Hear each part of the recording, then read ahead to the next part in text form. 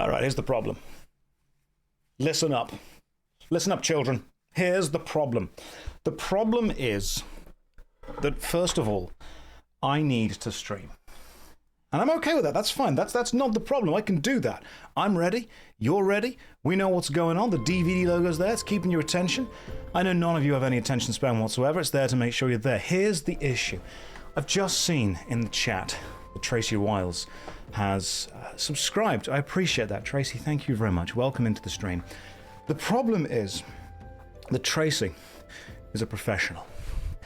And that means that I don't think she's seen this type of stream before. And I'm wearing cat ears right now. Now, obviously, you guys understand the vibe. I get the vibe. You get the vibe. There's an understanding going on here. I think Tracy's going to be confused. And I'm still trying to keep up the pretense that I'm a professional as well. I'm still trying to keep that connection that, yeah, I don't want to go. I'm also wearing shorts. You know why? Because it's warm. I'm wearing shorts because it's warm. At some point, we're just going to have to embrace this, okay? This is just going to have to happen. Maybe she will like it, maybe she won't. I don't know. I'll just see how it's going to go. We take the DVD logo away, the countdown timer goes away. Good morning, everyone. Don't laugh. Right, the ears are important. They're very important. They're part of the character. The green screen's not even in the right place. It's all gone wrong. Everything. It started so well. That's a lie. It started kind of mediocre. And I think that we've kind of gone downhill from there. I could fix the green screen. Unfortunately, fixing the green screen would involve standing up, and that would involve proving to all of you that I am in fact wearing shorts. So, it's that side of the green screen needs to come forward. So what I need to do, hang on a second. Don't laugh. It's very warm, right? I just need to move the green screen forward a little bit. Hang on. Professional streamer, how's that? Is that looking good? You've got to tell me because I can't see it. All right, there we go. Fantastic. We're back. I'm back in my... I look like a public schoolboy, don't I? I went to British primary schools. Look at the effort currently being put into the lower leg, right?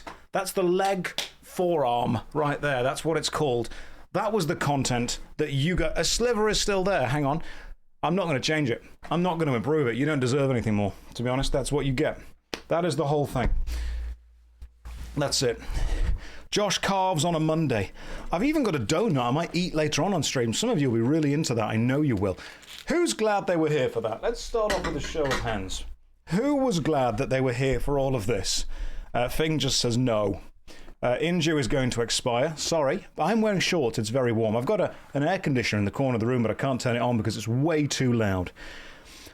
If you were a professional working in the professional video games and voice acting industry and you saw this stream, would you be impressed?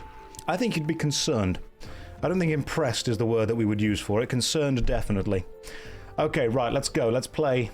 I'm wearing cat ears because my character in the game has cat ears and I am nothing if not all about the immersion. He usually streams... Hang on, no, I must respond to messages. Epic, what are you saying? What are you saying? For those of you unaware, Tracy is, if you've played a small unknown video game called Expedition 33, Tracy is the paintress. So it's very intimidating to have one of the greatest video game characters judging me and my work right now. Quick show of hands, who has played Expedition 33? Yeah, see? Yeah, now you're all on the same wavelength. Now we're all there. Also, Jaheira in Baldur's Gate 3. Josh, I beg you to fix the green screen. Go on then, Sand. Beg. You can do better than that. That's not begging. That's asking a question. You got the floor, Sand. Sand Stranger. I beg you to fix the green screen. Floor's all yours. Do it. Beg. Shin, don't apologize to Tracy. We're focused on Sand right now. The attention has switched. You want to beg me to fix the green screen. The slither of green screen. Fix this, that's not begging, that's a demand. We can do this together. We can work this out. What's the game plan, Chief? Right now we're going to see if somebody begs enough in order to fix that slither of green screen just there. Some of you are thinking, Josh, you are my favorite Devil May Cry 2 screen. Please fix the green screen. That's good enough. You know what, I will fix the green screen. Are you happy now? What I won't do is I won't point out that I've ordered my ability bar in alphabetical order. People were like, look, those abilities are in no order whatsoever. Yes, they are. A, B, F, H, H, L, P, P, Q, R, R, S, S, S, T, V, W. Perfect. I don't think there's a way that we could organize it better than that, to be honest. You are mad, lover. It's perfect. That's the exact order that everything should be in. I'm not a menace. I'm efficient. Someone says to me, hey, where's your ability? I know exactly where it is. As long as I'm happy about it, Bol, I'm not happy about anything, all right? I'm here out of pure spite.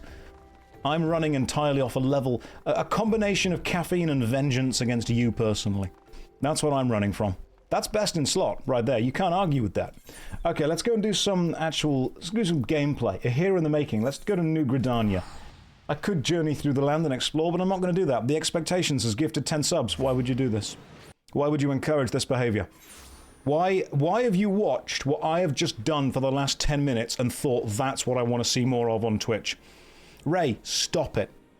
More people have subscribed now as well. The Expectations has gifted 10 ad blockers out to people. I appreciate that. Ray, you've gifted 5. I'd like all of you to sit in the corner and have a long, hard think about what you've just done. You have just encouraged me to keep doing this. Do you want that? Is that what you want? I don't think it is. I mean, you don't want that. I'm beginning to understand what Blizzard were on about when they said, listen, you don't want this. Yes, please. Yes, go for it. Please continue. Actually, yes. One day, you're all going to realize that you were all wrong and I was right. You're running on sugar and dogged determination. That's what we need more of. I have got a Gamer Subs in front of me. You should all go and purchase Gamer Subs. Go and give your money to Gamer Subs. Do it right now, and I will get a contract and a kickback from that. Go and buy Gamer Subs.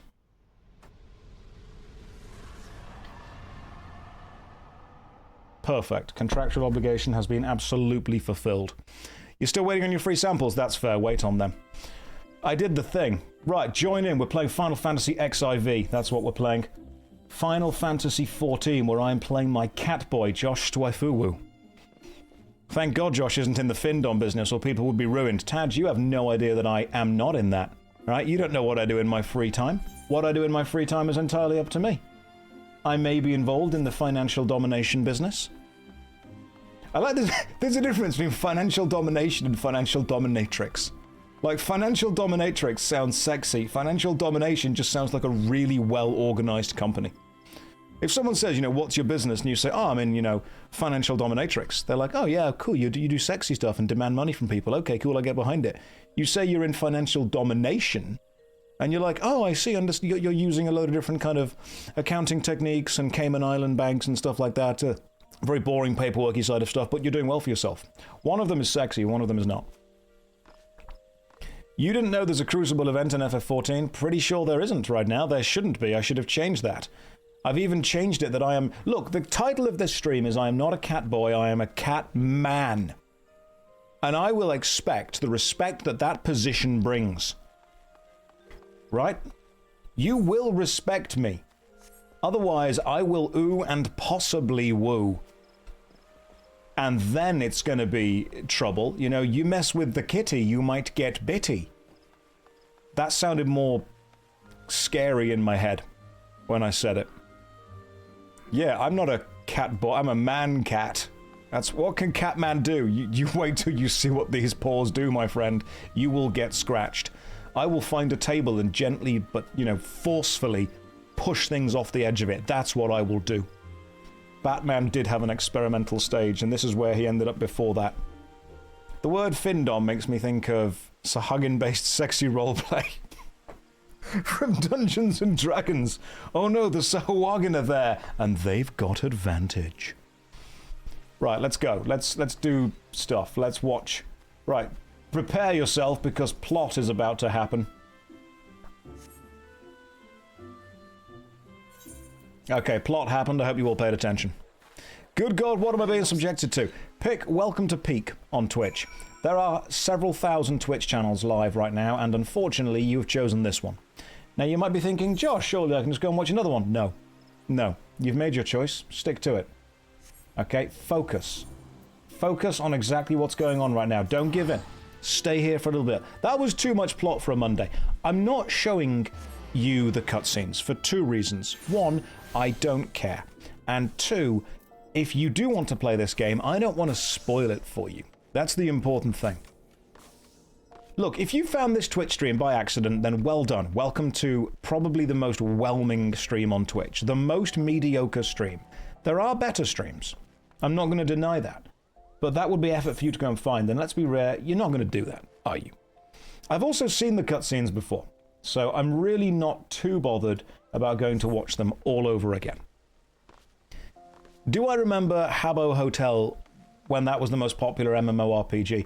I do. My knees do hurt. My back is old. Of course I remember the ancient magics.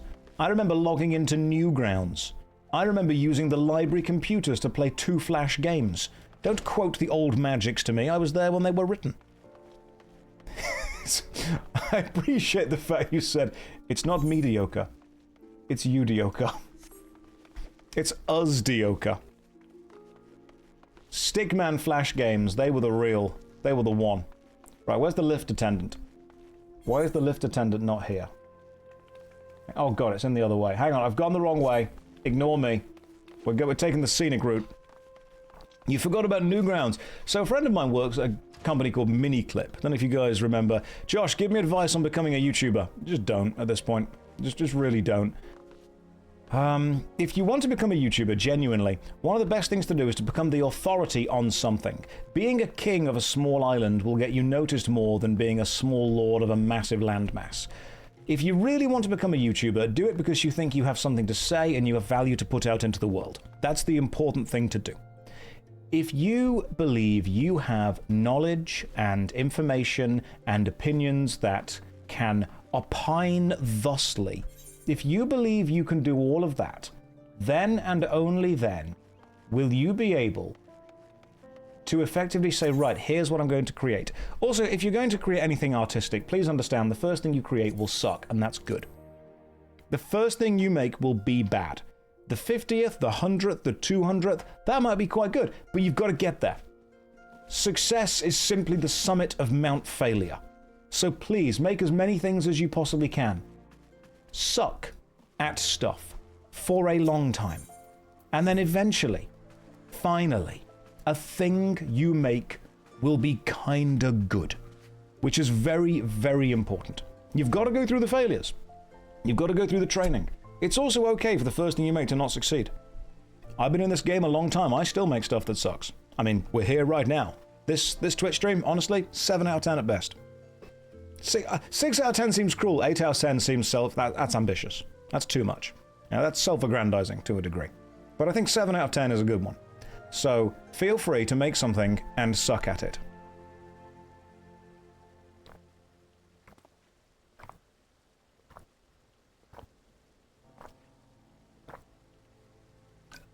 It is okay to not be good at something.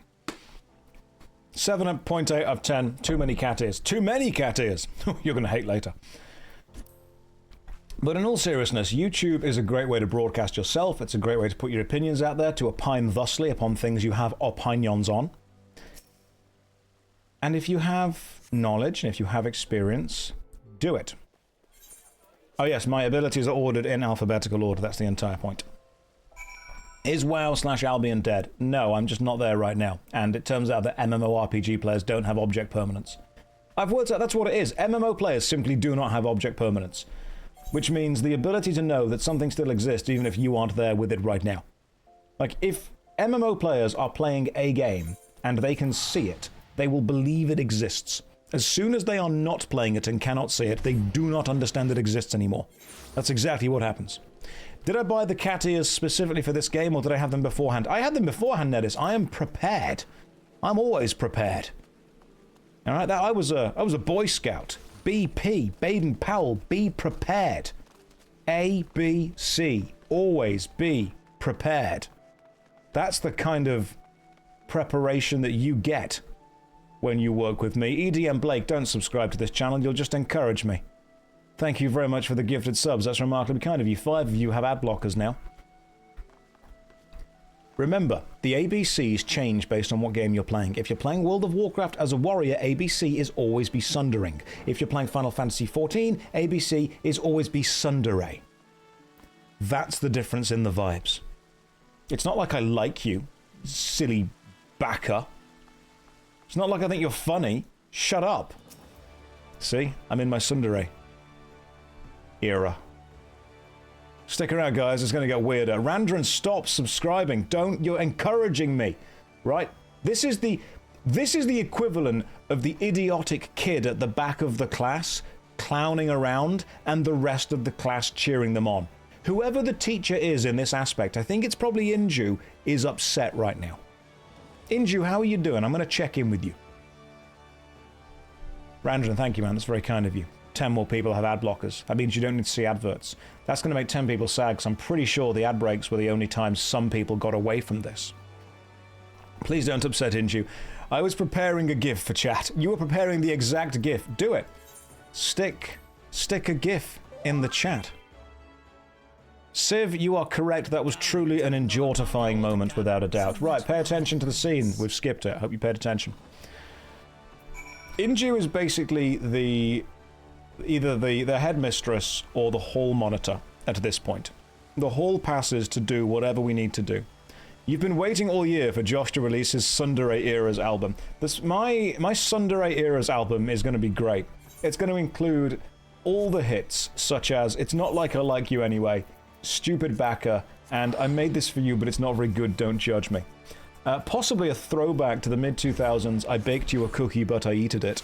Ra, That Means I Love You in Dinosaur, and the Ballad of Ebony Darkness, Dementia Raven Way. We might even hold up a spork and get Katie to Penguin of Doom involved, and all of the biopsies will be published on AO3. Several of the millennials in chat understood every single word that I just said, and honestly, that's quite scary. Deep cuts, stop, you're crumbling to dust. I'm sorry, is it crawling in your skin? Those wounds, they will not heal. By a show of hands, how many people just understood every word of what I just said? Because, basically, if I'd have said those exact sentences to a small Victorian child, I think they would have exploded. And yet, some of you guys absolutely understood everything that I just said. I bet you were the same people that had a boys are smelly throw rocks at them pencil case. I bet you did. I bet you had a bendy ruler in school. Do you guys remember that? Okay, here's a debate we need to have. Primary and high school. Bendy or solid 30cm rulers? Because the bendy rulers could obviously be curled up into a little ball, which was pretty cool, and they could measure around corners, very important. However, the solid rulers could be placed on the edge of a table and then pinged on the edge to go boing up and down. Bendy rulers couldn't do that. That's why when I was young I learned the value of tactics in real-time strategy games. I thought, right, some of these units are the bendy rulers and some of them are the hard rulers, which I believe said shatterproof along them, which was a frickin' lie. Of course you could shatter them, you just hit them hard enough. Anything did that. Grab the wooden ruler. Alright, Jesus. Didn't realize we had some really old people in chat, good lord. Unless, let's get real for a second, guys. You want to know who the real OGs in school were? The real OGs were me. We had the wooden rulers purchased from a national heritage site somewhere in the UK that had the names of all the kings and queens of England on it, listed with their reign dates as you go down. Did you pay any attention to that? No, you didn't. But you had it. Yeah, you did. You only paid attention to the kings that matters, like Henry VIII. Because they were the only ones we actually had lessons on. Who had that? Who had the wooden rule with all the kings and queens printed on it? Yeah, you did. None of us had an individual life, alright? We're all living the same life. Everyone's a clone of everyone else. You had no original experience in life at all. This stream, by the way, is a roller coaster of emotion. There'll be good bits, there'll be bad bits. You'll be made to feel good, you'll be made to feel bad. If I ever think the stream is becoming too exciting and too complimentary, I will just make sure to pull you all back from that and gently insult all of you. You had the folding ruler. No, with the folding ruler, the one that folded out and snapped, and if you bent a little bit too much, it snapped in the middle. I remember that. Oh, I remember that. I went to a very specific era of primary and high school. I went to the era of primary and high school where the war on leaning back on your chair became a thing. I don't know if you remember this. This might be my own experience. It's not. You'll remember this. School chairs used to have metal cylindrical legs which were very easy to lean back on. And you were always told, don't lean back too far, you'll fall back and crack your head open. Never happened. And then, one day, we all came into school and the old-style green plastic bucket chairs with the metal cylindrical legs that were easy to stack, you could actually impress girls by carrying 4 or 5 of them at once. They were replaced with grey plastic chairs that had almost an oval-style leg, and we were told that this would make it impossible to lean back on. And all of us heard were, challenge, lean back on these chairs. And we did. Because what they failed to realize was that when you did get a successful lean back on those plastic chairs going, the plastic actually formed a tip which dug into the carpet underneath, which if anything gave it more stability. They didn't think this through at all. Leaning back on those plastic chairs, if anything, was even more rewarding than leaning back on the previous chairs. Quick question, guys. Quick question, girls. For the girls in the chat, how many stacked plastic chairs would a boy have to carry when clearing away at the end of assembly to impress you?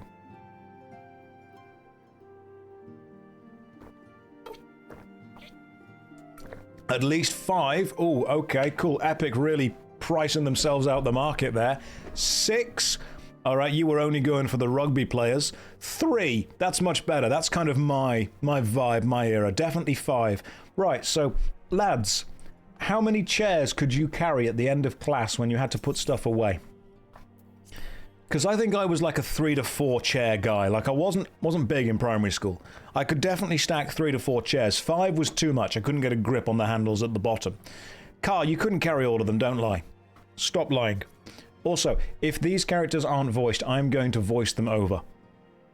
Now, I don't know if Tracy's still in the chat, but Tracy is a professional voice actress, which means I might need her opinion on some of these, as she opines thusly.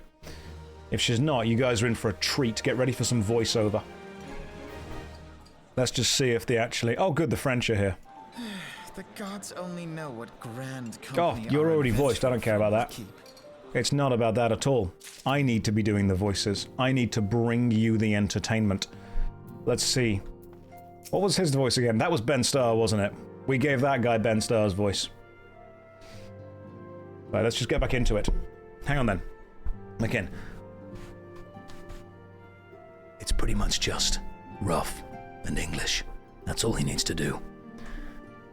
How was the Admiral's speech? Ah, but you need not explain. That you stand before me now is answer enough. You have resolved to join the Maelstrom, have you not? No, I don't know if we need to join the Maelstrom. Let's talk to other people before we... Which of these 3 beautiful people, which of these Powerpuffs do we join? Well, I dare say you have your reasons, but mark me.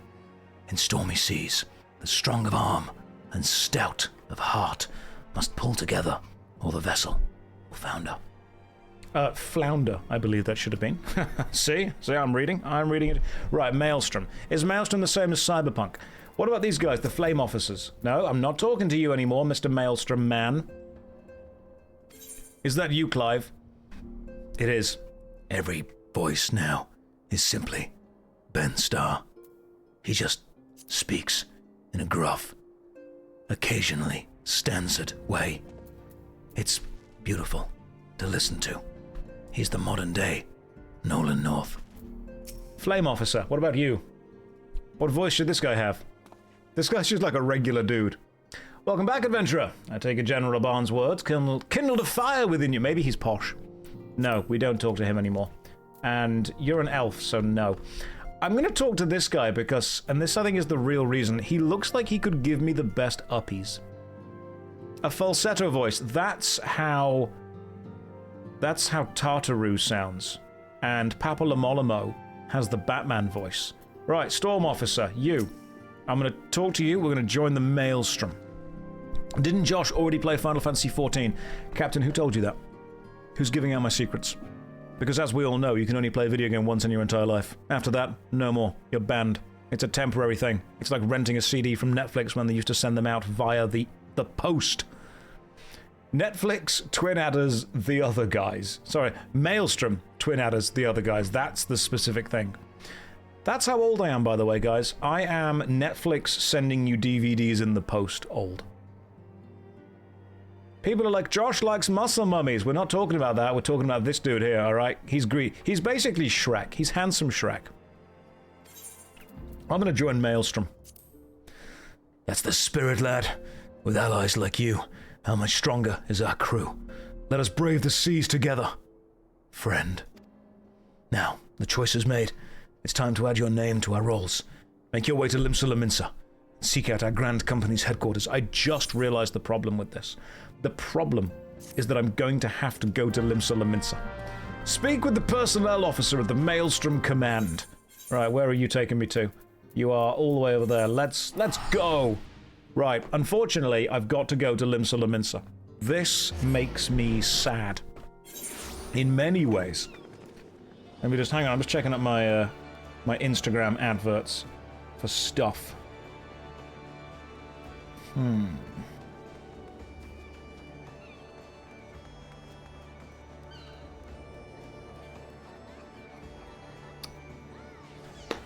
Right, let's go and join the Maelstrom Company. Well, we could just stay here for a moment. I mean, we don't need to leave immediately. We could definitely just... We could take a minute. No, come back. She'll always be the one that got away. Also, why...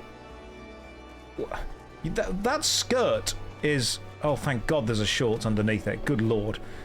Oh, this entire... This is horny jail. This is what this is. This entire game. When someone says go to horny jail, what they mean is go to Limsa. Alright, where am I going? Limsa upper decks. Let's go this way. I've realized that Limsa is horny jail. Everyone's here. This is... People are saying this is the Goldshire of FF14. It isn't. I think that Goldshire... Was Goldshire worse? Right, let's get in here, go to the upper decks. Don't touch anything in Limsa. Somehow the entire area is sticky. Despite living by the sea, with the sea air, everything has a veneer to it. Everything has a sheen. Millennium Streamer says, OMG, you're real. Was I not meant to be? Sorry? Right, where am I going to? I need to go to the upper decks. Can you take me to the upper decks? No. Can you take me? Yes, uppies are given via stairs. That's true. If you turned on a black light in Limsa, you would blind everyone immediately. It's probably the only place in the world that is brighter at nighttime under a black light.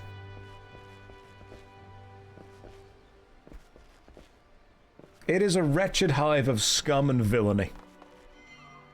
You all know how sailors were. Absolutely. Yes, we do. People are like, Josh, is that why you joined Maelstrom? Shut up. You don't know me. You don't know my life and my story. What happened to the potato chip? What was the potato chip? Are the cat ears a Final Fantasy XIV stream a necessity you didn't tell me about? I mean, yeah, I've got some spare ones here. These ones have red and black tassels on them. And we've also got some spare ones here, which are blue. And we've got some spare ones here, which are pink and purple. Obviously, we have, you know, choices. We have choices. We have variety. Alright, this isn't amateur hour. I'm not turning up with one pair of cat ears. Give me a little bit of credit, alright? Professional streamer here. Professional. Can we not have the pink ones? If you ask very nicely, you can maybe have the pink ones. Is Josh going to check out Diablo 4? Low FPS. How about we focus on the game we're playing right now before we start asking for what else there is? You strike me as the kind of person that was asking for their next Christmas present while they're still opening the previous one. We're here right now. Let's just enjoy where we are right now. Let's go and talk to the Storm Personnel Officer. This person. He's from Yorkshire. Hail, adventurer. What business have you at Maelstrom Command? Yorkshire is an incredible accent because they decide that certain syllables are the end of a word. And yet those syllables are actually in the middle of the word. I appreciate that. How will you respond? My name is JoshStrifeHayes. I believe you are expecting me. JoshStrifeHayes, our recruitment officer sent word at your coming. It shall be honour to induct you into halls of Maelstrom. Now, before I accept your oath, you must be made aware of several... Sir?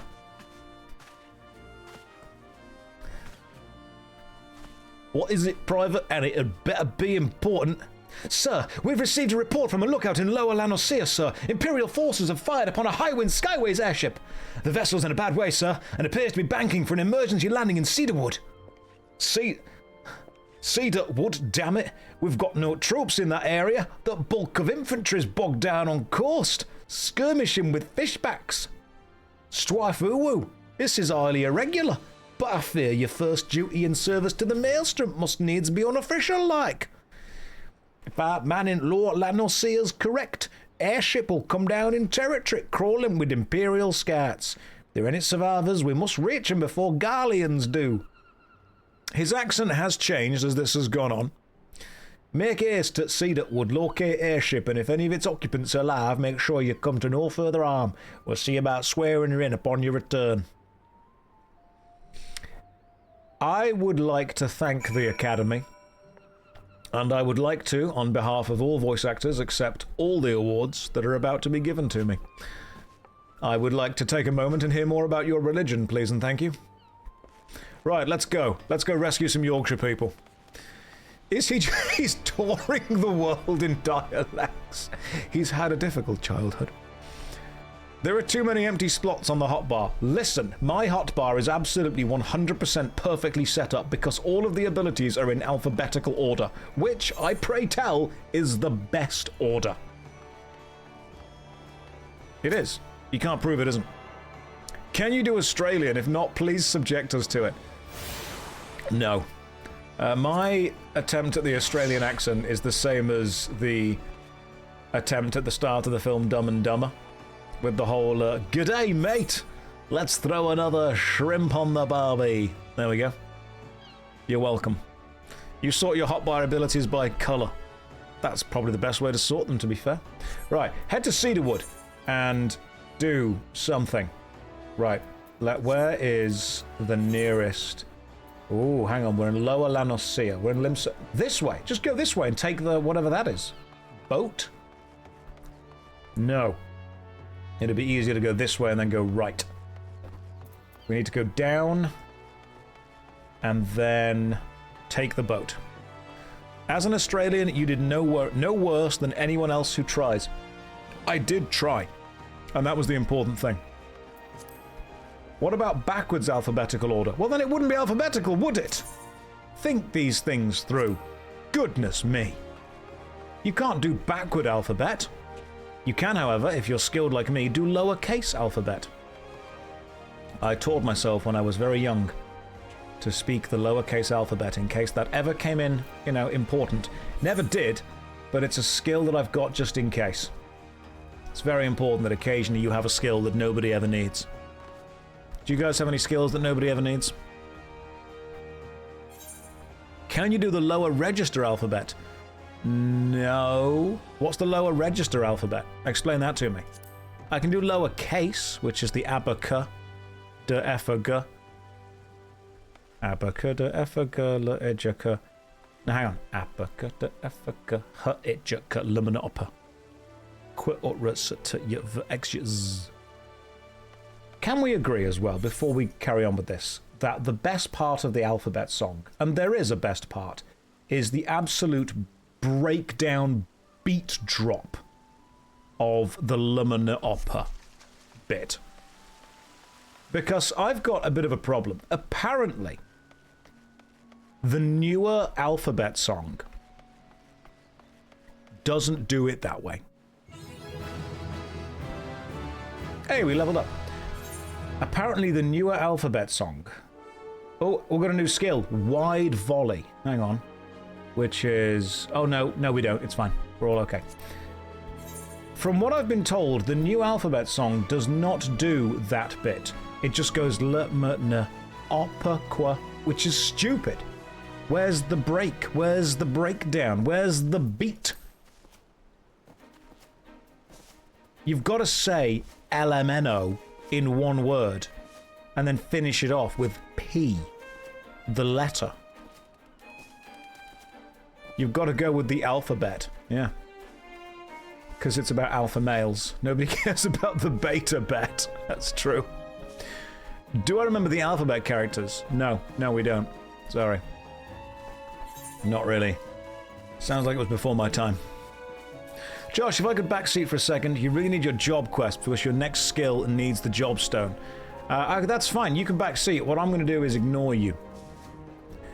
The thing with backseating is that what you guys think is that this is a car and I am driving and the backseat is the only backseat and I'm listening to you. That's not true. This is an aeroplane. You're all sitting in the backseat and I'm flying and can hear and care about none of you. That's how this works. We are getting to where I am going to fly us to. Now, you might all be terrified and screaming and realizing we're going the wrong way. You might be able to see that the engine's on fire. You might be able to see that one of the windows is opened. I can't. And therefore, I am just going to confidently fly straight ahead. That's what we're going to do. You can backseat, but this is a train. You're all in the backseat compared to me. I am the one that is pushing us further ahead. You can backseat, but this is, if anything, just a large crowd. Josh, one of the engines is open and the window's on fire. That's actually normal. That's needed to stabilize the pressure. So just all agree and enjoy to be in the train together. That's all we need to do. Right, let's go and rescue this kind of high-wind airship. Why is there a massive airship waiting here for me? Is this my airship? I hope it is. The only thing that would ruin this is if it's piloted by a Lalafell. It's not! It's piloted by a hot goth girl. That's fantastic. Everything is better. This is the greatest game of all time. Game of the year. 10 out of 10. Game of the year every year. We're backseating, but it's a hearse. Like, everyone's sad. Ah, there's the crashed airship. Right, let's rescue these scouts. Level 24. I can do that. Good afternoon, Josh. Is this FF14? No, this is heavily modded Nintendogs. Wait, hang on. These guys... They're wearing some cool outfits. Are they Garleans? Yeah. Hello, Shrek. God damn it, we had one... Okay, you think it's the big dodos running past. That's cool. Female exist. Josh. Ah, a hot goth girl. Goth is a state of mind. I'm going to skip this cutscene because nothing interesting happens. Right, what button am I pressing? I'm pressing either 5 or 9. Right, 9 is my hit everything button, which means all the other buttons are amazingly irrelevant. I have discovered that you can basically just get through the entire main story without needing to pay any attention whatsoever to anything. Maybe we are all hot goth girls on this blessed day. Maybe we are simply because it's incredibly warm today. People say that Final Fantasy XIV is difficult. Those people are wrong. It's really not. The main game is remarkably easy. Like, provided you aren't doing the savage raids, this is pretty simple.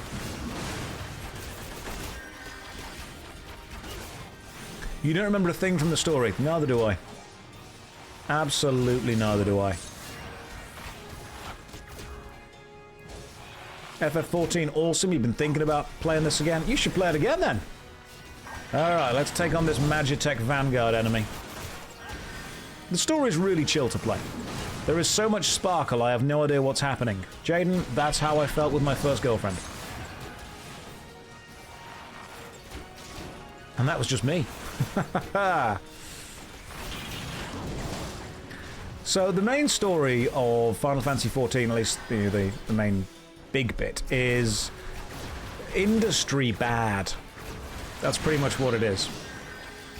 Final Fantasy XIV is it's a visual novel with nice visuals, and occasionally you press buttons. That's pretty much it.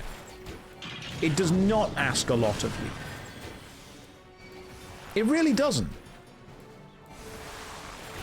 It doesn't really need a huge amount from you. Classic Final Fantasy.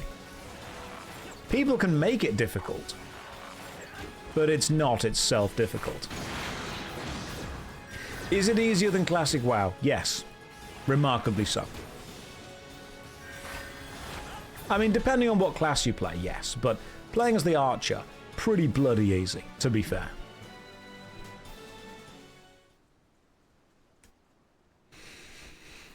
You make it difficult by tanking as a DPS. Wedge says, Biggs!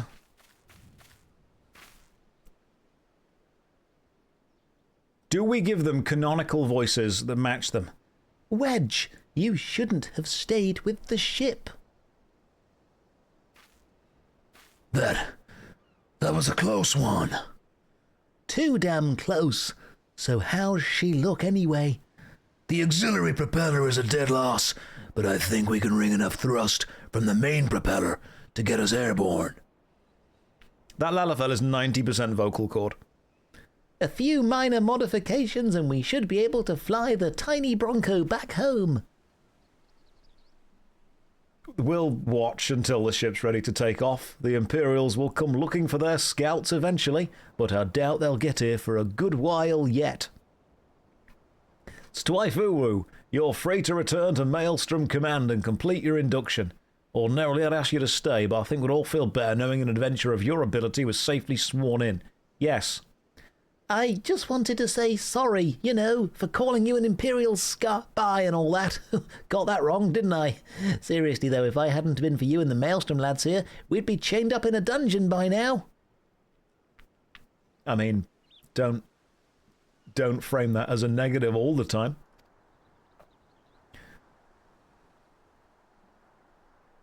Wedge.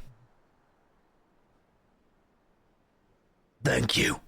We're very grateful.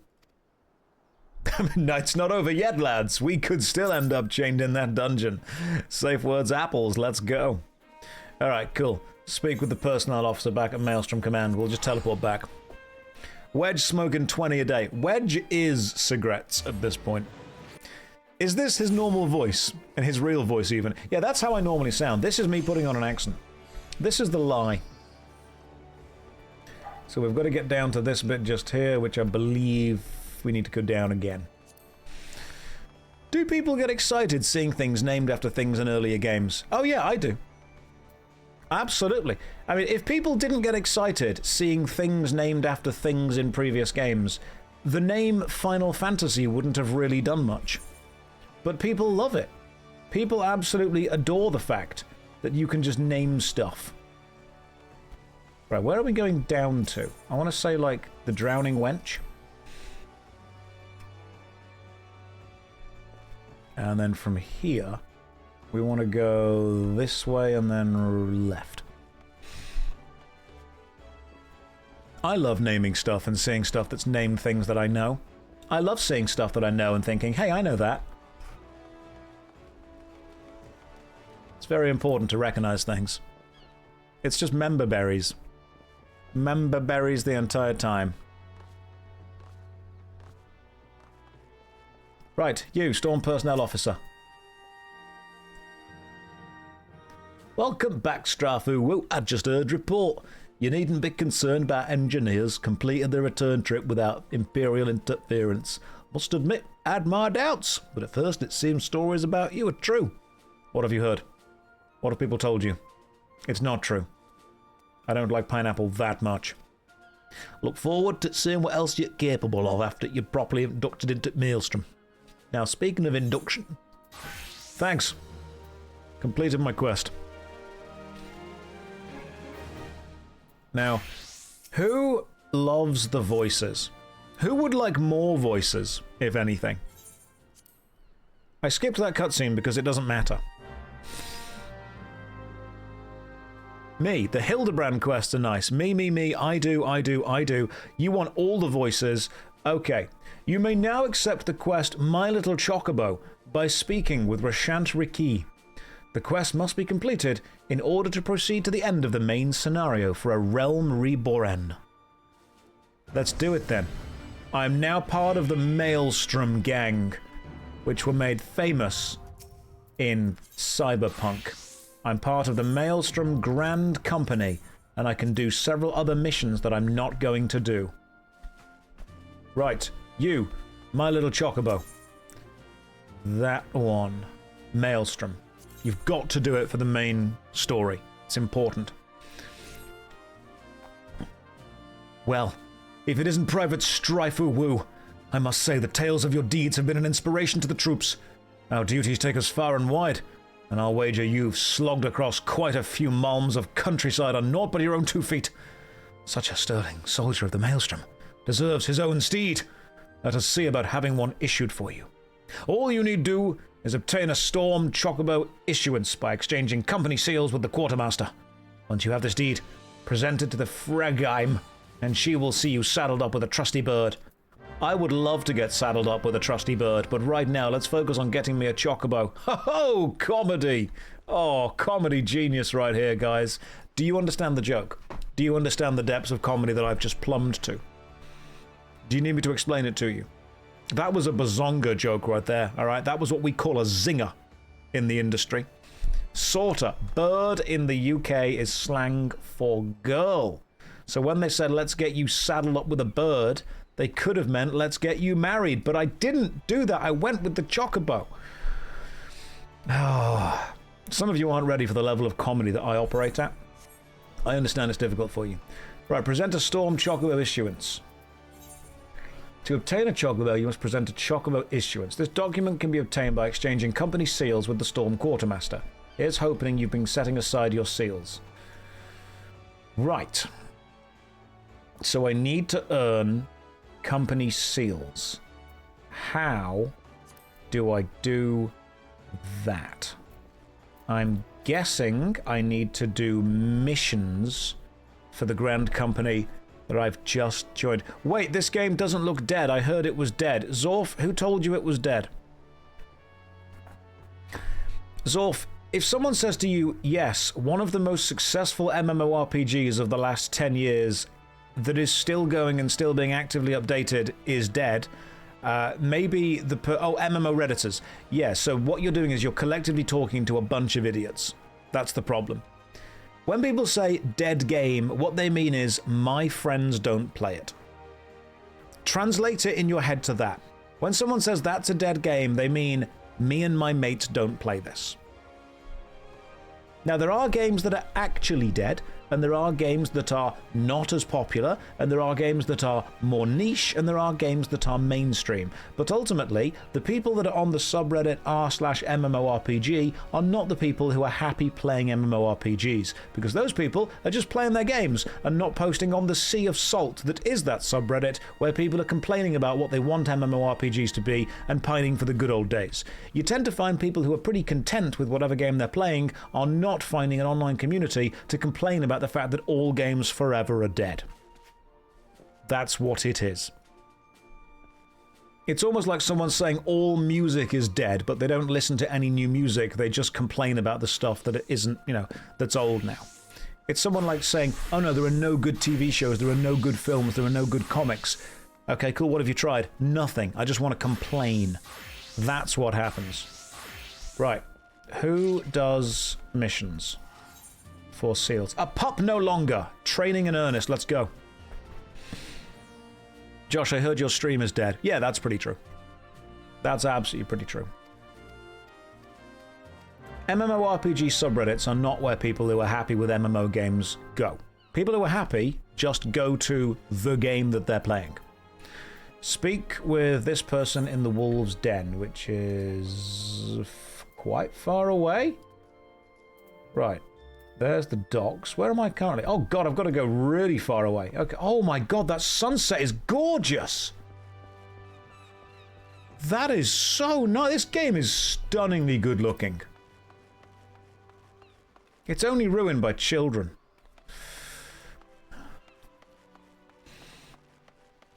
MMORPG Curtis is cool. He is. I've met the content creator MMORPG. He is a lovely guy. Right. Where must I go to get to the Wolves' Den? Limsa, Lominsa, south. And then from Lower Lanosea, south again. I mean, to be fair, right, there's no way to get to the Wolves' Den apart from going to Lower Lanosea.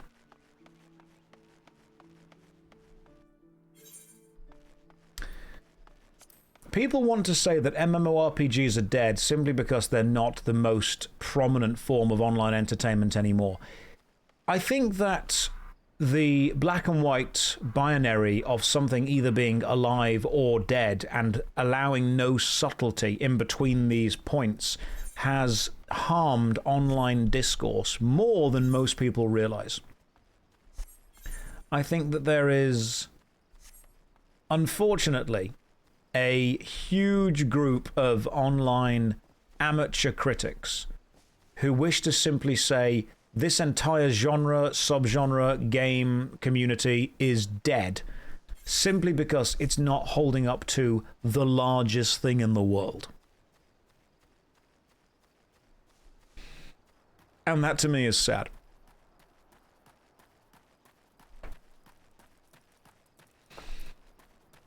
People have stopped understanding the extremity of words. And when you say XYZ is dead, normally it means there is no activity whatsoever. When that's just straight up not true. Good criticism is dead. There are no good critics left. All the good critics have stopped. Josh, can you name some modern critics? No. They're all dead. Do you guys want to know the thing that annoys me the most? This game lost 90% of its player base in the first month. Yeah, it's a single-player game. People finished it. That is the dumbest argument I've ever heard. Oh, if this game was good, people would still be playing it. No! It's finished. That's like saying 99% of the audience walked out of this film after 2 hours. Yeah, it's a 2-hour film. The film finished. People watched it and moved on and did something else. It's not lost its player base. People have just done. God, when people... Exactly, people said it about Expedition 33. Expedition 33 had 1 million players on launch. Now it's got 100,000. You know, 90% lost. People finished the game, my man. There are an entire subset of video game players who absolutely cannot comprehend doing anything other than playing whatever game they're playing at the time. For you, guides and tutorials destroyed it. Having an MMORPG solved on release or within a week, everyone blindly following the one guide. Rhett, believe it or not, I've actually got a video on this. I call it MMORPGs releasing into the post-information age. The idea of the post-information age simply being, when a game launches, we already know everything within it. There is very little discovery to be had if, and this is very important, you have already gone to look for the information. MMOs nowadays do indeed release into a post-information age. However, you can just choose to ignore the information. That's a thing you can do. The question is that realistic? Is it realistic to say to someone, oh, just don't look guides up? Because if it's an MMORPG, surely they're going to be playing with other people who will expect them to look the guides up. If a brand new MMORPG releases and you start the game and you team up with 5 other people and 2 of those people have already read the guides, would they consider it rude if you hadn't?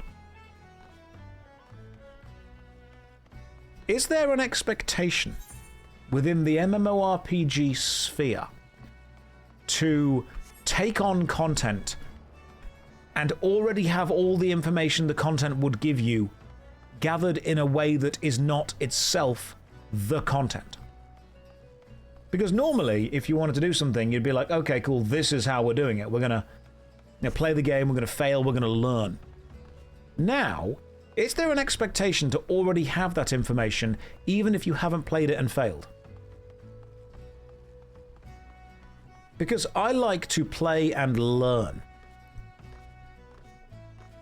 If I'm going to play any MMORPG with new people, part of the value in that to me is helping those people learn. Is playing the game with them in a way that they can learn. In all group content these days, there is on at least some level an expectation of already knowing what to do, which I think is a shame. FF14 do blind runs where people do fights without looking at guides. That sounds fun. We should do that. Right, I've got to go to the Wolves' Den. Who is taking me to the Wolves' Den? Can you take me? Right, I'm trying to get to the Wolves' Den docks. And maybe it's over there that I need to be instead.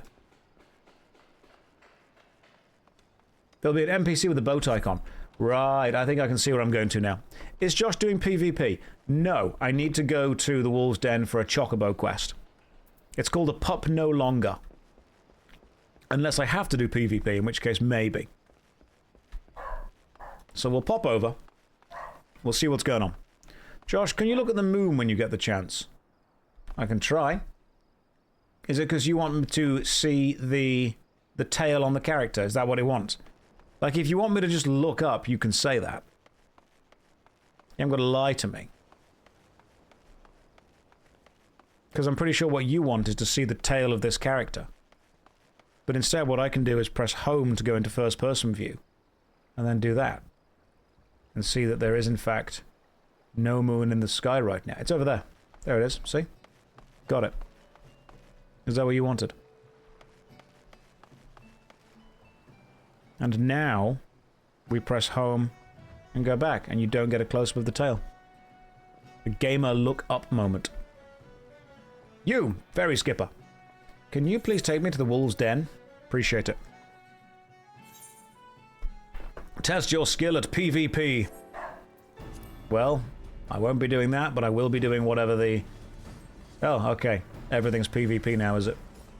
I'm going to activate the Aetherite, and thank God. You know the best thing about Final Fantasy XIV is nobody asks if you're playing hardcore. Can I look up and moon? Some of you weren't here at the start of this whole stream where you were, shown that I was wearing shorts right now because of how warm it is in the UK. The UK is approximately 1 billion degrees right now. Do you like hardcore PvP? No, I prefer softcore PvP. Right, you. A pup no longer. Talk to me, my friend. I don't recall seeing your ugly mug around here before. Okay, you guys are going to be all about PvP. Well, I've done the quest now. I'm assuming this doesn't actually get me... Oh, good, PvP is unlocked. Fantastic, that's what I needed. How do I earn guild points? That's a question. Because I need to earn guild company seals with the quartermaster. How does one earn company seals? Fates and levies. I see. How does one perform a guild levy? Where are the what's better? Should I do fates or should I do levies? Because I believe I want to do fates. How did I accidentally end up in the PvP zone? I'm just a crazy kooky guy. There's just some shenanigans going on, you know? Hunting log is good too. Hunting log, then fates. Oh, really? Do I have the hunting log unlocked? Yes, I do. Reward? Oh, seals, perfectly. Okay, cool. So, the Eastern Thanalan Sandgate. So, can I go to Eastern Thanalan Sandgate? If I put you over here, Mr. Hunting Log, can I go to Thanalan? Eastern Thanalan. Have I been here before? Drybone. Yeah, okay. Just teleport to Drybone and go from there. Levies are distributed by NPCs in different areas with a set of cards above them. Well, I'm going to find this thing here. Maelstrom 1. Is there a way that I can see which enemies I do and don't have and where they are in the world? So what I think I need to do is go to the Sandgate, which is south. Oh, cool. H is the hunting log. There's a little icon above their head. Oh, this is beautiful. This is just lovely. So what I want to do is go up and around and over that way. And then this way and then left. And I just realized I may have gone totally... Oh, no, not the wrong way. Not the wrong way. Hunting log will tell you what you need and where they are. The immersion is in Eastern Thanalan in the Sandgate, so it's down south. Let's go. And if we bump into any enemies along the way that have the little symbol above their heads, we kill them. So like these things over here. That does not have a symbol above its head and therefore is not something that I need to be hunting. I'm going to go and do the hunting log. I think you'll quite enjoy the game if you take it slow. It took me 2 or 3 times to like the game. No, I'm going to take it fast. I'm going to go 100% fast. Don't clip that out of context. I'm going to take it as fast as I can and as hard as I can and just try and pound everything out of the hunting log. I'm talking about the hunting log still, guys. Right? I live life on the edge. That's what I do. Press Control 1 to go fast. Zoom mode engaged. Catboy speed. Right, we're in the Sandgate, and we are destroying... What are we killing? We're killing those things. The Amaljar Hunter. Eastern Thanalan Sandgate. Oh, I think I know where we are now. I think I know where we are. No? Yes? Maybe? Maybe it's round this way and then left. They've got to be here somewhere. Where, if I were one of these enemies, that is a level 50 enemy that I'm probably going to try and avoid because you look dangerous.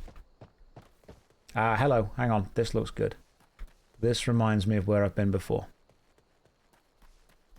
Chat, is Josh bonita? I am not bonita, I am kawaii. Big difference. There we go, that's the symbol we want, isn't it?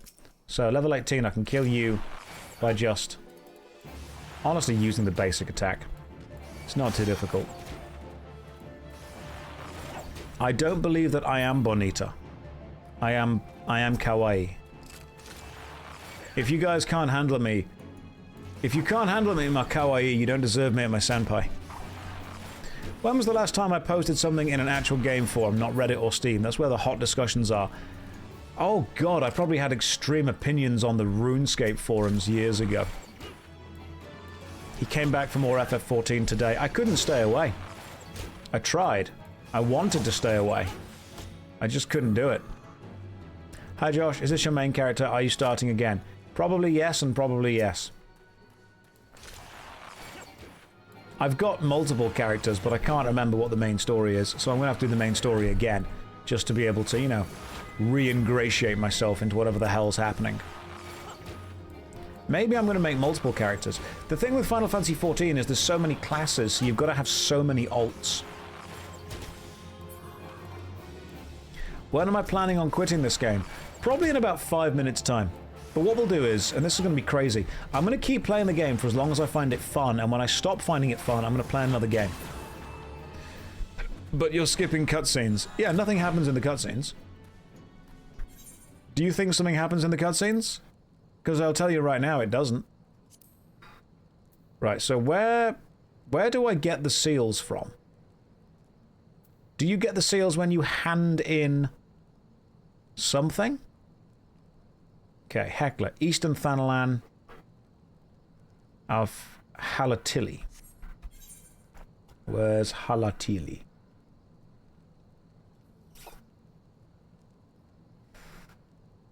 We're in Eastern Thanalan still. Not the Sandgate. Eastern Thanalan. Oh, Halatili. Where is that?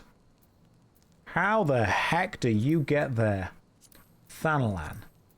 Eastern Thanalan. Halatili? Is it a place? Must I travel somewhere? It's a dungeon. Oh, is it going to be that dungeon just there? There's only one dungeon. So it's got to be this way, hasn't it? I've got to go to the dungeon, see what I can do. You most likely have enough for the license. How much do you need? The document can be obtained by exchanging company seals with the Storm Quartermaster. How many seals do you need for the Chocobo license? Because I currently have 1,100. Maybe we do need more. Let's go and see if we can get them. Oh, it was 2,000. It's roughly 2.5K. 200 to 300. Seriously? You have enough. All right. If I don't have enough, I'm going to be sad. Present a storm license to this person. Right. Let's go to Limsa, Lominsa, Lower Nanosea Dex. Then, let's go down. So how many do I currently have as far as company seals go? Can I see how many company seals I've got? How do I see how many company seals I've got? I've received 8 commendations. Control plus C. Currency. Company seals. 1,678 out of 10,000. Thank you. Control plus C is currency. So now I need to go to wherever the thing is. Where is my...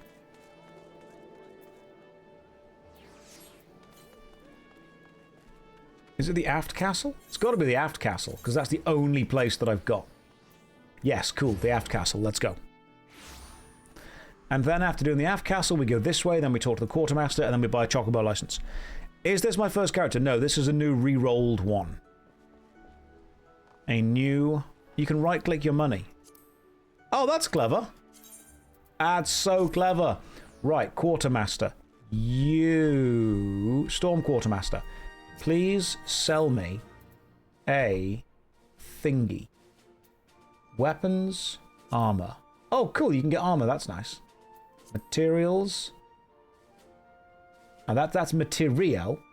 And this is material. Totally different things. Right, what do I need? This document can be obtained by exchanging company seals with a Storm Quartermaster. Storm Quartermaster. Where is...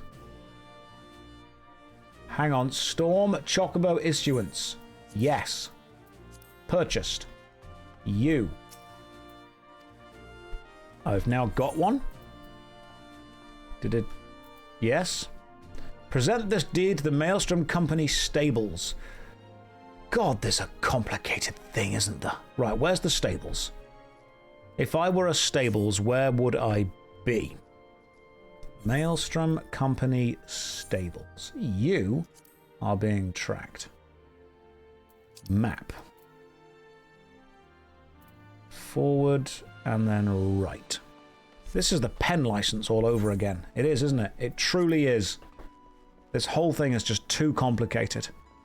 It's got to be near some kind of field. Seeing as you can't have a chocobo in town, it's actually illegal to have a chocobo in a town. But what if I were to go this way and then left and then left and then down? Don't say no, this could be the right way. Dude, we miss you in Lords of Strife. I will be returning there later, worry not. I've got a lot on my plate right now, and it's all of it's a donut. I will be returning. You're doing well without me, I believe in all of you. We'll be doing some Albion Online later, that's the plan. Hey, Chocobo Keeper, there you are. Here is a special bit of paper that shows you that I can have a Chocobo. What flavour donut? Biscoff. It's like a middle-class caramel. Will it be the return of the king? With how well we're doing, no. It'll be the return of the low-level lord. Right, name your Chocobo. This is very important. What do we name? Am I on the Final Fantasy train now? No, I'm just playing a game for a bit. I'm just having a good time. I'm just seeing what goes on. I might like it, I might not. I don't want any expectations. There's a lot of pressure. What do we call it? Do we call it Dave? Do we call it Gamer Subs? Because that gets me from A to B. Do we call it Visa? Because we're riding him for clips.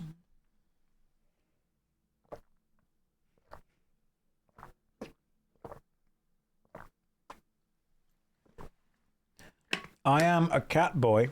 I am a cat man. What do we call it? Do we call it Twitch chat? Because then it's the thing that I'm riding around everywhere. Do we call it emergency food? Emergency food would be the character from Genshin Impact, wouldn't it? Maybe we just call it Burb. Chocobo is Burb. Alright. And now we have Burb. He likes his name. Good. He should do. You can use a Chocobo whistle to do the thing, to get the Chocobo action. Do I have a Chocobo whistle? Stick you on... Hang on.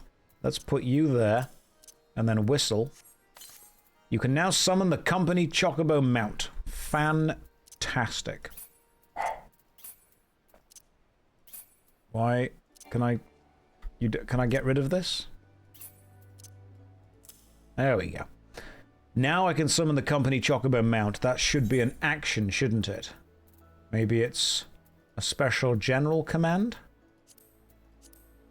Where is the Chocobo? It's on the mount page. Pet, companion, actions. Hang on. Travel, mount speed up. Maybe it's somewhere else. Mount guide. I'm going to find this. Let me do it. Mount guide. Got it. And then company Chocobo. Unavailable in this location. It's right there. The problem is that company Chocobo begins with the letter C, which means it needs to fit into our alphabetical ordering stuff. So it goes in between Bloodletter and Footgraze. So all of this gets moved along one. You go over there. Everything gets bunched up. And company Chocobo, of course, goes after Bloodletter. You go there. Which means that now my basic attack is 6 and my attack everything quick knock is 0. That's how I organize my abilities, alphabetically. And I think now I've got the Chocobo, which is great. Speak with the signs of the 7th dawn at Waking Sands. Pray return to Waking Sands. Has the bit gone too far? The bit's not gone far enough. This is optimization. There's got to be a way to macro this. There probably could be, but I'm not going to do it because that takes away the fun. I'm physically shaking and crying. That's what I expect from these streams. If people don't leave these streams entertained, sad, aroused, annoyed, angry, lustful, then I've not done my job properly. Look, my alphabet will always have the cool breakdown LMNOP bit. That's undeniable. You can't change that. This is the superior way to organize a hotbar, alphabetically. Alright, sign of the 7th dawn. Send me in.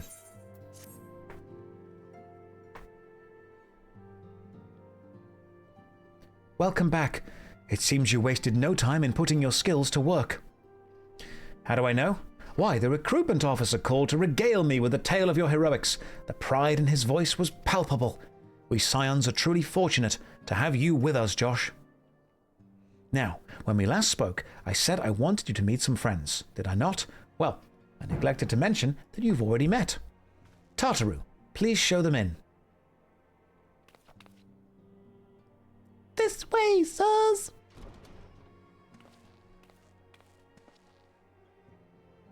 Thanks again for getting us out of that mess. We owe you our lives. But I don't think we've properly introduced ourselves. I'm Biggs. And I'm... God's man, spit it out, will you? Wedge, at your service. I am pleased to say that Biggs and Wedge will be staying with us for a while. Magitech-driven contraptions such as airships grow ever more vital to the city-state of Eorzea. As a neutral party, it was judged that we Scions should serve as the keepers of this technology. Of course, for this, we needed the knowledge of experts, and so we requested assistance of the Garland Ironworks, who very kindly sent us 2 of their finest engineers. Our happy family continues to grow. On behalf of the Scions, I bid you welcome to Waking Sands.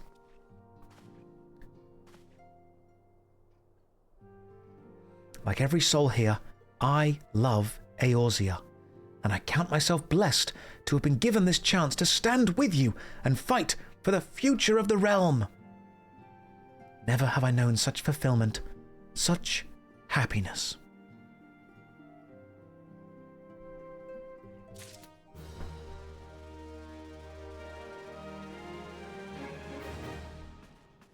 All right, Minfilia, give me more quest. Let's go. Now, having set aside the formalities, we have a favor to ask of you. Fine, actual cutscenes. Urianger, have the documents arrived from the students of Baldessian? Oh, I forgot that guy. He's that annoying theatre kid. Aye, my lady. They arrived but recently. We have conducted a study at the behest of the Order of the Twin Adder. Papalimo, Ida, a synopsis if you would. I remember these guys. Our task was to survey the behavior of the Sylphs, a beast tribe indigenous to the Twelveswood. Right, new plan. I'm voicing these instead. The game has lost voice privileges. I'm here. Oh, how to describe them? They look like Gishelgreens, floating ones, that worship the primal Ramu. Though technically a beast tribe, Sylphs are blessed with a comparatively personable demeanor, conducive to peaceful communication. Offering us an invaluable opportunity to learn what the beast tribe knows of the primals. While Ramu's existence is well documented, the Sylphs do not, or perhaps cannot, summon the primal any longer, and so far as can be ascertained, until such time as we know, it will be unwise to assume the threat posed by the primal has passed. Which leaves Gridania with the added worry of not knowing what they should be worrying about. In that regard, they are hardly alone. What we can say with absolute certainty is that Gridania has its hands full fending off Garuda. Papalimo has had a difficult life. He is 95% vocal cord and 5% sad. Who, I need hardly remind you, is amongst the most savage and terrible of all known primals. Okay, cool. The woods are in trouble. Got it.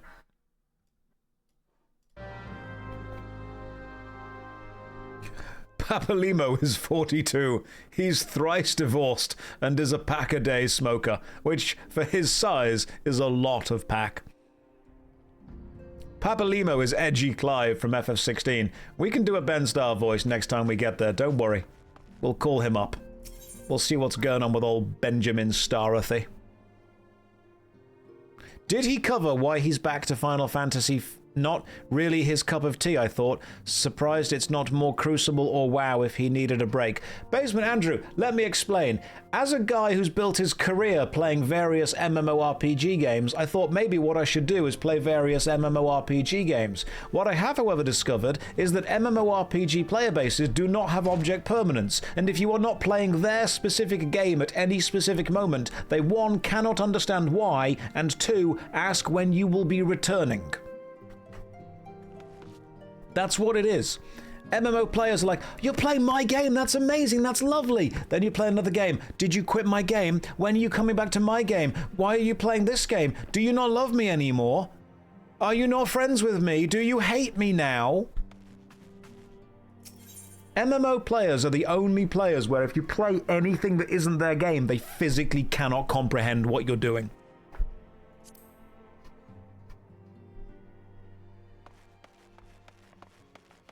The lack of object permanence is truly impressive.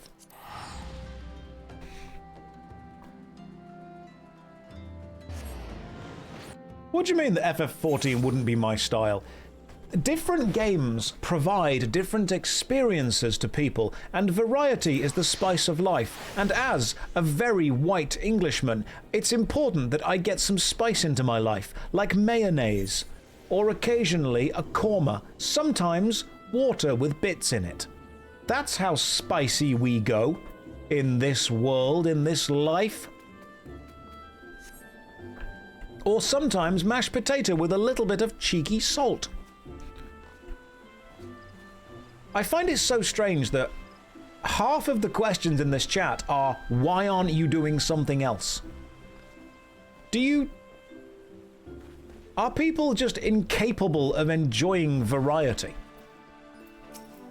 You, elf, talk to me about whatever you need.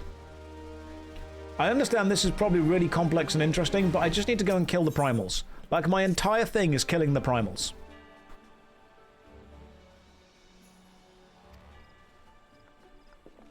Chapstick says, no, play my game. Alright, I'm sure this is very important. Am I planning on starting the Union Guild here? I don't know. Hang on, I've been distracted from everything for a moment. Bug Girl has just logged in. I would like to know more about your religion, please and thank you. I can see 2 very big reasons to join. But for now, I must sorry, Eorzea needs me. Distract me not, harlot. I must save the world from the primals. Can you switch to Catgirl? No.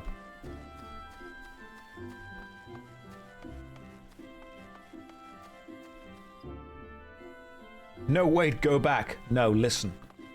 I'm sorry that we cannot spend more time with the Thigh Inquisitor. But instead, we must be going this way to do this thing. That was the Thylander. What about Bunny Girl? Zeppler isn't around right now. So where am I going?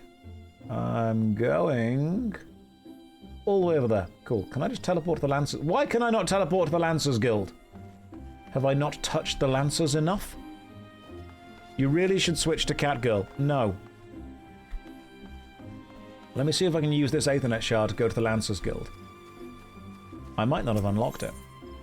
I haven't. I've not touched the Lancers Guild enough. Fine. I'll go and touch them.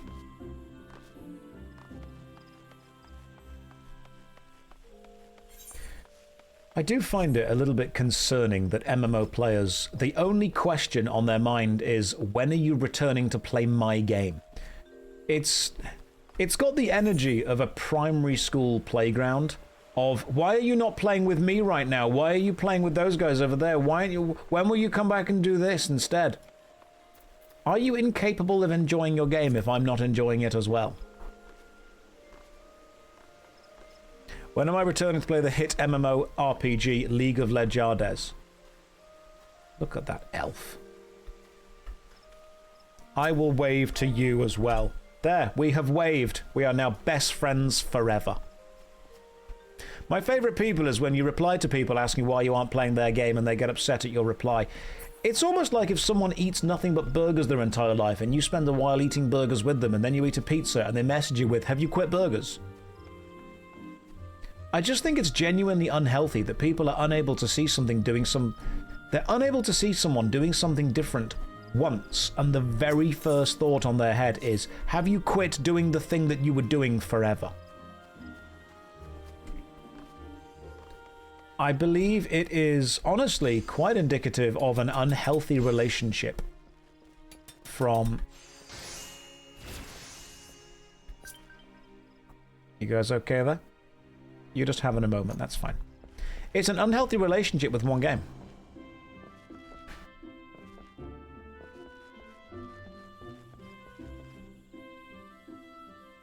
No, don't get distracted, Josh. Focus. Why did I quit wearing black shirts? I know that you guys are making jokes about this, but it is also genuinely a thing that MMO players do seem to have this when are you playing my game vibe, and if you aren't doing that, then they genuinely get upset at you.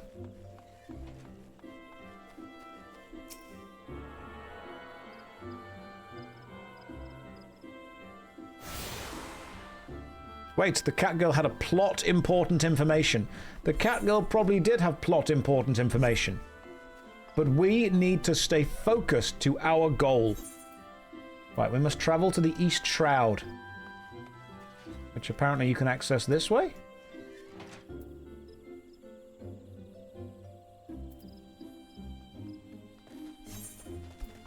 Right, let's go. You, ferry skipper. Where am I trying to get to? Level 20. So, the quest is called Speak with Amelia at Hawthorne Hut.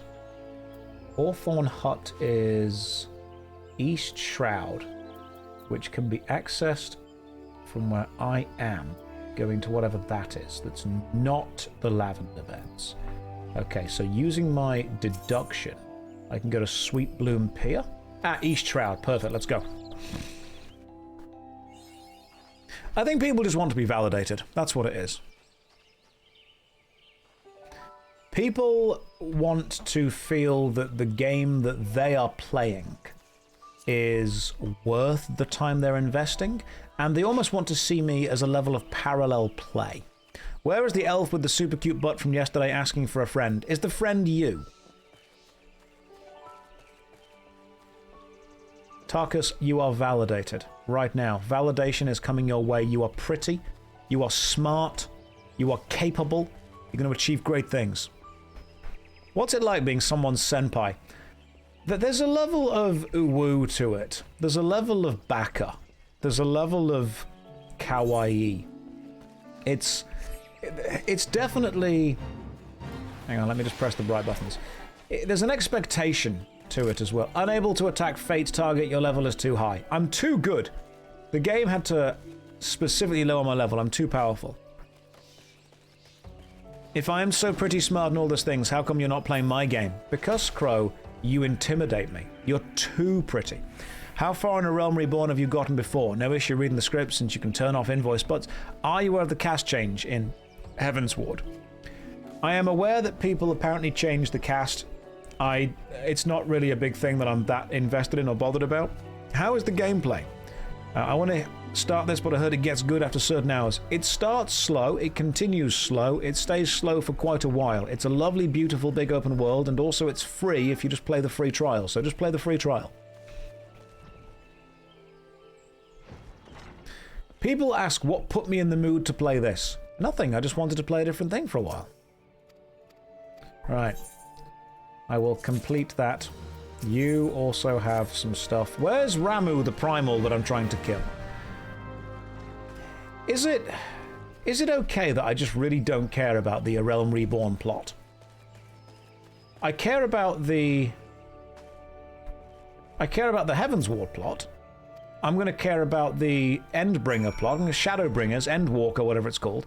What are the expansions? There's Heavensward, Shadowbringers, Endwalker, Dawntrail, Evercold. Civ, Endbringer, Lamau. Every single expansion is just 2 words put together. Stormblood, that's the one. So, Heavensward. What's the order? Heavensward, Stormblood, Shadowbringers, Endwalker, Dawntrail, Evercold. There we go, gotcha. Is Heavensward good? Is it worth my time to pay any attention to? Please, good lord, please say yes. Okay, cool, Heavensward is good. Is there anything that I need to know from A Realm Reborn that matters in Heavensward? Can you just start Heavensward with pretty much, like, blank from... Oh, this... Okay, it sets a lot up. Not really, yes, not really, yes. What would happen? Just you rap with me here for a second. What would happen if you started playing Heavensward but didn't really care about A Realm Reborn? Can I just watch like a 20-minute cutscene recap on YouTube? It's the payoff for Shadowbringers. Heavensward came first, though.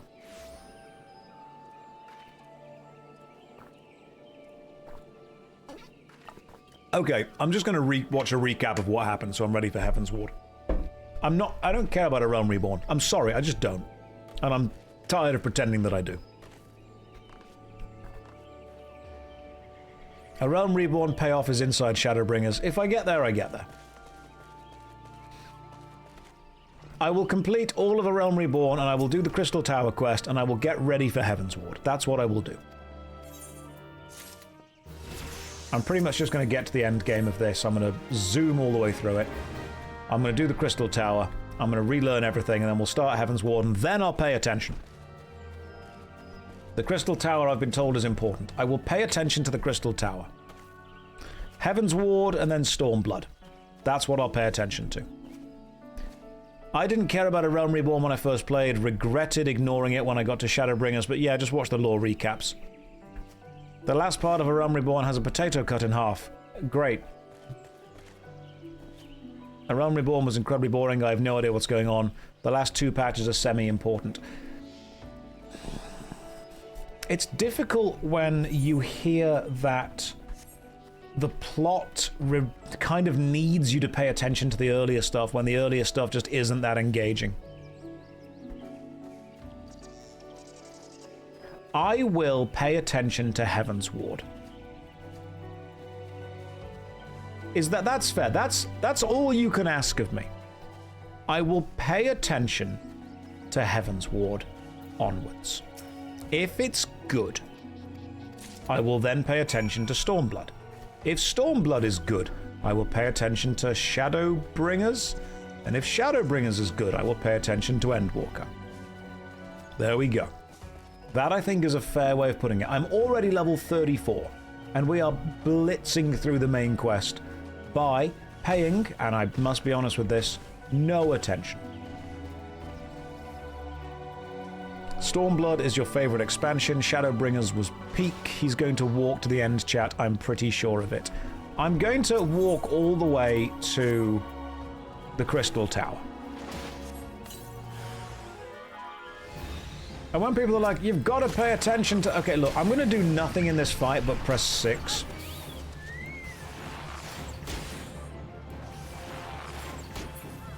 Okay, cool, we did it. Good job, me. Stormblood base story, bit of hit or miss, but the patch story is really good. Okay. When we get there, you guys have to remember as well, there's a classic saying in Final Fantasy XIV, and that is, you don't pay my sub. Which means that other people cannot tell you how to play the game. The thing is, I'm playing the free trial, which means technically, I don't pay my sub. So I can't even tell me how to play the game. Which means all this could completely go out the window. We could change around what I'm doing. I can't tell me what to do. I'm not paying myself.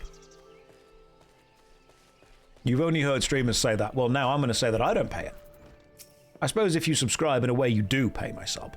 Wait, there's a free trial on this. Oh, my sweet summer child. There is a free trial in the award-winning MMORPG Final Fantasy XIV, which includes the base game and the expansion packs, Heaven's Ward, Stormblood, Shadowbringers, and Endwalker. Does it also include Dawn Trail? No Endwalker. It just includes Heaven's Ward, Stormblood, and Shadowbringers. It doesn't include Endwalker. Okay, cool, gotcha. Shadowbringers is tomorrow. Dawnbringer, Shadowblood, Storm. Really, really cool. Let's just rename these, because they're stupidly named expansions, because they're just 2 words. Okay, so the first one is the first expansion, Heaven's Ward. That's fine, we can tape that. Then, it's quite stormy. So, Heaven's Ward, it's quite stormy. There's lots of shadows. It's the end times. There's an advert with Tom Holland. What happens after that? Yeah, Shadowblood, Heaven's Walker, Stormbringer, End Trail, Cold. It's quite dark. There isn't lots of shadows, you have to bring your own. Funny Beach Vacation. Could somebody who has played all of the expansions please rename them in a way that I'm going to remember them? Give me quick, easy, short, quippy sentences that's going to help me remember them. The first one, Heaven's Ward. What do we read? 1, 2, 3, 4, 5. Perfect. Dragon's Ward, Dark Finale Beach. Okay. Heaven's Crusade, Wrath of the Stormblood, Catterbringers, Mists of Endwalker, and Warlords of Dawntrail. The cold one, the hot one, the dark one, the end one, the beach one. Got it. Okay, so hang on. Dragon Sex, World War II, the actual plot, wrapping it up. Sounds good. I'll go with that. A Realm Reborn, Dragons, Samurai, Edgy Shadows, The Moon, Vacation. I'm kind of invested in the Vacation episode. That's Dawntrail, isn't it? Is Dawntrail just a massive beach episode? Was that just a huge reset? Did they decide that everything had been a bit too edgy for a bit too long and they wanted everyone to go for a beach episode? Half of it is kinda. I respect that. Because you can't just keep constantly elevating the threat level. You can't just say, oh, the big bad guy is dead, there's a bigger, badder guy. You can't just keep going up. At some point, just readjust my ears. At some point, you've got to say, right, we need to reset the power for a bit. Yes, you make tacos and fight Dommy Mummy in a stadium. Is that the Honeybee Lovely fight? Will she be our full-time royal? That's the question. Can we worship her? Is B for beauty, obedience and sweet? Should we beware the sting of our pitiful defeat? And then Evercold is, oh dear, global warming. Gotcha. Right, let's just return to... Where are we going now? That way. Level 20. Oh my god. I just realized that the quest we're doing right now is level 21. And I'm level 34. Can we just have a look at FF14 main story quests? Main scenario quests. Let's just see where we're up to. 7th Umbral Era quests. Both the reboot and a sequel to what effectively is Legacy. And then the 7th Astral Era quests are level 50 onwards. Right, so we're in the Umbral Era quest right now. Let's just see where we are. So we've done the main quest chain from the starting area, and now we're up to, right, levels 15 to 20. So level 21 to 30 is 45 quests, which starts at first contact. So we've got 45 quests to do, which take us up to level 31 to 40, which gives us 37 quests, which take us to level 41 to 50, which give us 33 quests, which take us to the ultimate weapon. Oh, thank God. Okay, and that takes us to the Praetorium. Right. So we get all the way to the Praetorium, and we are nowhere near halfway. Good God. You're about 2 quests away from being able to be a bard. I haven't done literally any of my class quests. The chance of me starting now, I'm going to be real with you, is low. You think I'm going to do my class quests? How very glib. Ironically, he was the one being quite glib. You don't get your abilities if you don't. I don't need them. I've managed to get through the entire game so far pressing shoot or shoot lots. They are my 2 abilities. Shoot one enemy, shoot many enemy. I've got single target and AoE, which stands for attack, everyone. Not even using the bird to go zoom. Good point, I can summon the bird. Right, let's save some time.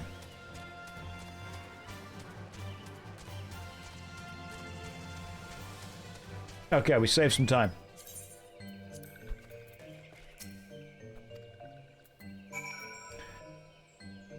This one does not talk to rude ones. You should pay proper respects. Perform a dance. I'm about to break it down. Oh yeah.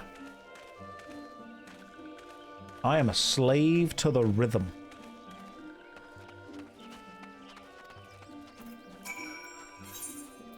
Here's a letter. Here's a package.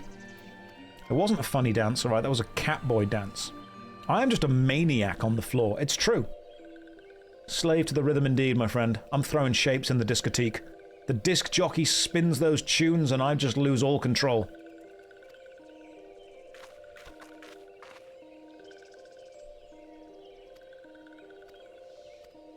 There has indeed been a murder on the dance floor. I'm gonna skip this cutscene because nothing interesting happens. You're gonna give me a weak sleeping potion because, my god, I need a nap. Ida, I'm sure you're probably important. Is it the resolution or the bitrate? The chat on stream is sometimes blurry. That's chat's fault. Chat just are blurry. Some people in the chat are just naturally blurry. And I want to embrace, obviously. This one is weaving cloth. This one does not trust those who do not show respect. I'm gonna dance for you, like some kind of performing cat boy.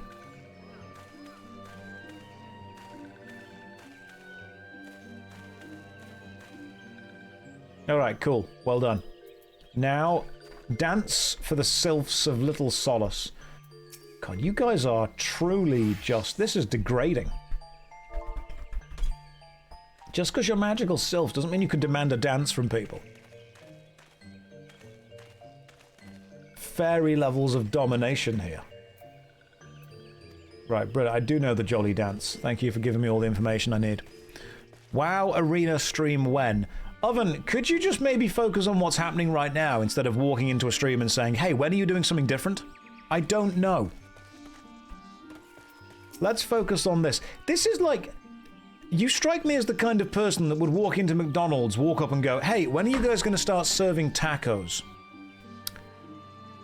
Maybe go somewhere that's doing what you want.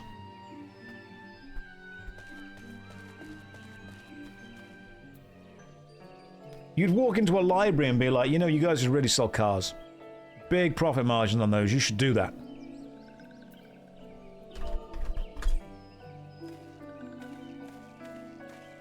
Taco stream when? Eventually. The McTaco could go very hard, that's true. Maybe we're onto something there. Maybe we need to let them know. It's too silent here, let's change it. Yes, exactly. Hey Josh, when are you going to be doing the thing that you aren't doing right now, but it's the thing that I would like you to do?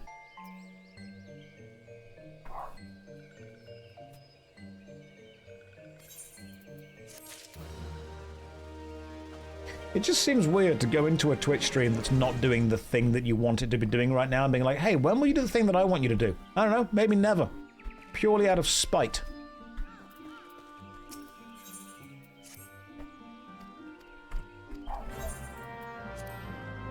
And now we continue talking. Could somebody give me a rundown of what the hell is going on in this quest? I'm sure lots of stuff's very important, but this is just Delivery Boy, the quest. No. It is common for Twitch. I have realized that so many viewers do just pop into a stream that doesn't have what they want and ask, hey, when are you going to be doing what I want? Base A Realm Reborn doesn't have a lot of abilities. Okay, I've discovered that. The jobs are actual classes you'll need to do the quest to unlock. Your character page has job stones which you unlock. Archer becomes Bard. Yes, I'm aware of how they work and I'm not going to be doing any of them yet. I will be doing them in the future at some point. But not yet. Maybe we can just grab all of these guys together and do a big AoE attack. There we go, that's easier. But I've got to kill a few of you. So I'm just going to AoE everything down.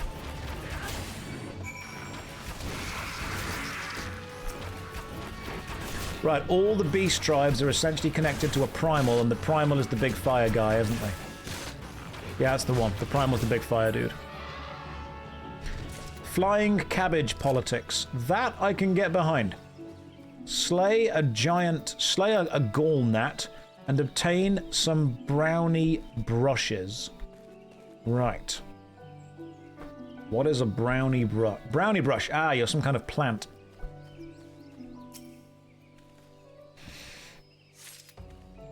Right now you're prepping to murder Gandalf. Okay, cool. Can do that. So some kind of magical enemy, evil, boring weevil. God, look at you. What a boring weevil. But before that, we do side quests. Yep. That is what we do. Provided you aren't a boring weevil. Josh, do I think Final Fantasy series should turn back to turn-based combat? I think it should do whatever the hell it wants, because right now Expedition 33 and Clair Obscur has taken on that mantle. I hope the Clair Obscur brand becomes a new style of Final Fantasy, where we get a new Clair Obscur game in a different style. Even the scientists naming that weevil got bored. That's how you know it's a boring weevil. Scientists are they're fascinated by anything. So to see a scientist go, wow, this is a pretty boring weevil.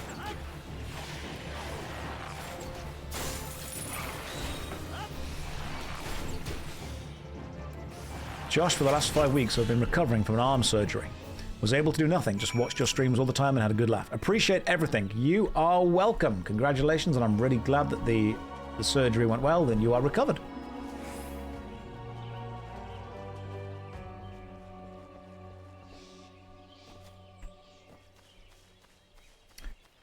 I like turn-based games because my old man brain can't always handle the extreme action.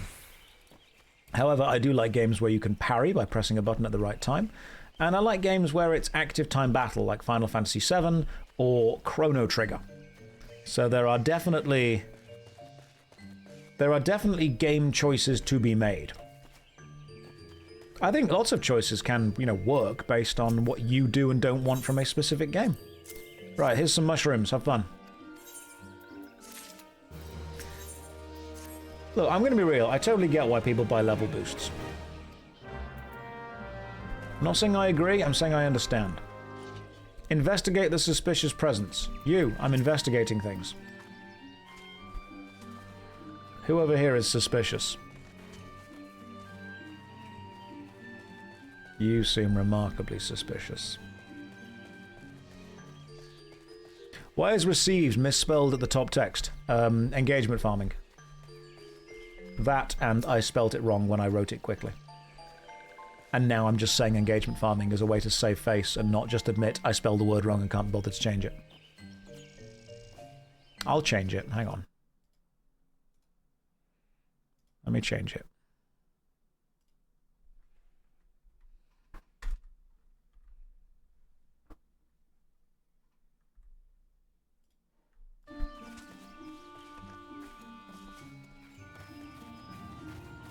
I've changed it.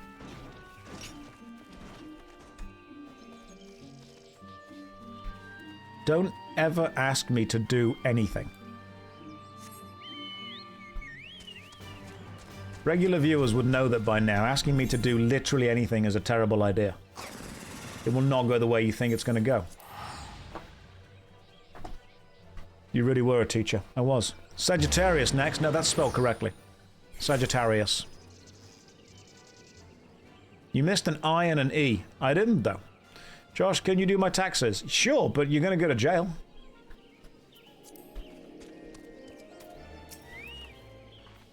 Monet, you seen some strange presences around here?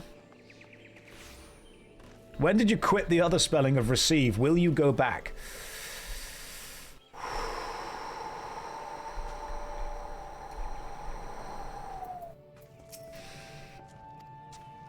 I sometimes have to remind myself that the internet isn't real and it can't hurt you. Right, I've been streaming for an hour. I'm streaming for 2 hours. I need to go pop to the bathroom, grab myself a drink, grab myself a bite to eat, stretch my legs, touch some grass. I will see you guys in 5 minutes' time. Here is a DVD logo because I know that you have no attention span whatsoever. And here is a countdown timer of 5 minutes to make sure you guys don't go anywhere. Right, I'll be right back. Don't go anywhere. Or do. I'm not your dad. All right, I'm back. There best not be anything silly going on. Oh my goodness. Hey, so funny story, and you'll laugh when you hear it. I just got a knock at the door and some post got delivered, And I opened the door and accepted the post and forgot that I was wearing cat ears. So, I now have to move because I don't think you can live that down. The postman did look at me weirdly. I thought it was because I was wearing shorts. Completely forgot the cat ears were still on.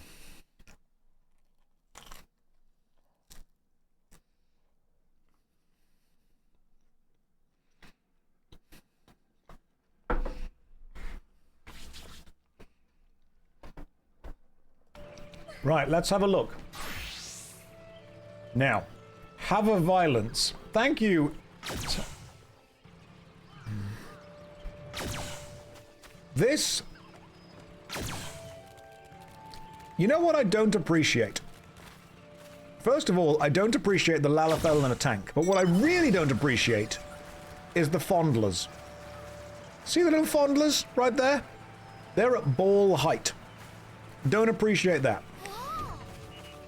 Don't pretend you're surprised, tiny child in a tank. Get out of your tank. What are you? You look cool, that's fine. I would like to hear more about your religion, please and thank you. And this area, that honestly looks almost safe. Over there looks normal. What else have we got going on? You are riding a tiny capybara. And somebody is flying in something. The orb over there, ponder it. There's an axolotl, and oh good. We've also got some kind of digger over there. Are we the bad guys? This is what FF14 is. Everyone, hang on. I've been distracted. I must address that. The elephant in the room and the distraction on top of it. Bye. Hi. I would like to hear more about your religion, please and thank you.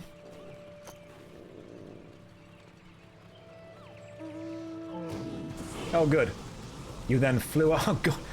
She flew away into a spinning turtle every time. God. If I had £1 every time I spoke to a girl and they flew away into a spinning turtle, I'd probably have enough that they'd find me attractive.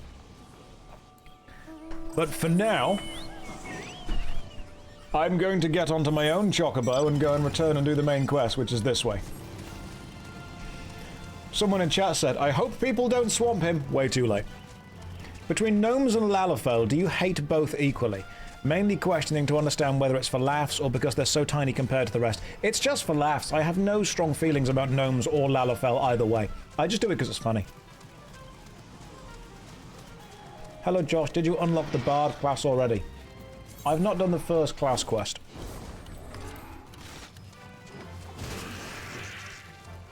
So probably not. I am honestly just mainlining the main story quest.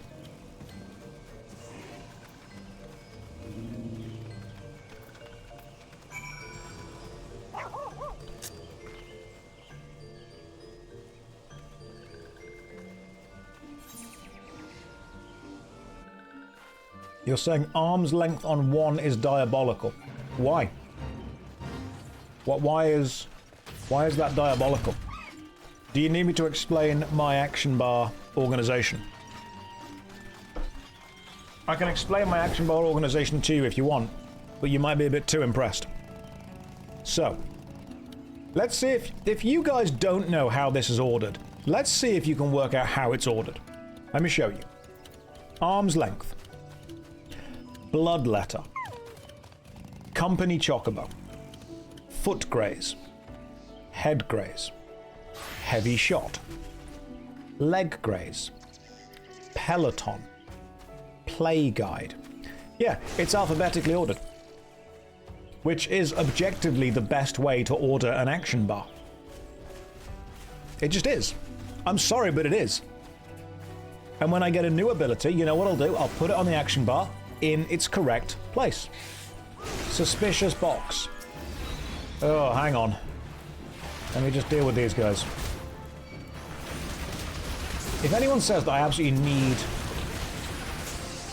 any abilities. I straight up don't, because I've managed to get here so far doing 2 abilities.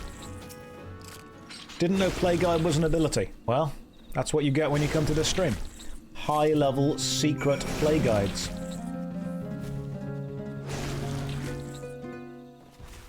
Now, there's 2 different vibes going on here, and both of them are very sexy. There's 3 different vibes going on here, and all of them are very sexy. There's 5 different vibes going on here. Dominatrix and Big Monster. Well, I wouldn't give myself that nickname, but it does fit.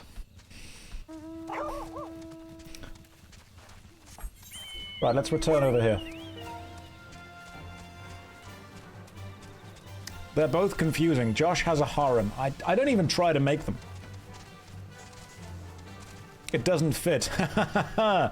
Josh is a dominatrix. Could be. You don't know what these cat ears can do. Final Fantasy XIV is weird. It brings out the worst in, honestly, just everyone. Everyone that gets involved in this game becomes corrupted by it.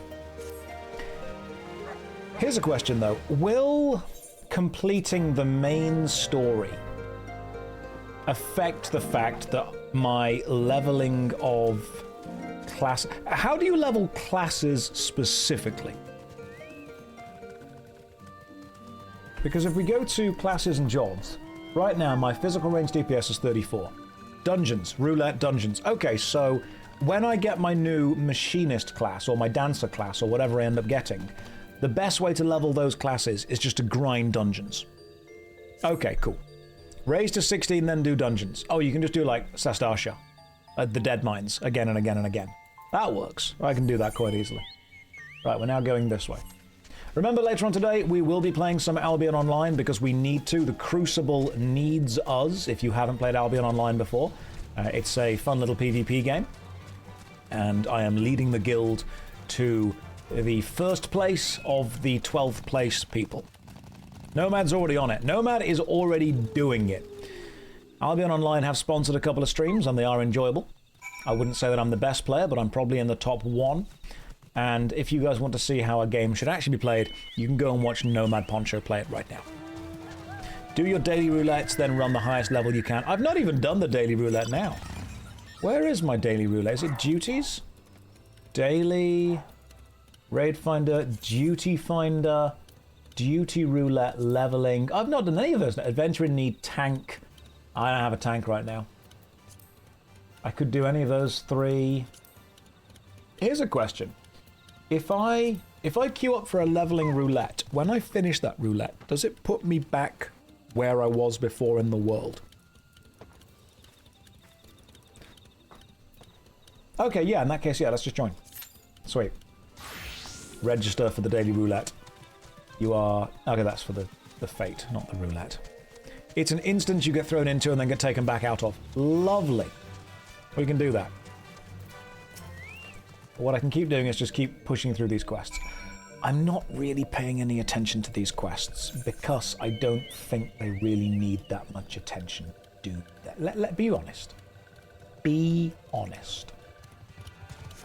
Does this exact quest line matter? It doesn't. I'm sorry if I'm upsetting you by saying that, but it just straight up doesn't. These quests don't matter. And anyone who says yes is just a straight up nerd.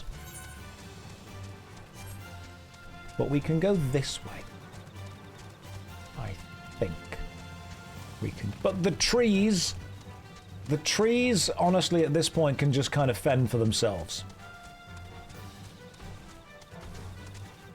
The first 2 expansions are full of filler quests. Are they? Oh, we might be about to start an argument in chat.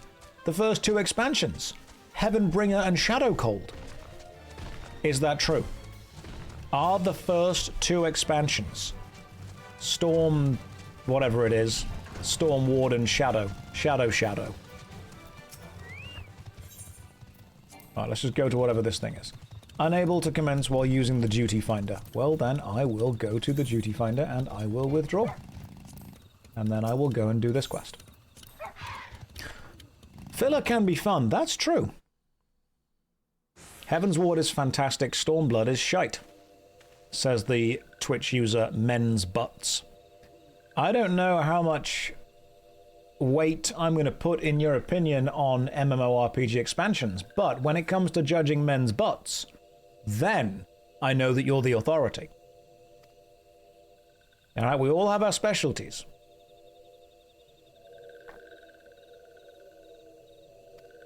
Okay, so evil fairies, evil angry, basically evil cabbages, evil purple cabbages.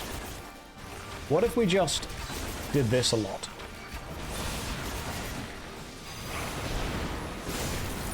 See how I press all the buttons? That makes me better at this game. Shadowbringers is god tier. These are cabbage people. Yeah, they can die. That's fine.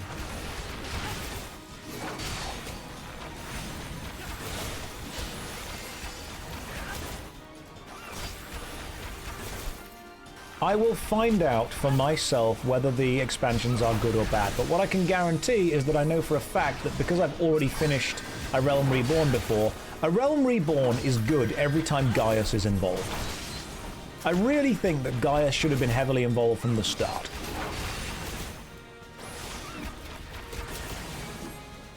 It's almost a shame that he wasn't. Oh, hang on, that's, yeah, wide volley. That's a cool new ability. Now we can just do single target attacking of Milkroot Morbol. Yeah, Gaius was cool. Gaius, he was like a proper bad guy. Sometimes it's nice to have like a proper bad guy that you focus on and is charismatic. That's the thing. You need a charismatic bad guy. I don't think that the idea of entropy and primals themselves are super charismatic bad guys. Even though it's a good idea to have that as the bad thing, I want an enemy to look at and say, right, that's my bad guy. Why is this thing running away? Alright, cool, we did the thing. Gaius and his minions arriving is the first time you get real stakes. I agree. I agree. The Praetorium is fun for me. I actually don't mind the Praetorium, genuinely. Oh good, we're all hanging around. Let's return to whoever was over here. You like A Realm Reborn, you don't mind a bit of old school lengthy questing with a dash of camp. That's fine, if you enjoy that, then you enjoy that. I've already been through this, which means I'm not particularly getting a huge amount out of going through it again. I will go through it again because, you know, I kind of have to, otherwise I'll just forget what I'm meant to be doing, but it's not as exciting for me the second time. So the fact that I'm level 34 already, we're killing fights, we're winning fights, that's great, we can push through. Why am I doing it again? Because I want to return to Final Fantasy XIV, but I cannot for the life of me remember what I'm meant to be doing or what the abilities or controls are. So, it's sometimes easier for me to just straight up start again than try and jump back into a character that I understood. So, it's easier for me to do the whole thing. It's like if you save an RPG halfway through and then you reload it like 6 months to a year later and you're thinking, you know what, it's going to be just quicker to start the whole game again. Excellent, leveled up again, fantastic. And, oh, there you are. Keep giving me the main story quest. Did the new expansion get you into it? Nope, I've got no idea what the new expansion is. I don't have any particular interest or connection or call toward the new expansion. Speak at the Adder's Nest. Adder's Nest is there, let's just teleport back to New Gridania. It's way easier. I thought you missed Aurum Vale. We all miss Aurum Vale in a way.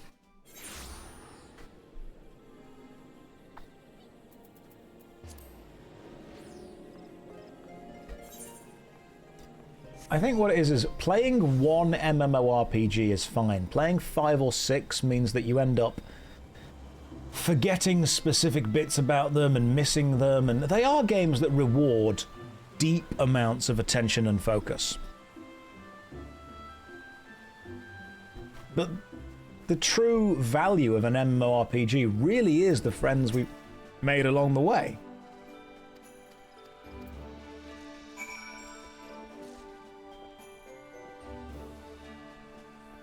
You look cool. Speak with Bent Branch Meadows. Let's go. And obviously the epic loot. The epic loot's very important. Without the epic loot, what are we doing any of this for? People can make boring content fun. Put it that way. Now, I'm not saying it's all boring content. I'm saying that you can endure anything. People always say to me, oh, it's fun with friends. So is an airport delay. So is watching paint dry. So is any bad thing. The thing about friends is they make anything more fun. That's the point. So what I want to do is experience this with friends. And when I play World of Warcraft, when I play Final Fantasy XIV, when I play RuneScape, when I play Albion Online, when I play the Elder Scrolls Online, when I play Guild Wars 2, when I play Neverwinter, when I play any of these games, people always say, have you quit the other games? Because what I think they are thinking is, there is no way that you can enjoy other experiences. Your friends are here. Whereas in my mind, my friends are pretty much everywhere around, wherever we need to go. It is possible to have a huge amount of fun in any MMO if your friends are there. And I think the reason that so many people ask me, when am I returning to whatever game that they play, it's because their friends are in that game and they don't know or are unable to make friends in another game. Are we your friends, tiny people who live in my computer? Yes, and I'm a tiny man who lives in yours. I'd say we're definitely connected in a way that I would consider colleagues. It's because you've left all of your friends you made in the Union. We miss you. We want to run dungeons with you. You've left us for a bunny girl with nice thighs. Yeah, but like, can you blame me? I'm going to be real, guys. If you had the chance to leave me for a bunny girl with nice thighs and you didn't, I would stop being friends with you out of principle. At that point, I'd be like, well, you know what? You've ruined it. You aren't who I thought you were. If you have the chance to leave me as a friend but gain a hot bunny girl with nice thighs, if you don't do that, I would judge you. Hang on, I've fallen into a bucket and I can't get out. Hang on. This is a problem. There we go. We made it. We made it out. Now we're all fine. I mean, I'm wearing shorts right now. I actually showed off a little bit of calf earlier on. I showed off full-on ankle on Twitch and everything. You guys don't believe me, do you? I'm wearing shorts right now because of how bloody warm it is in the UK. You can't do that. Is that breaking terms of service? It might be, but I'm a bad boy. I live on the edge, even though I paid for the whole seat. If you're not living on the edge, you're taking up too much room. Nice and cool in Scotland. Ankle, you Victorian hussy. Okay, my socks were pulled up, so it was mainly just calf. The forearm of the leg. That's what we showed you. Calf and an unbuttoned top. I'm just putting it all on display. It's all just straight out there. I just got here. Has Josh played Final Fantasy before, or is this a brand new dip? I have played Final Fantasy before, but I think in order to protect my mental health, I forgot it. And so I'm trying again. I'm jumping back in.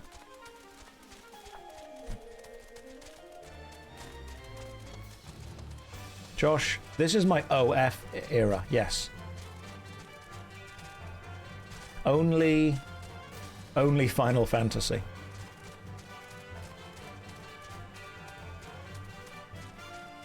Pop inside here. Let's dismount. And let's talk. Oh, good, the traffic cone's back. I do think that of all the themed characters, Traffic Cone is a good one.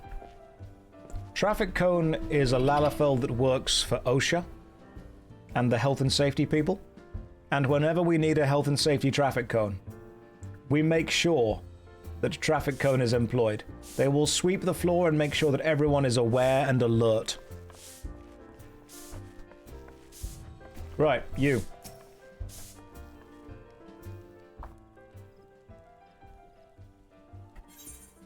I sure hope your cutscene wasn't important. VLC installation wizard. You know, I think my understanding of software was maybe... I see.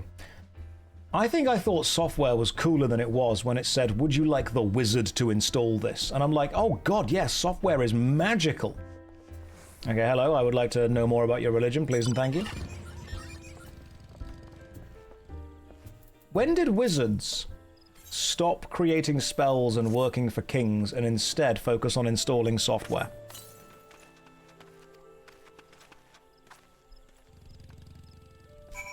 People are saying, you know what, Final Fantasy XIV players, they are a special bunch, aren't they?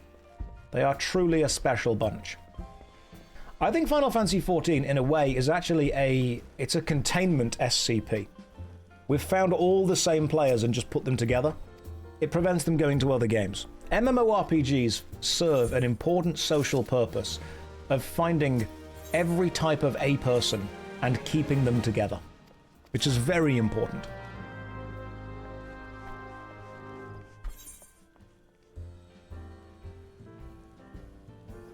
I mean, there are people with untapped power, and yet it is very tapped by RuneScape.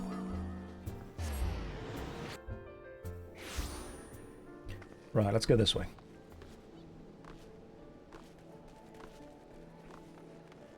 Because this way is the way of the main quest. Okay, you can't mount up in a city. Oh, God. That's the dating landscape right there, isn't it? It's quite easy to find a ride out in the countryside, but you just cannot get mounted in the city. Too much competition. Josh, do you tap 45 degrees or a full 90? I tap, actually, I'm more. If I'm going to tap my Magic the Gathering cards, I tap 370 degrees to the left. All the way. And slightly more.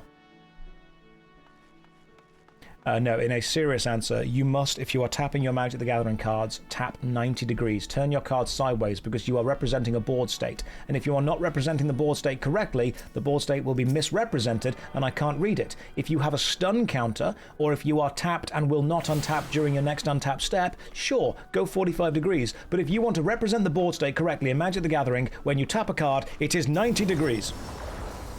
That's how it looks. Don't do that little... That little kind of just tiny tap. You know, okay, right, I've got some McDonald's cards here because obviously everyone should have. But if you tap a card, don't go like that. That's stupid. That's not tapped, that's a mistake. Tapping is that. All the way.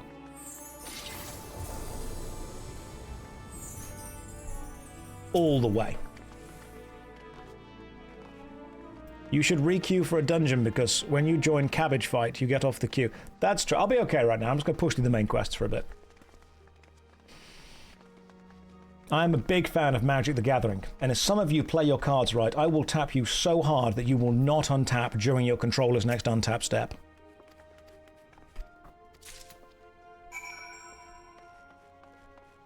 That's my flirtation technique. Let me know if it's working. Might even put a stun counter on. Which means if you have a stun counter on, when you would untap, instead remove a stun counter. What commander? Nobody's having a good time, so send triplets. With the server XP boost, I won't even need to. Yeah, I'm level 35 already. In the quest, I'm doing a level 23.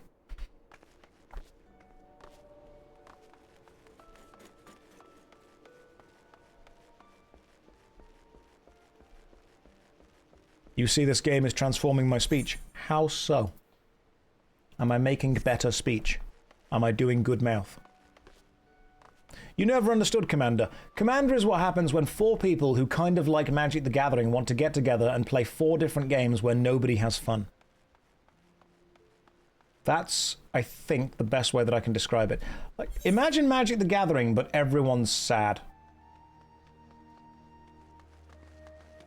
Now I think we need to go down here. Or do we go around? We definitely don't go that way and that way and that way. Originally, Commander was called Elder Dragon Highlander and was invented by bored Magic the Gathering judges in order to give them something to do between judging. What it has become is the Premier Casual format where you have to let your opponent's deck do the thing, otherwise they'll say that you're toxic. You have to let my deck do the thing. You have to let my deck pop off. No, your commander is a kill on sight commander. I'm going to kill it. Josh, this is the 5th board wipe you've played. Yes, because I'm playing board wipe tribal.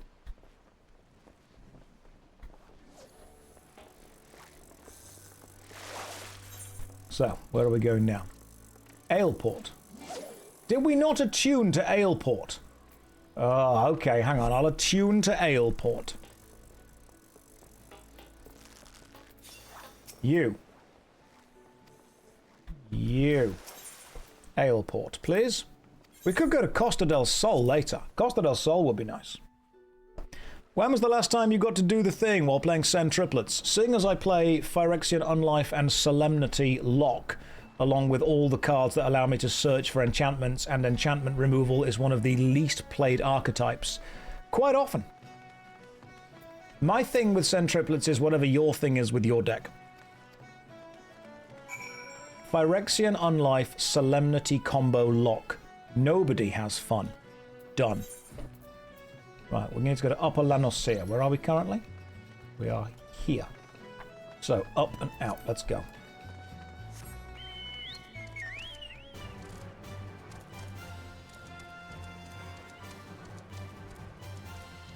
What card game is this? Sorry, Magic the Gathering. I'm just not a fan of Commander. I'll tell you why I'm not a fan of Commander. There is so many moments that are just political debate within Commander, within the politics of the game, of the, oh, I won't attack you, oh, should I attack you, oh, don't attack me, I'm only a small bean, oh, don't attack me, please, my deck's gonna pop off in the next 2 turns, oh, you attacked me, I'm gonna destroy you for the rest of the game. The reason I like 1v1 Magic the Gathering is there is no ambiguity in what we are both there to do. We are there to win the game. That is it. Therefore, we can both focus on doing that and preventing the other person from doing that. The thing with Commander is, if you focus on winning the game, for some reason people get angry at you. And if you focus on preventing people winning the game, people then get angry at you. And you do that thing where the problem with Commander is the best way to win the game is to present yourself as the smallest possible threat while actually building up the biggest threatening board. Because if you commit all of your resources to preventing one person from winning, what you're actually doing is king-making with the other 2 people. That's what I don't like. Right, hang on. Someone just said welcome to every stream. What are you saying, Firehawk? You've just said welcome to every stream. I'm going to be there, Firehawk. I'm going to talk to you specifically. Inju, what did you do? I come in and Josh is ranting about magic. Yes. He's going to ask later, did I attune to that? No, you didn't. Oh, did I forget to attune? Oh, my goodness. Hang on. Yeah, but you were in cat ears. Opinions rejected. Haha, banned. Right. Give me this hat. Don't you dare. Don't you dare question the cat ears. Fine, I'll unban you. But you have to understand that I could reban for offending and insulting. Not even the postman dared to insult my cat ears.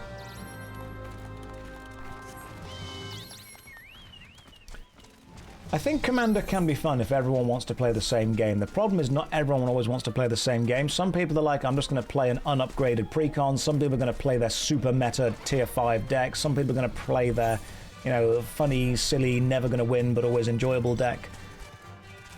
I like competition. I don't like the fact that you almost feel bad for trying to win. Right, so I forgot to attune to the Aleport Crystal. Was that correct? So let me go and get the Aleport Crystal, and then let's carry on with the actual game. If somebody answers the door wearing cat ears, would you question them? No. No, I wouldn't. Because that person is focused, and that person is serious, and that person knows exactly what they do and don't want. Everyone should be trying to win with Commander. The problem is that when you try to win, sometimes you need to prevent people who are trying to win. And when you prevent them, you then effectively lose the resources that you've got. And so you aren't able to continue to win the game afterwards. As long as you bring the... Oh yeah, that's true. Commander is amazing. I was being silly. Commander is amazing if everyone wants the same game. The problem is that not everyone always wants the same game. You hate board wipes because they make Commander games last so long and make everyone upset. Yeah, but if a board wipe is the only way that you can prevent the opponents from winning, then you've kind of got to do it. That's why brackets exist, yes. I think brackets are also more of a vibe. Why do people associate Commander with the no competitive try-hard mindset? It's a different format. There is no rule that says you have to goof around.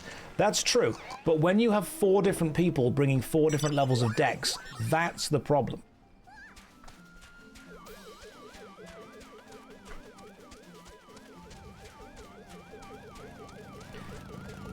I think, again, it's the fact there's so much political discussion within a game of Commander. You have to play the mind game as well with everyone else of, oh, don't attack me, I'm not the threat right now, despite the fact that you're trying to make yourself the threat. It's one of the few game modes where actively trying to progress your board state gets you ganged up on by like 3 other people. That's what I think irritates me about it. I feel punished for progressing. Does that make sense? You almost don't want to be in first place for as long as possible. You want to sit there in like 3rd place and then toward the end of the game pull off a big win.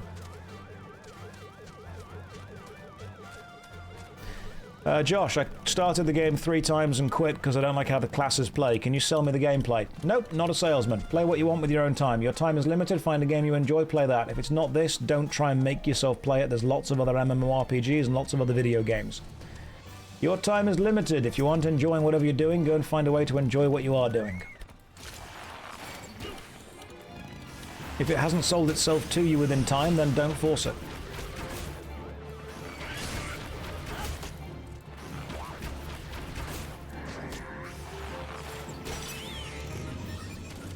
If you try a game and you earnestly just don't vibe with it, that's fine. You don't need to vibe with everything.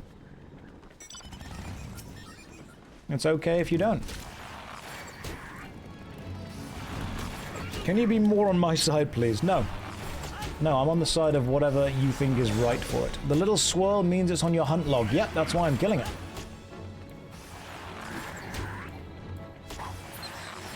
That's why you play Adventure Quest Worlds. Is it great? No, but do you enjoy it? Yes. I'd love Adventure Quest. Adventure Quest Worlds. In fact, most games made by the guys, the team over at Artix Entertainment, I think are really fun. They're just straight up fun games. Alright, fall down, take a lot of damage, and then kill this thing from here.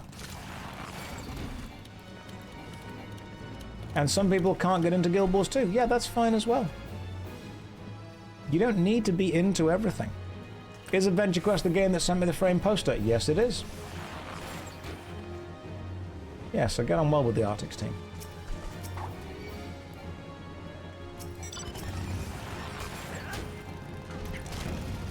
You know what, I would say that Final Fantasy XIV is one of those games that gets good after 100 hours, but that's not to say it's bad before. It's to say that what it provides before is a slower-paced, simpler, story-driven game that may not be as mechanically engaging as it wants to be. I don't think that saying FF14 gets good 100 hours in implies that it's bad before. I think it implies that it's different before, and it didn't quite know what it was trying to be.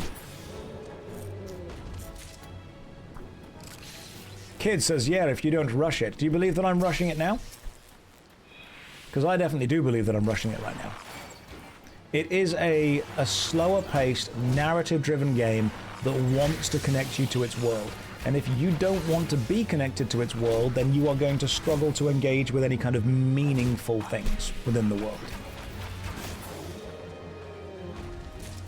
But Maybe that's what you want. Enough people want that. Not every game has to be for every person. And sometimes people like the fashion, they like the simpler combat, they like the story, they like the enemies, they like the hunting log, they like the variety within it. There's a lot of stuff to do within the game. And if you give the game an earnest, honest try, hello, people who are using the little baton things. Were they from some kind of, what was it? Some kind of concert thing? Have I played the Realm Reborn story before? Yes. Yes, I have.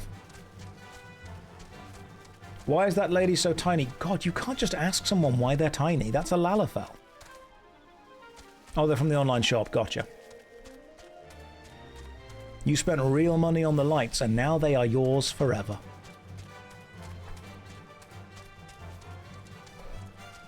Ooh. People have said to me with many games, hey, sell me on this game. And the answer is no. Let the game sell itself. If you try a game, if you download it, if you give it a go, and if you don't vibe with it, that's fine. You don't need to vibe with it. If you think it's great, but it's got flaws early on in the game that make you stop wanting to play it, you know what you've just done? You've taken your first step toward becoming a critic, toward becoming a reviewer.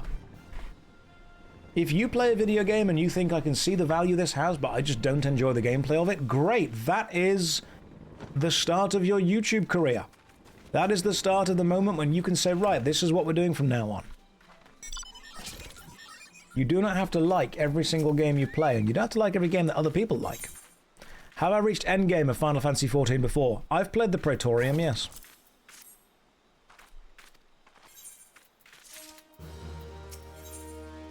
You know what I should probably care about?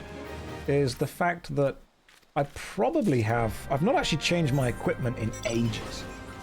So... do I have anything better? Reinforced Iron Sallet. Yes. Do you come with cat ears? Yes, you do. Right, what else we got?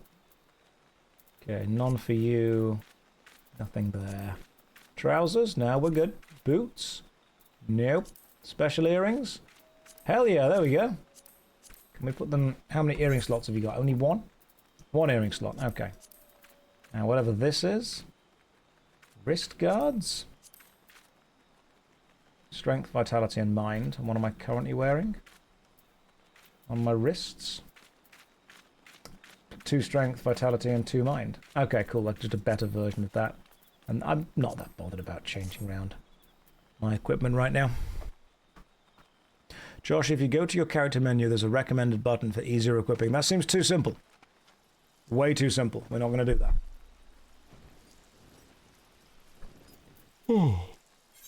Right, where are we going now? We're going to U, which means Quarry Mill unattuned. This is probably meant to be taking me through the world, isn't it? Can I go to Camp Tranquil? I need to get to Quarry Mill. Where am I currently? Oh my goodness. I'm in... where must one go to reach? I'm currently in Upper Lanosir in Oakenwood. Which means I'm there. God damn, that's really far away. Okay, cool. Are any of these attuned? Bent Branch Meadows is. Let's go there instead.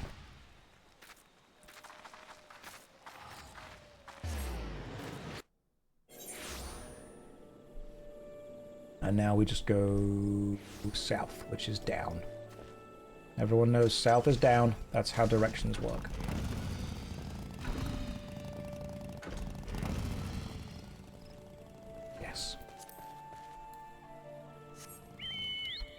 This is a really nice looking game. It doesn't ask too much of you. Why didn't you change your ears? YouTube wearing the same ears for 2 days now, not fashionable. I'm sorry, I'm not a victim of fast fashion. I'm not going to be there and change everything just because society tell me to. What a whiplash from classic WoW. Indeed! This one has graphics. I love that you have the community button on key 9. Oh, the play guide? Yeah, that's because I'm organizing all of my abilities by alphabetical order. How else are you meant to do it?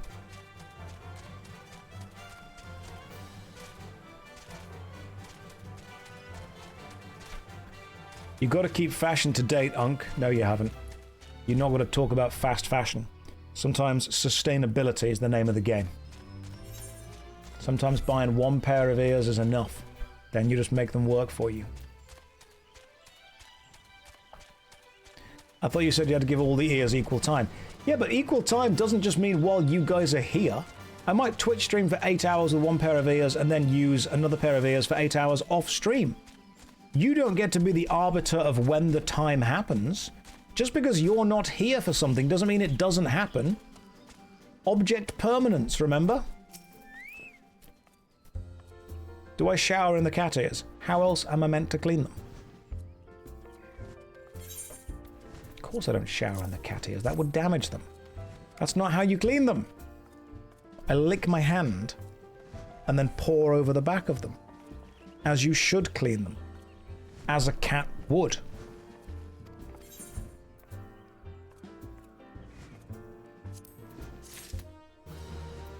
I'm not wrong.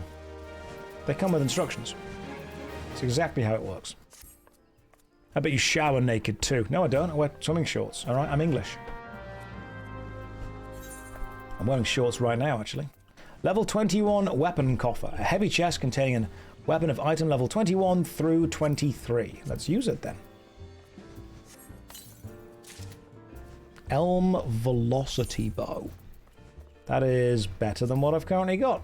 Let's equip it. It's better. There we go. That's progress. Investigate the specified areas. Let's do this. Let's do some investigatione.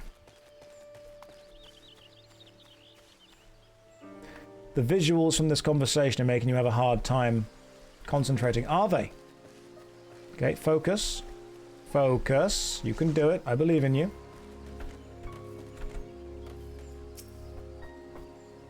What happened to the treadmill streams? First of all, it's 1 billion degrees in the UK, so it'd be difficult to have them right now. But the treadmill is folded away in the corner of the room. I'm trying to find a new place for it when I move house.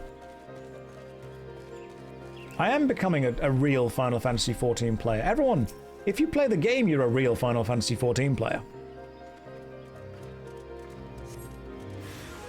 I will continue to use the warp pad. I use it while I'm writing.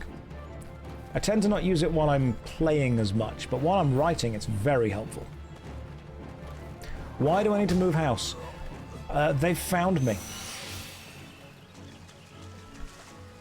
No, I need to move house because earlier today I opened the door to the postman and forgot that I was still wearing cat ears and shorts and a white shirt tucked into the shorts.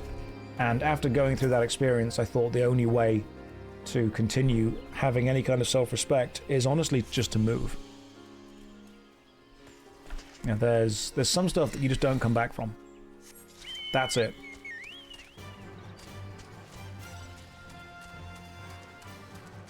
It's relatable. Fully relatable.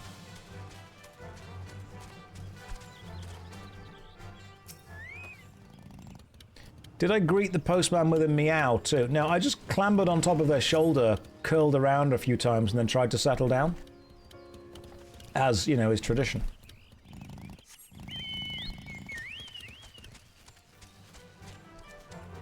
Imagine going to the store and forgetting you have cat ears on. You know, if you really want to assert dominance, go to the store and don't forget. Do it on purpose.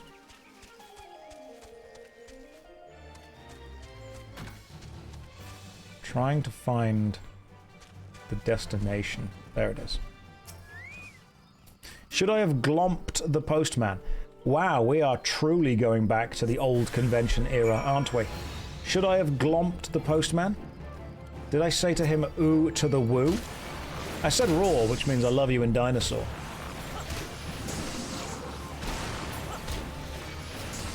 Better than sticking the bumhole in their face and purring. Look, I've learned a lot about flirting from cats.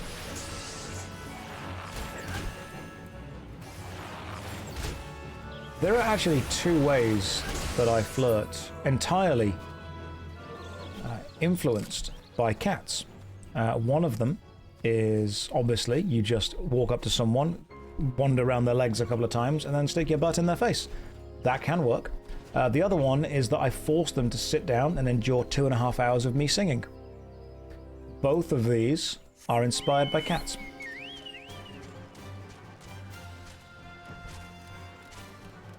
Sometimes, if you're lucky, both. Gotta give them the slow blink, only while singing Magical Mr. Mistopheles. Because he was a curious cat. When do I give them a dead mouse or bird? That's like a 5th date kind of thing.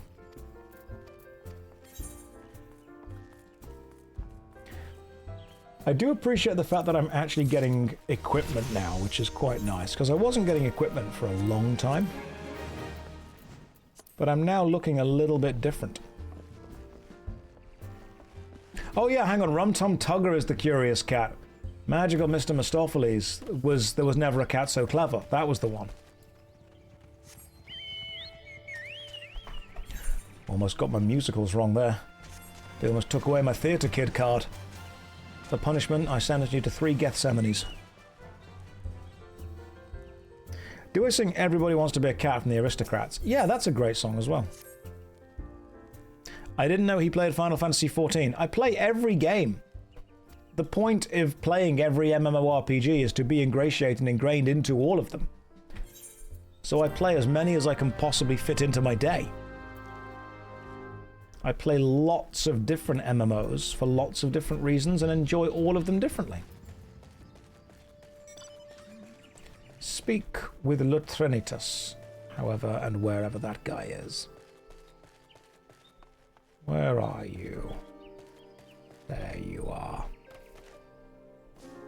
Do you still get attached to an MMO after having played so many? Mechanically, no. The community-wise, player-based, and story-wise, often yes.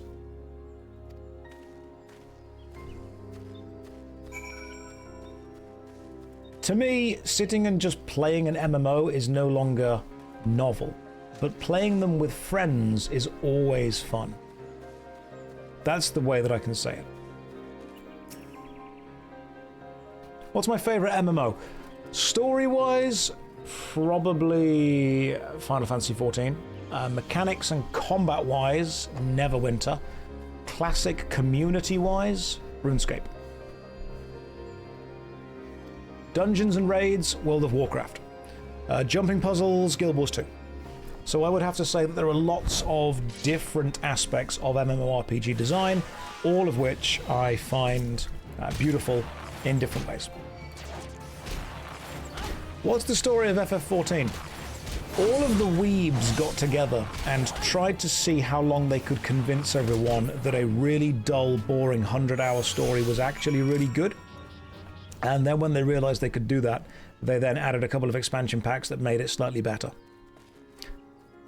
Also, absolutely aesthetic and immersion destroying cosmetics.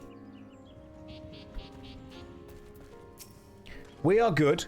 The evil empire that dress in red and black and have a big machine is bad. That's it.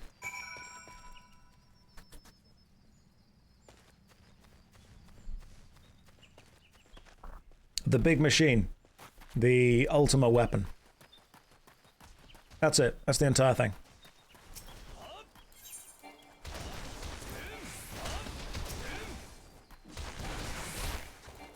No, that's not a... That's a fate. Right, I thought that was part of the quest I was on. That's in fact just a fate.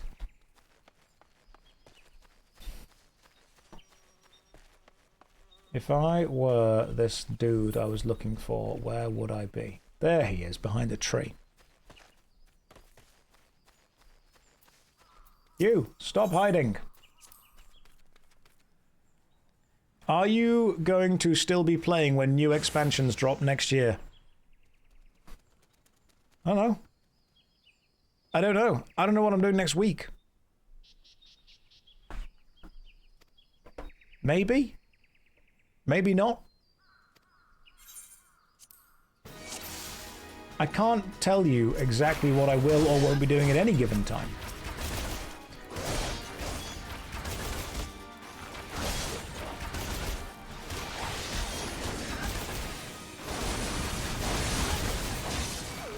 Someone say that they dislike the level scaling aspect of FF14. I can understand that people want to be interested in what I'm doing. What I don't always understand is that people are super focused on what I'm going to be doing in a couple of months' time. Because it almost seems impossible for people to enjoy what's happening right now. Oh, you don't like the level sync? I like the level sync because it keeps everything challenging. And it is the story. It also means that when you get a new player into the game, you can play with them.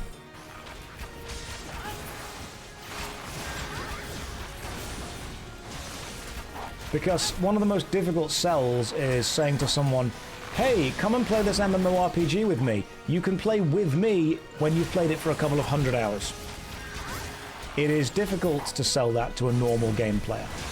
It's much easier to say, hey, come and play this game with us. We can play it from the start, even though I'm a higher level than you. That's super important.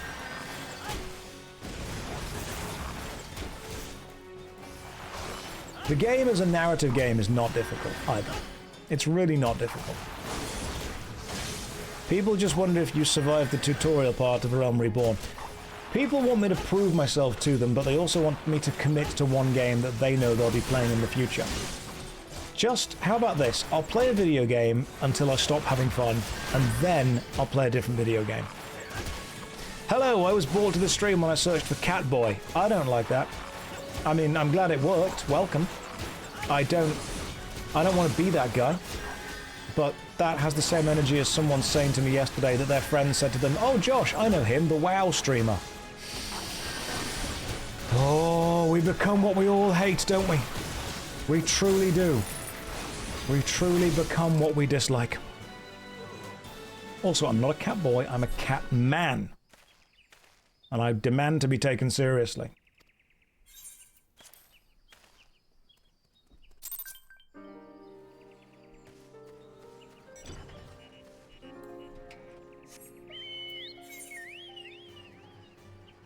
Let's go over here and finish this quest now.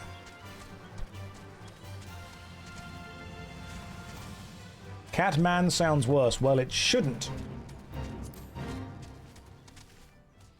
What does a catman do? Whatever a catman can. Do players give you random buffs while passing you, like they do in WoW? No, what they do is follow me around as hot goth girls, which is a kind of like a real-life motivation buff. So I suppose in a way, players are still helping, but it's less mechanical and more emotional and spiritual.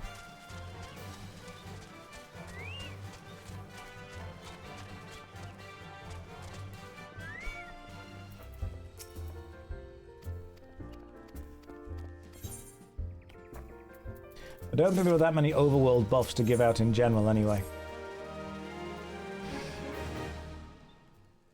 Hey Josh, have you played Final Fantasy XI and are you planning to do any content about it? No and no.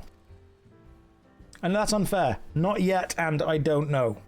I can't answer. The problem is, if I say no, I'm not planning on doing content about it, then if I ever make a video, someone will message me and said, hey, I thought you said you weren't making content on this.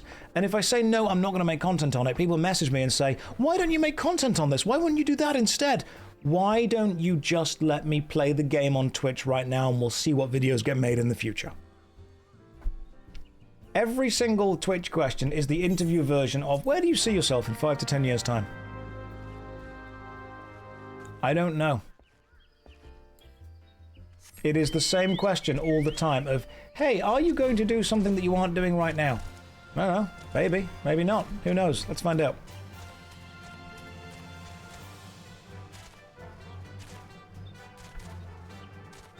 This might be a dungeon.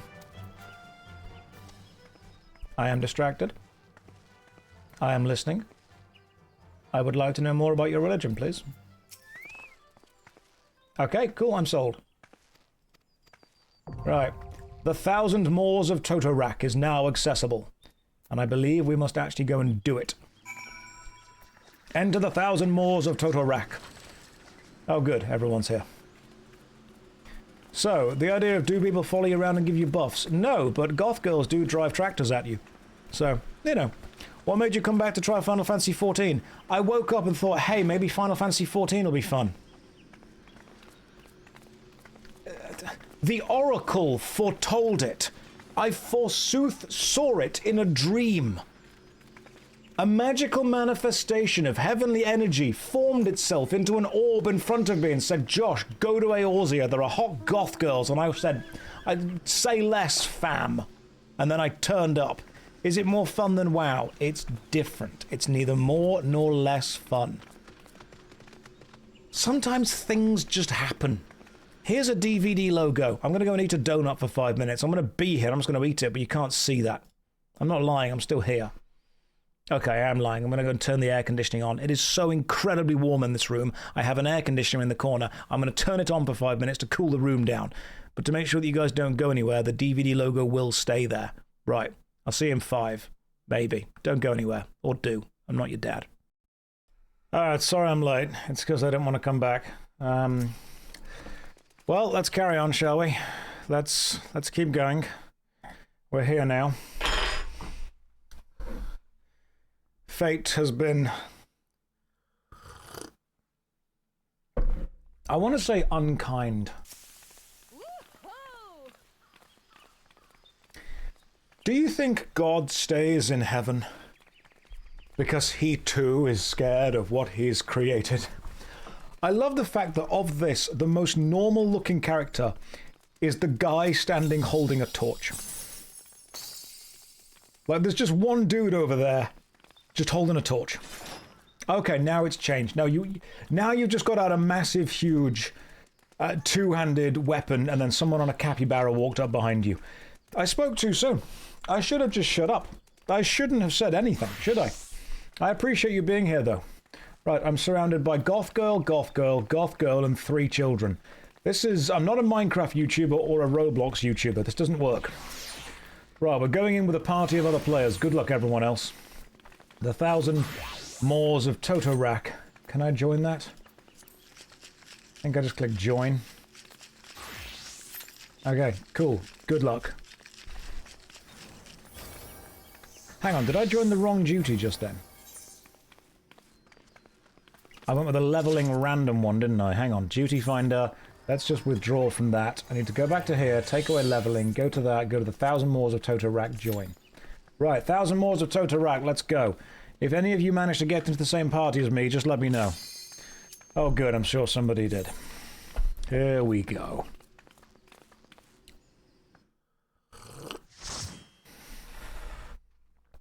It's only a light party. The darkness comes later.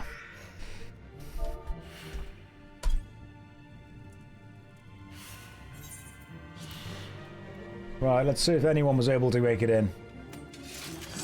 Oh. Oh, good. Okay, the goth girls are here. Fantastic. Oh, that's the thing, isn't it? That's where you get to see the cool, like, the plate that you create. How did he queue so fast? We call it streamer privilege. The most overpowered build in any MMORPG is the streamer build, because you basically get everything you need immediately. Right, so I'm going to press the hit everything button, and that's going to be my entire rotation. So my rotation for this dungeon is 0, followed by 0. That's what's going to happen. And if we die, then we die. But good luck everyone else. How can one acquire such power? You pretty much just need to start streaming stuff and then queues will pop instantly. That rotation hurts my soul. 0 DPS loss. 0 is the button we press. Just be lucky that I'm not explaining how my hotbar's laid out to you, because some of you weren't here when I explained it and I think it will make you sad.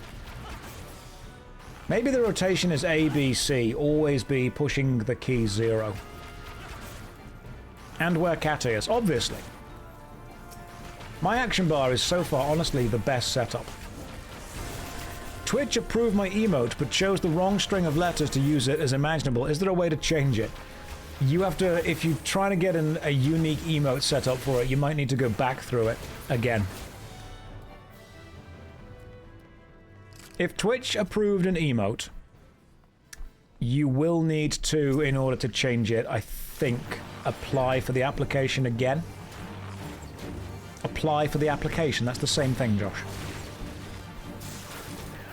Sag, it took like 4 months. Yeah, Twitch are really slow. The confession chamber is sealed off. I see.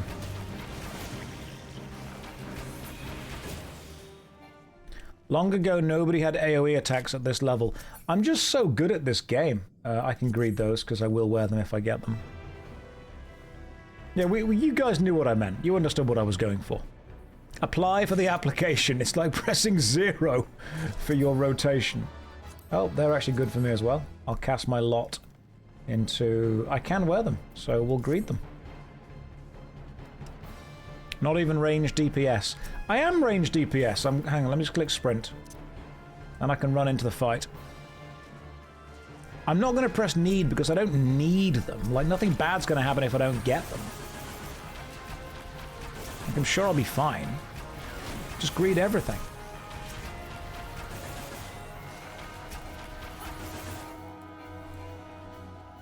What's in here? Oh, that's probably good. I could do with that. Be great if I had that. Why does Apollo have an emote but Piper does not? Piper didn't want one. I asked her. She wasn't bothered about it.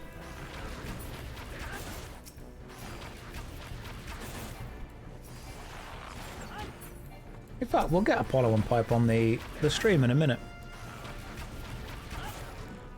Sorry if this question has been asked several times. What's my favourite game? Probably Ganguru Girl. That or probably Hentai Island 5. I think it was better than 1 to 4, but not as... Yeah, it lost... I think they lost the soul when it got into 6 and 7. I'm just going to start giving bullshit answers to everything. It's definitely between that and Expedition 33.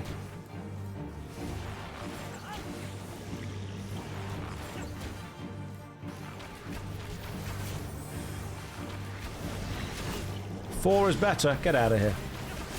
Don't be coming into the stream and lying. How tall am I? 6 foot minus 1.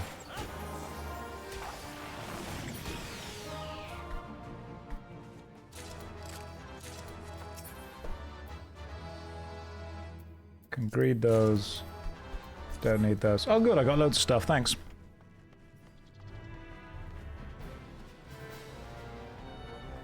So that was 5'11". You could just say short. No, I'm 5'11", which is 6 minus 1. I'm not a Lalafell. I don't stream Roblox.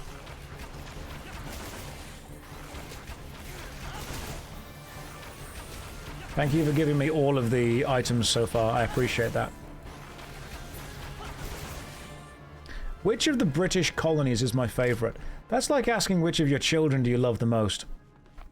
And I think the answer is I view them all with a level of subtle contempt. Because they all think that they're better than they are.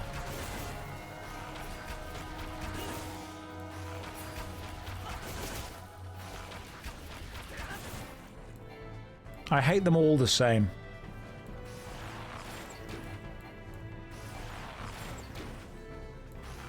Yeah, it's not really subtle contempt, is it? I suppose it's more aggressive contempt. You know, I'm really impressed that the tank isn't dying. But this is also a leveling dungeon. Am I pressing something other than 0? Yeah, so when the enemy run too far ahead, I have to press 6 instead.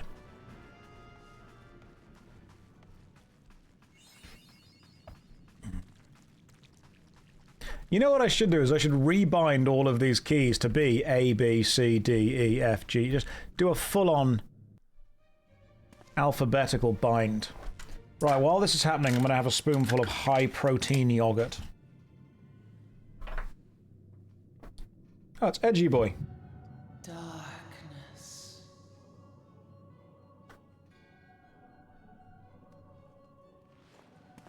I know you. You're from Kingdom Hearts.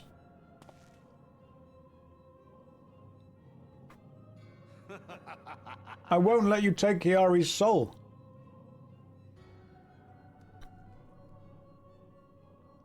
No, we have to skip you. Okay, hang on.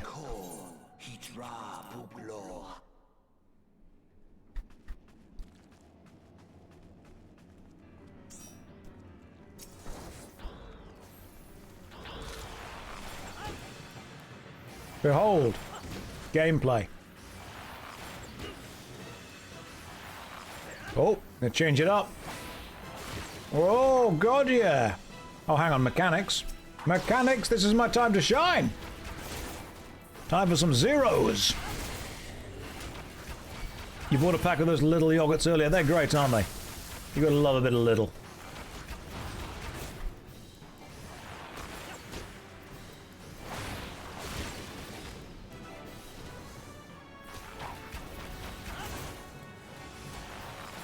I'm just gonna press all the buttons for fun, to be honest.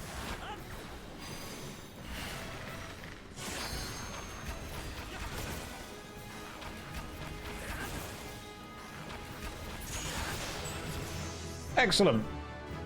We leveled up and did an achievement.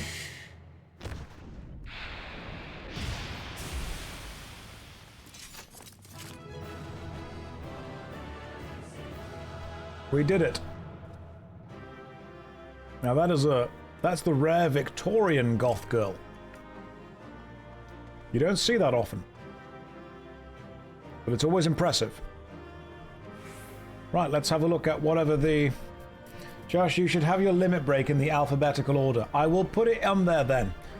Oh good, thank you. Seeker of Eternity for jumping up and down, making this go really well. So... can't use any of these things.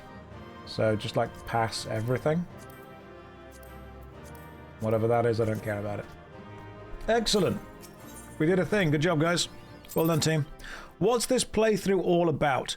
I think it's about trying to save Eorzea from the primals, but I could be wrong.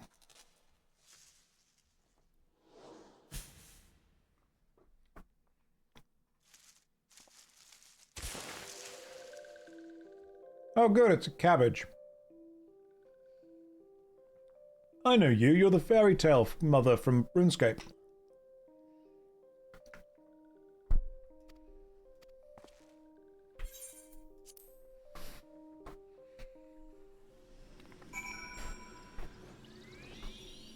Right, I've done it. I'm great. I've also got some new armor. Right, new stuff, let's have a look. Nighthawk Visor.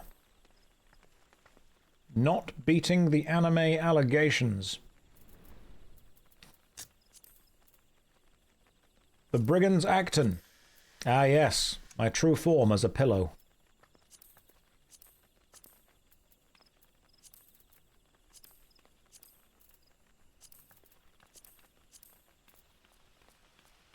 With thigh highs. Okay, perfect. Let's go. Classic Archer. Archers are soft. That's what people don't understand about it.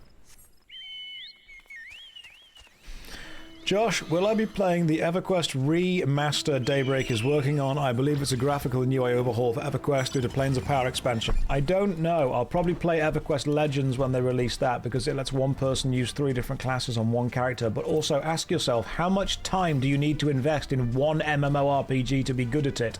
And then please understand that I'm trying to run a guild in World of Warcraft and Final Fantasy XIV and Albion Online and Neverwinter and RuneScape. I don't know if I will end up playing all of them. I will try to play some of them, but there's a lot to do.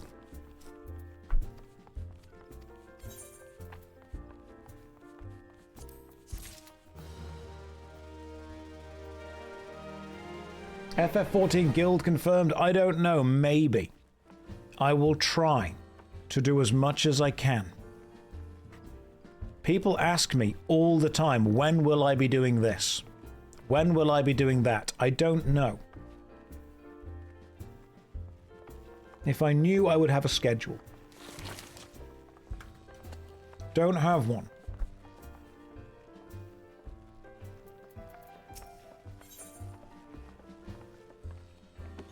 Right, none of these are good, but we are blitzing through a Realm Reborn.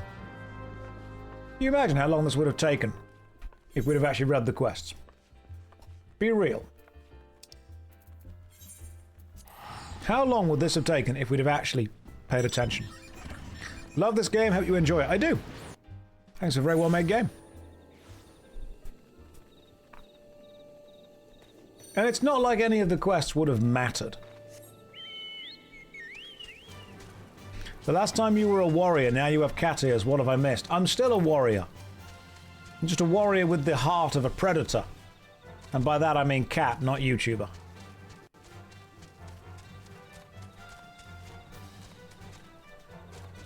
If I read all the quests, we wouldn't have made it half as far as we have done.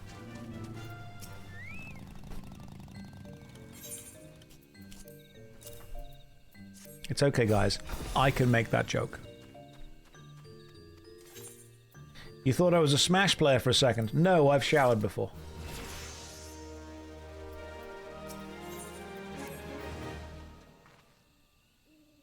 Just read the story quests. No. I've played this game before, right? This quest is pretty much just... The whole storyline is kill the primals and then go and stop the Garlean Empire, which honestly is the only interesting thing.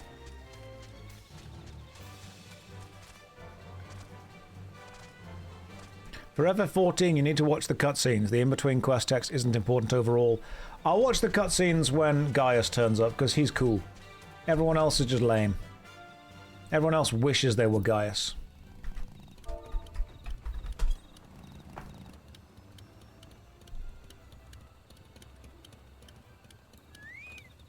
Okay, so I'm standing lookout.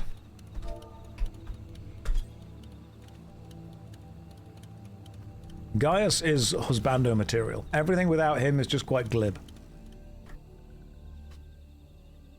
Why is Josh starting over if he's done it before? Because I couldn't remember anything. And sometimes it's nice to go back to the start and work out what the hell you're meant to be doing.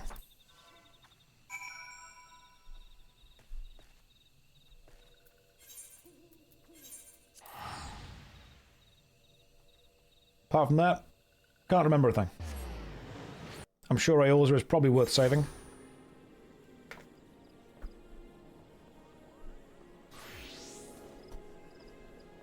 My character's internal motivation is... I have heard that there may or may not be an existential threat to Eorzea brewing, and Eorzea is where the goth girls live. And therefore it is clearly worth saving.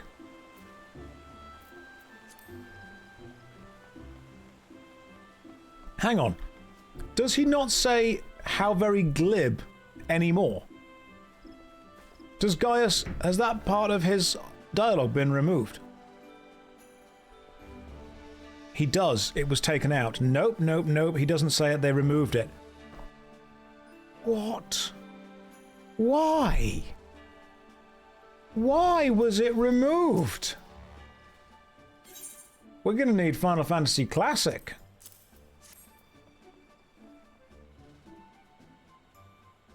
Such devastation. That was not their intention. Too many people didn't appreciate it. What? It was the best line.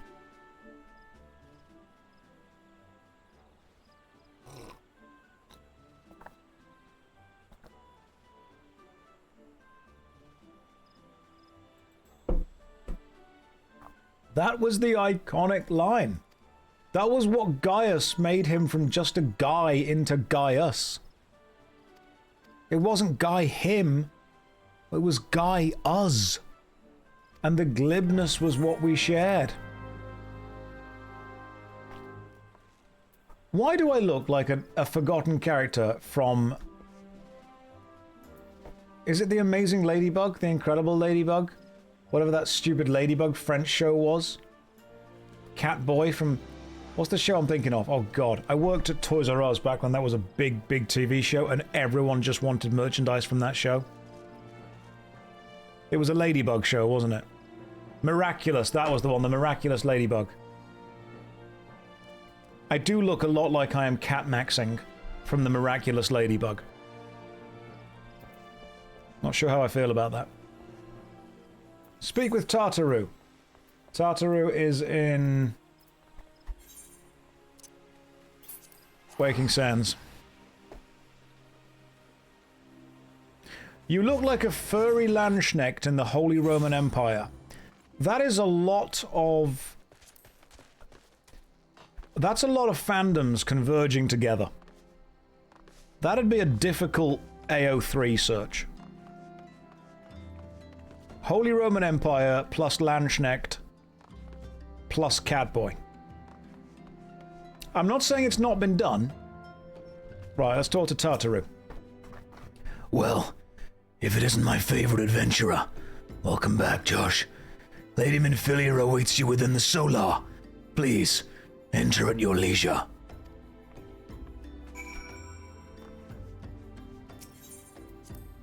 That's just what Tartaru sounds like, man. I don't make the rules. Oh, good. Twink's here. I am given to understand the matter of Ramu has finally been resolved. You're like 11. What are you doing here? Oh, God, the French. I fear resolve bespeaks a permanence we cannot rightly claim, yet I am well satisfied the Lord of Levin will not trouble us in the foreseeable future. Your satisfaction is assurance enough for me. How fares the investigation? Well enough. Thancred is sparing no effort. There are many and one, just as you suspected. Their purpose, however, eludes us still. I see. I have been meaning to ask, but is Alice quite well? It feels as if I have scarcely seen her in recent days. Oh, you haven't, and nor have I. Alas, Alice has chosen to walk her own path. Stubborn girl. But you may be assured that our destination remains the same. And on that note, I take my leave of you. I trust the Baldesion report will serve you well.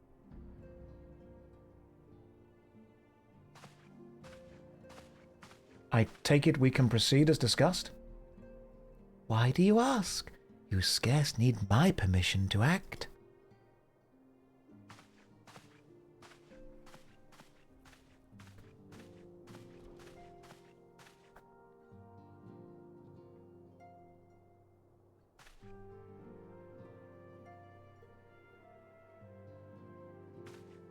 It's good to see you again, Josh.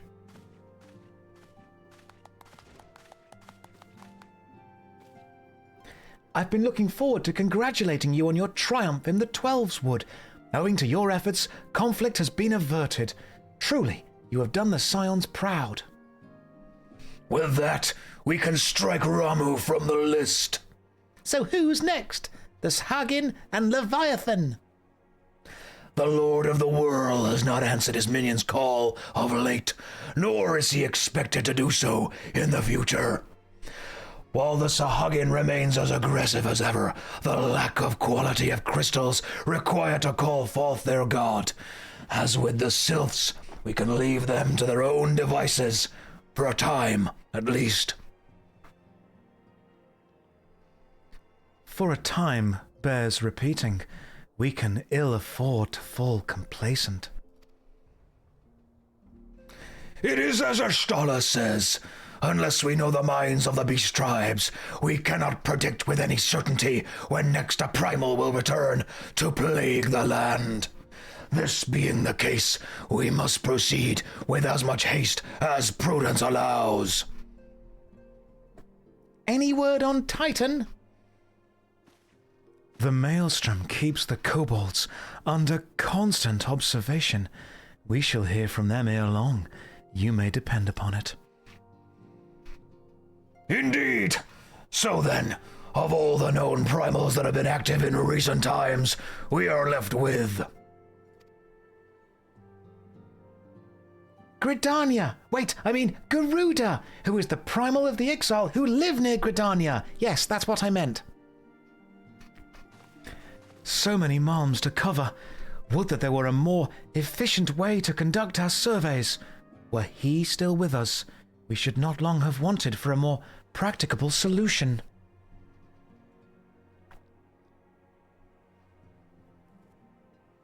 She's not wrong there. Where in the world are you, Chief? But one sure step at a time. Henceforth, the Order of the Twin Adder will handle all matters pertaining to the Sylphs under the sage guidance of the Seedsayers. I bid you all enjoy a moment's respite. You've earned it.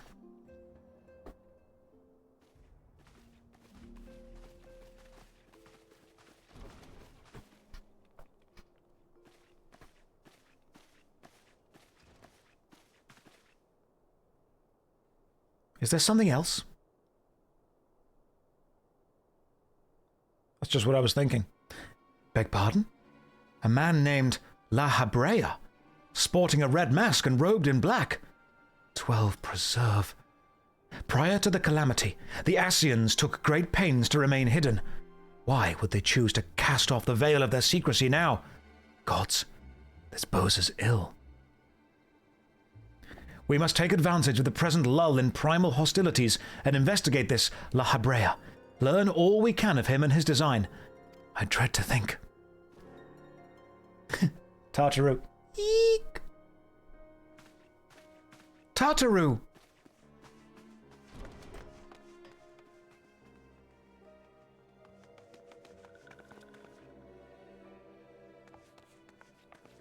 It's a cabbage. A sylph? In Thanalan?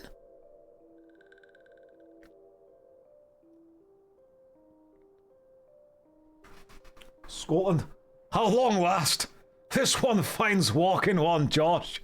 This one is most dependable of these ones. It's sent by Elder. One Frixio to help the walking ones. This one's called Noraxia. This one comes as a friend.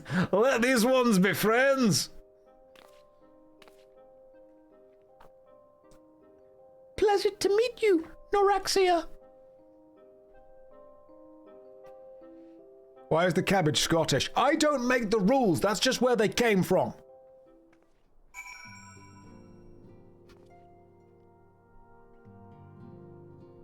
Right. Right, let's go, lads. We've got cutscenes to have.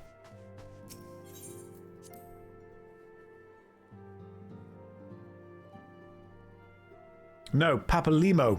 Papalamolimo is the one that smokes all the packs. Tartaru has a high-pitched voice. Yes, Tartaru is ready to express her fright as she is to express everything else. Not all of us are forged of the same steel as you, I'm afraid, but it takes all kinds to make a family, and it pleases me to no end to see ours continue to grow one by one. The people of Eorzea are beginning to unite, drawn to the hope that shines within you. Yet, a darkness threatens to engulf this light. Never have I doubted the Ascians' presence, but that they have grown so brazen as to carry out their work in plain sight fills me with a sense of deep foreboding.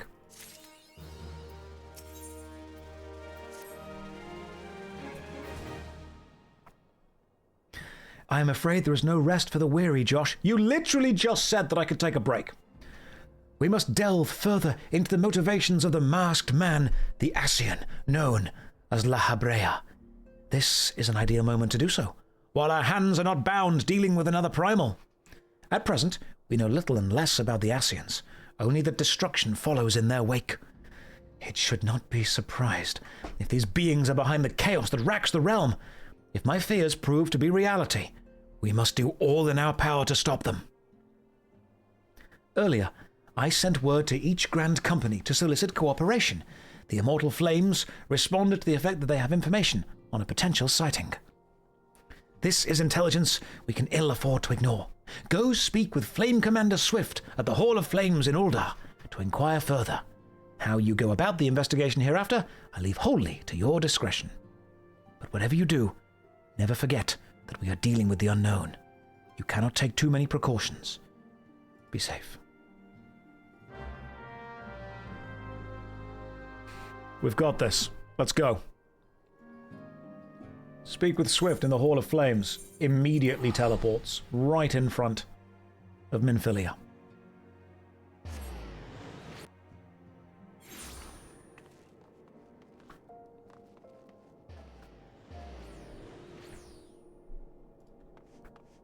Right. Let's go talk to whoever's in charge here. Are you the new Asmongold from WoW to Final Fantasy? No, Krill, I'm a different person, a different streamer playing similar games. It's impossible to be the new something when that person is still around.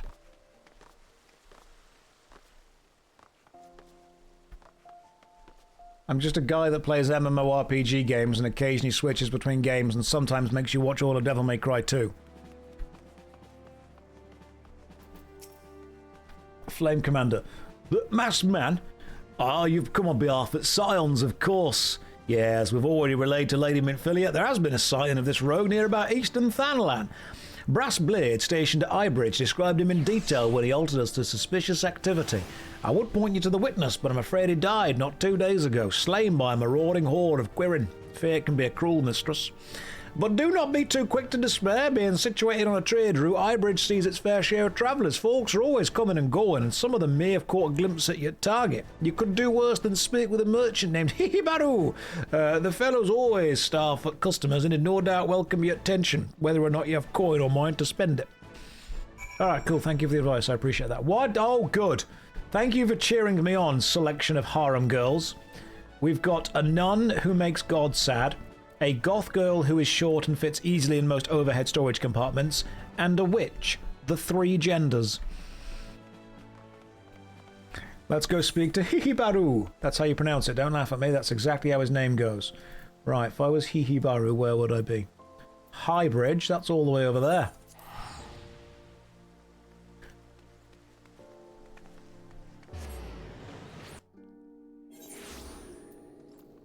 People do this weird thing where they're like, are you the new whatever? And I'm like, no. I'm just doing what I'm doing. Having a nice chat. Playing some games.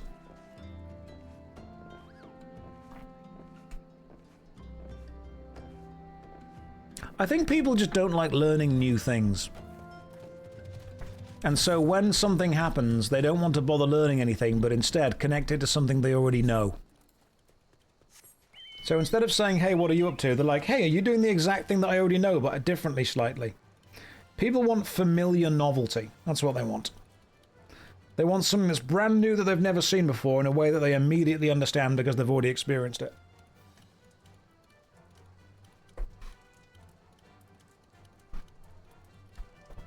Am I the new JoshStrifeHayes? No, I'm the disappointing reboot that does too much Twitch streaming. The amount of people that have messaged me saying, hey, please stop Twitch streaming and go back to making YouTube videos. I will, at some point. That will happen. The amount of people that said, oh, he stopped making YouTube videos because Twitch makes more money for less effort. No, the other way around. Twitch is way more effort and makes less money. But sometimes it's nice to be able to communicate and connect directly with the audience instead of sitting alone in a room editing for hours at a time. Sometimes it's nice to be able to put in an amount of effort and an amount of energy to do live entertainment and connect and talk to people on a one-to-one basis on a live kind of degree, instead of simply playing a video game on my own, talking about my thoughts on my own, putting up a video of it on my own, and then just sitting back and going, yes, this makes more money, but I'm really, really, really bored and lonely doing it.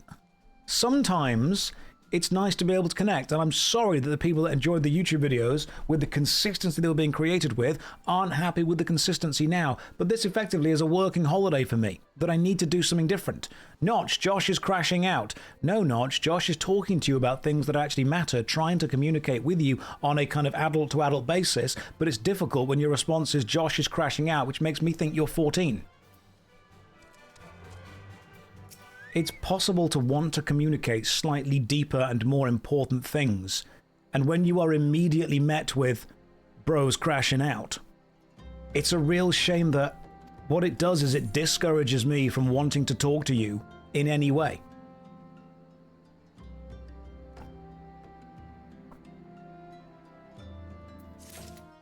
Why would I bother trying to put energy in to connect with an audience who just want to do sound bites and sayings?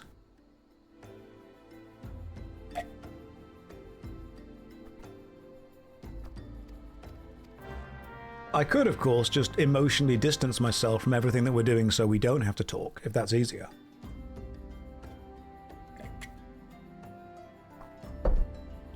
But no, the amount of comments that are basically saying he's stepped away from YouTube because Twitch is easier for more money. Nope, exact opposite.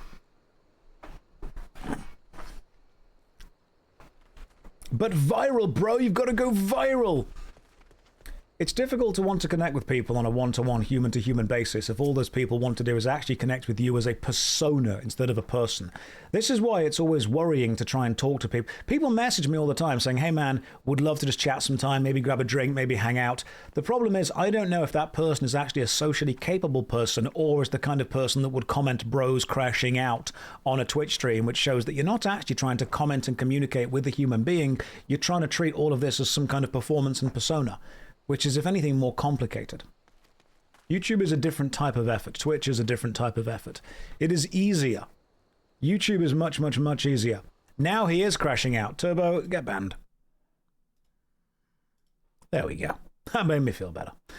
Oh, that's all I needed. I just needed to ban someone. That's what happened. God, sometimes the emotion gets pent up. And then I ban someone, and then I feel better. That's what it is. It's like a pressure release valve. Oh, good. Thank you. Thank you for sorting that out for me. I appreciate that. Oh, see? Sometimes you've just got to do that. Sometimes you just got to crash out and ban someone.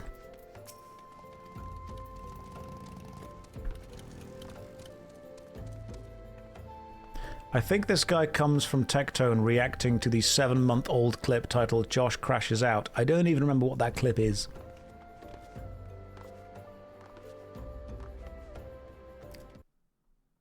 Asmon does the same thing, just saying.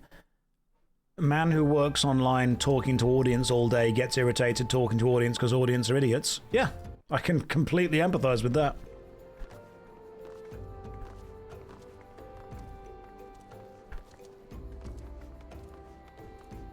I think has school just finished? Oh, I see, that's what's happened. That's the vibe shift in the audience. People have just got off school. That's what's happened.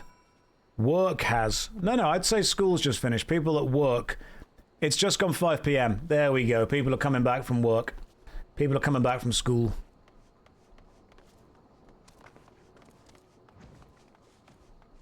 There we go. That's how the energy has changed. Yeah, if you guys want to go for a walk, now is definitely the time.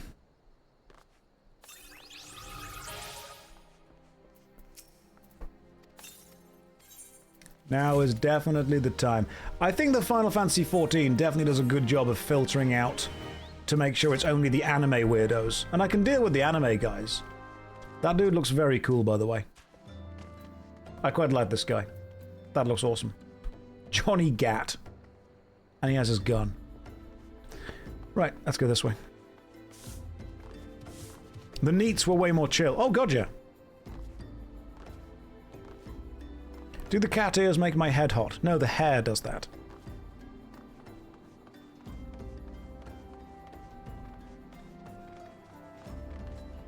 I do think that attempting to connect with people online has definitely made... It's divided communities pretty well. And there is this idea of viewers want to be able to connect with the Twitch streamers, but if you try and connect in a deeper, more personal, more, honestly, genuine way, you just get hit with all of these canned phrases, and you just get hit back with, honestly, quite dismissive, almost in a way disrespectful phrases that are not about acknowledging or listening or even responding in any kind of genuine way, but are just regurgitating phrases that people have heard said or people have seen written down because people feel the need to put something in, even if they don't have anything to say. When people say, like, it's not that deep, bro, I'm like, you aren't... That's not what you think. You just need to say that. That does go both ways. It does indeed, Andrew. That's correct.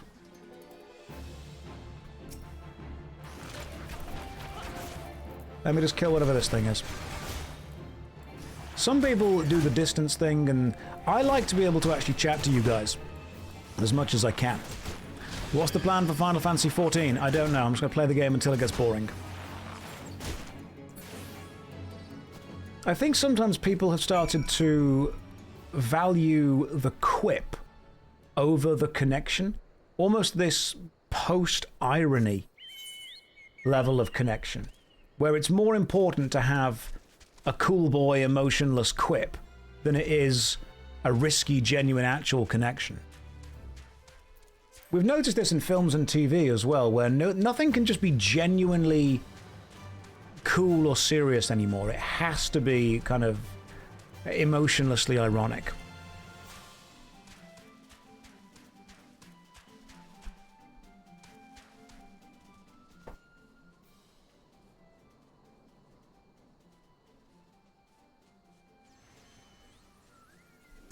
Yep, Raven, I have indeed deleted that. That is a very sad thing to say. Sorry to hear that.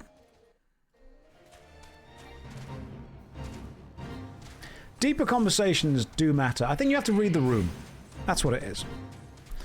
It's because you have adults and kids in here. Yes, people think they know and people act in weird ways. It's about finding that balance.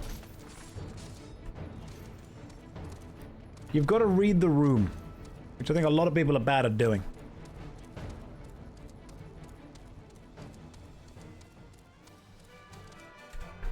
It's a shame that the Chocobo can't flap its wings while it was in the air. That'd be cute. Right, Hibaru, I've done some stuff for you. Here's whatever you wanted.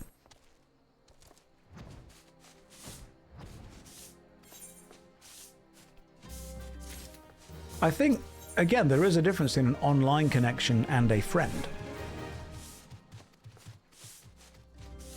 But of course, I'm not in the kind of outside workforce anymore or within the educational sphere, so my experience within those is limited. So you guys have to tell me, do you believe that the way that people interact and talk and treat people has changed substantially? And if it has, how? Right, we're going south. How has it changed? How is kind of late teenage, early adult, mid-adult, late adult connection different to how it was before? I don't think it's changed between adults as much. But I do think that the onset of adulthood has definitely been pushed back later and later. Have you guys noticed that? I think that there's a bit of a phenomenon where, and as a millennial, I'm able to point this out, there's a level of millennial humor that jokes around the adulting, which is, OMG, look at me washing up, hashtag adulting. And it's almost a way of acknowledging that you are performing adult responsibilities, but you're doing it with this almost childlike reverence toward doing it. So instead of just being an adult and doing the things you need to do, it's almost an attempt to hold on to this childlike naivety and reference in a kind of self-ironic or post-ironic way, that you are reluctantly engaging in the behavior that you need to engage in, but you don't want to acknowledge that it's stuff that you're actually doing. Which means that we're seeing people who are, you know, mid-20s, late 20s, in some case early 30s, who are doing this thing where they're almost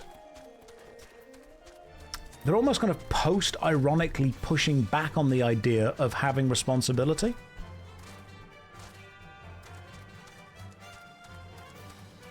I think that, I mean, that's a great way of putting it. Coat Goat, excellent thing you've just put. They hide behind memes and can barely string a conversation together. I've had people respond to serious conversations via kind of text or message with just memes, because that almost is the way they communicate. And I'm thinking, you're not actually saying what you're thinking or feeling to me, you're just showing me a picture that you think is communicating the energy that you want to communicate.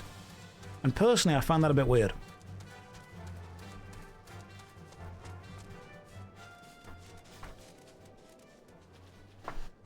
Have you ever spoken to someone and it feels like instead of speaking back to you, they are performing content at you? Have you ever spoken to someone and when they reply to you, it almost feels like they're trying to emulate Jim from The Office? They're looking for a hidden camera. They're looking for the quip. They're looking for a way to win the exchange instead of actually connect. I have. The third space is the only space. Oh, that's an interesting one, Synthis. Synthis, that's a really interesting one. It's a comfy, easy place to be, though. Coat, the saying you're guilty of that as well is a very self-aware thing to say. It is a very comfy place to only respond to something with post-ironic sarcasm. Normally, it's teenagers that do this a lot. Everything is sarcastic, everything is the quip, everything is ironic, nothing is serious. Because then nothing is connected, nothing is emotional.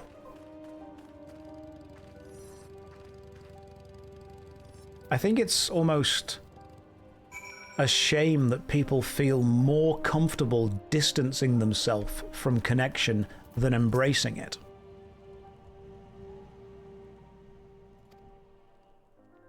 Because I think deep down people want to connect, they just don't know how to beyond the surface level quip.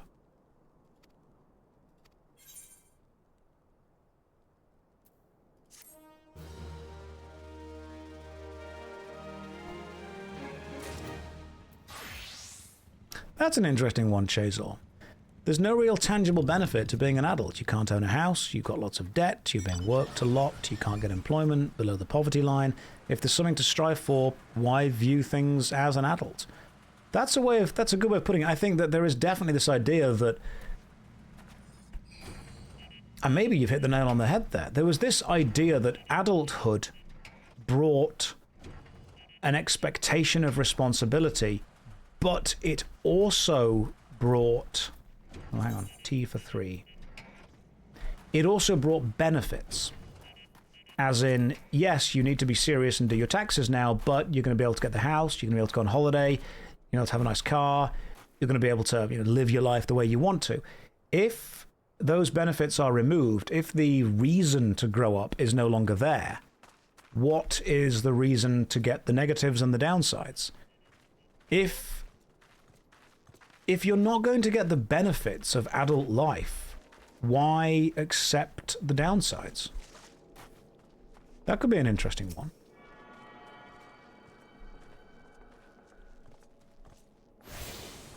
I could definitely see that being an angle to discuss this from.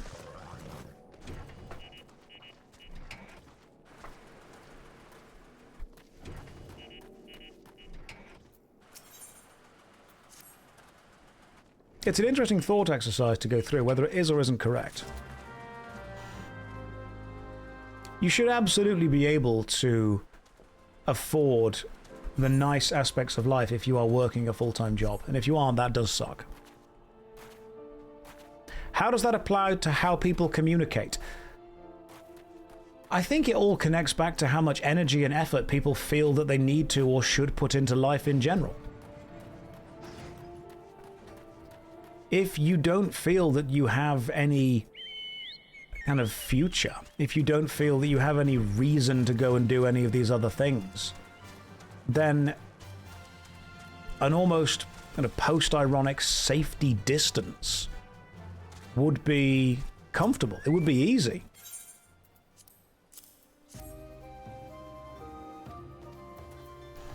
Why have a difficult emotional conversation with someone if you've already got enough difficult and emotional things happening in your life? If you are already struggling with everything that you're doing and going on, why put any more effort and energy into struggling to communicate with people? And maybe this is my fault and I should have just been nicer to the guy. Maybe I should have thought, you know what, maybe he's got a load of stuff going on in his own life and this is the only way that he can communicate with people. But I am human too, and it does get grating. I talk to thousands of people a day. Sometimes it's the same people, sometimes it's new people. And if you're ever hanging out with people, sometimes what you have to do is immediately work out how that person talks. You have to work out what that person values, how that person wants to communicate, and then you have to match that. And it's impossible to match that for thousands at the same time. In IT, we do use memes and sarcasm like people use dark humor to bring some light into the gloom. Oh yeah, I totally get that. I understand, gallows humor, I understand the memes of it, the joke of it. I understand that when there is an established understanding, a hierarchy within the communication, that it can be important.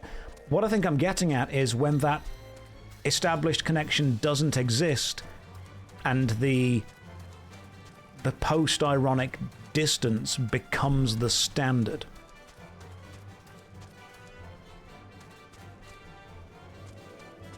Right, you. I've done whatever you want, which I'm guessing was take drinks to people.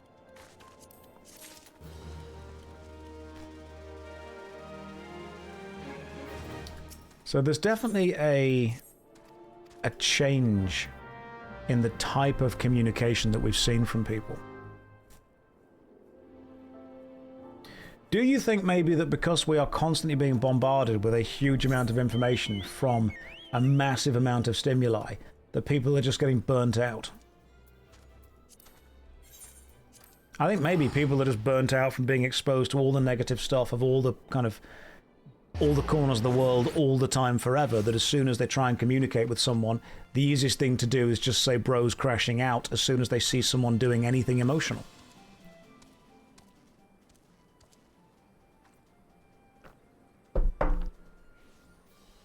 Because people need to say something, but they don't have the energy to say anything.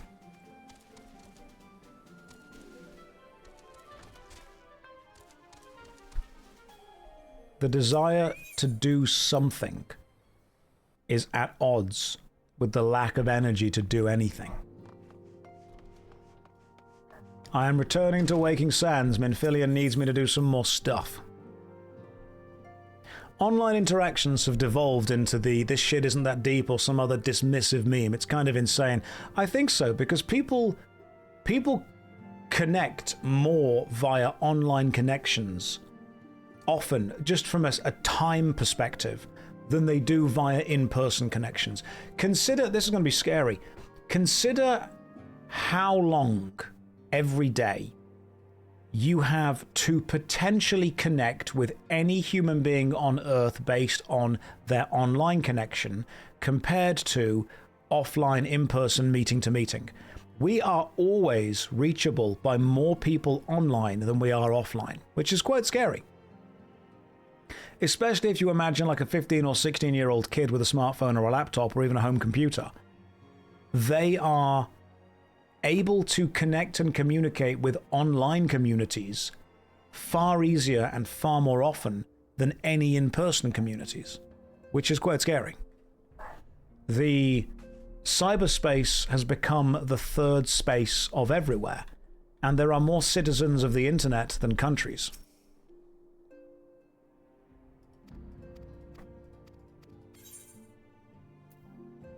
I will take neither of these. Do I know about her ass window? Oh good, there's an ass window. It's very important we get the ass window going on. But now I do. Thank you for informing me about that. See? Human-to-human connection right there. Oh, feeding, I completely agree with that. The way that human beings are communicating now has never been done in history before and is brand new, and I think has changed so much in the last 30 years that we will see the ramifications of it in 200 or 300. Speak with Haribert. You are this way, Haribert, I see. But the internet has definitely become this central hub around which we all connect. Right, Haribert, listen, my friend. We're doing some stuff. People learn social cues from online engagement. Do I think that a person being dismissive with you on some things yet engaging deeply with you on others is a kindness? Almost as if the internet is to save you both on what's worth knowing about one thing. You've got a few friends like that. It depends on the individual person. I think it depends on the person.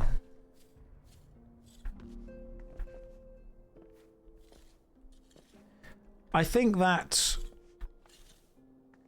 we've not seen connection like this before.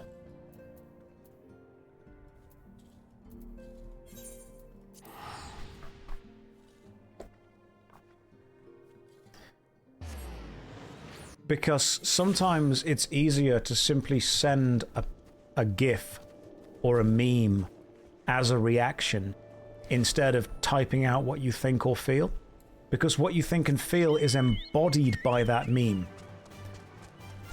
But the problem then becomes that I don't feel like I'm talking to you. I feel like I'm just talking to Jim from The Office. I don't feel like you're telling me how you feel.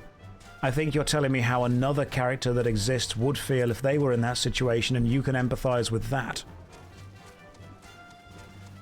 A picture is indeed 1,000 words, but if you haven't written those words, they're not your words. It's just 1,000 implied and hopefully communicated words.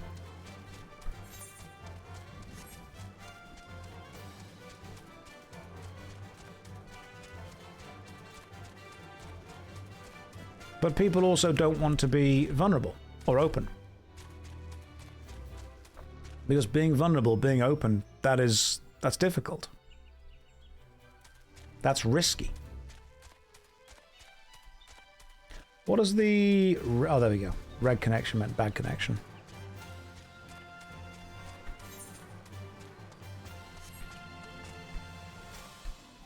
Memes woven into normal conversations. Absolutely, that makes sense. But if it's just pictures that you're communicating with. I also feel that if people get super into communicating entirely via memes, it loses the ability to talk one-on-one.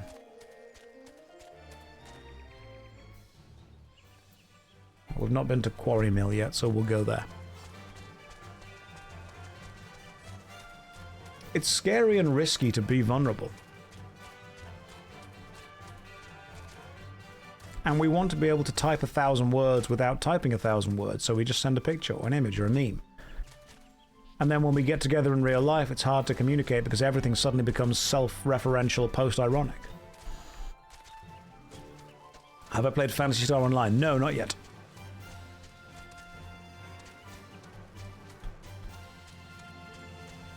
Go this way.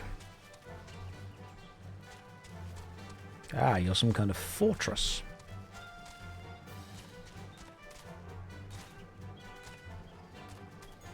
You have a genuine question, go for it. Do I have any background in psychology? Nope. Either studying on your own, I mean studying, yes, but I wouldn't say any kind of actual formal education with it. Many things you're talking about in terms you're using are object permanence or the phenomenon of adulthood being more and more delayed are concepts that are taught in psychology. I think I've just absorbed the information from consuming a lot of other stuff, and I've tried to compartmentalize it and work out how I can cross-reference it in my own head, but I definitely wouldn't say that I've any kind of formal training or studying. I wouldn't call myself a psychologist in any way. So I've been exposed to the ideals. That's a cool dancer. But I haven't trained in it, if that makes sense. Have I read philosophy? I've read quite a few things. I've read oh goodness. There were two really interesting books. There's Man's Search for Meaning, which is fascinating. And there is... Oh, another one. I've got a lot of philosophy books that I've read through, but I cannot remember most of their titles. And I don't always agree with everything that's in the books, but I think it's a great way of filling up your brain with information and then working out what is relevant and useful to you. It's not the Pursuit of Happiness, that's a film, but there is another one about that. Something like that. I think the word happiness is in the title of the book. But I think a lot of philosophy is actually discussed not necessarily in philosophy books specifically, but in short stories. I appreciate the way of speaking because it's the polar opposite of the gotcha, lol, W cultures on the internet. I absolutely don't want to feel like I'm trying to beat someone because that turns it into every encounter is a you versus me. The Art of War is an interesting book that you should read at some point as well. It's not the Pursuit of Happiness, no. So I think a lot of philosophical concepts are actually not just held in books about philosophy, but are held in short stories, video games, in films, in music. And I think a lot of philosophy doesn't necessarily need to be someone sitting down and saying, right, I'm going to read a book on philosophy. It's going to be about people engaging with art, which is about holding up either a mirror to society or trying to say something about something, and then simply say, what is this trying to say? What is this teaching me? What is relevant about this? It's not a philosophy then. It's a random book, film, whatever. BTD, I disagree. I disagree because I believe that philosophy can be what you want to find out and you can make it. I could show you an old episode of Star Trek and you could say this is not a philosophical episode. But if we then sit down and discuss what we have seen in the episode within a concept, if we look at it through a specific lens of trying to critique it, then we can say, what can we learn about this? What can we think about this? How can this change how we react to it? It may not be a big book that simply says this is a book of philosophy, but it could absolutely be a piece of art that we experience that make us as humans say, how have we changed? How am I different from before I saw this to after I saw this? It's not philosophy then. It's whatever, but it won't be philosophy. Okay, I think you're getting caught up in the kind of semiotics, in the pedantic, this is or this is not philosophy thing. I think you can take the idea of, you can have the starting point of experiencing art, and you can have the end point of, through the discussion that the art has created, you now think about or see the world differently. You cannot step into the same river twice because you are not the same man and it is not the same river. When you say this is or this is not philosophy, I think you're trying to put a label on something either 100% being or 100% not being it. Whereas labels are great to help us find broad areas, but they are not specifically about saying this is or is not that. You know what is maths or what is physics. You don't call a film about suffering random crippled dude a math. BTD, I think you're being a little bit obtuse with exactly what is and is not a definition of something. The idea of a philosophical conversation can be spawned by anything. No, it's not math. No, it's not a cooking recipe. No, it's not a symphony. It's not this. You're trying to categorize this as it is or is not philosophy. When I would say that philosophy broadly is thinking about thinking. So if you could take a maths problem and say, what can this tell us about society? What can this tell me about me? What can this mean about this? And you can use that as the starting point. Then we can kind of push out from there. But trying to force everything into one or another category of being or not being the process of philosophy, I think is being a bit obtuse to the value of it. It's a love of knowledge. It's a love of an idea. And a good idea can come from anywhere. A good discussion can come from anywhere. And I would say one of the most important things to do is to think about philosophy. Thinking about thinking is super important. But it's also one of those things where, and again, you guys can correct me if I'm wrong, there seems to be this super strange disconnect between, I mean, it's mostly young boys from the way I see it. It's young lads and young guys seem to have this innate love and value of philosophy. And they love talking about it and thinking about it and saying how important it is, but then don't like actually trying to connect with humans on a one-to-one level. And the reason I think this is, correct me if I'm kind of way off on this, people want to connect with other human beings, but they don't want to do it in a way that risks exposing their own emotions. They don't want to do it in a way that is potentially emotionally risky, emotionally harmful. And so what they need is a framework. They meet a foundation of how to communicate in a way that almost distances themselves from what they're talking about, and instead says that they're talking about things that are important to them and do matter to them, but they are talking about it as if it's a debate. They're putting up this facade of discussion that can almost divert criticism away from them personally. Being emotionally vulnerable is risky, and I think that there are a lot of people who want to communicate in a way that is not emotionally vulnerable. And so that's why we end up with this self-aware, post-ironic, emotionless meme connection. People want to connect without risk, without vulnerability. Because as soon as that vulnerability is exposed, people will take advantage of it.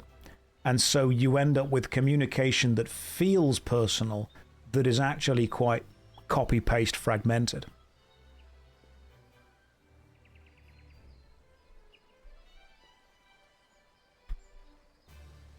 I think as well that we also get this bad faith interpretation sometimes where people see discussions as attempts to win instead of connect. Yeah, that's a great point, Jones. Young people are into the idea of stoicism, but instead of using it as a way that strengthens what they can and cannot do, they see it as a way of ignoring things.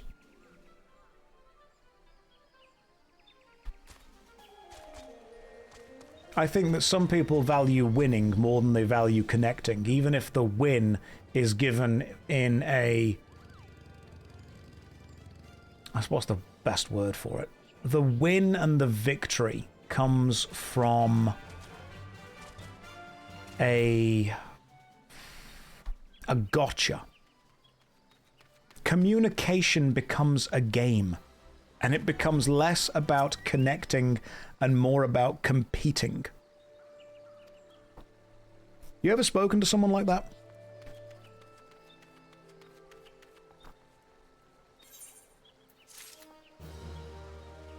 I have unfortunately met people who see any level of connection as a competition.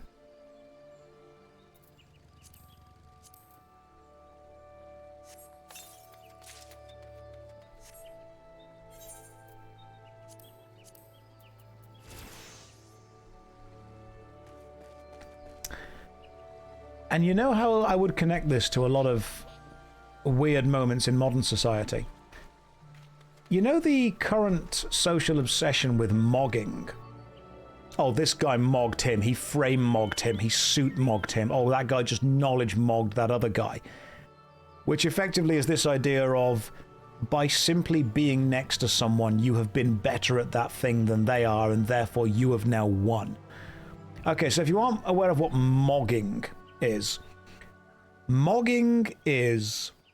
a societal event where if one person is doing something and then somebody else comes along and does that thing better, they are said to have mogged the other person. So if you are posing in the gym, flexing at the mirror because you're pretty, happy with what you've done, and then someone else comes along and poses better because they're bigger and better looking, you would say, oh, you've been gym mogged by that guy. I suppose it would be like an offline version of ratioing someone. Yeah, you go up and you do the thing. If you're wearing a nice suit and then someone else walks along and they're wearing a nicer, more expensive, better fitted suit, they have suit mogged you.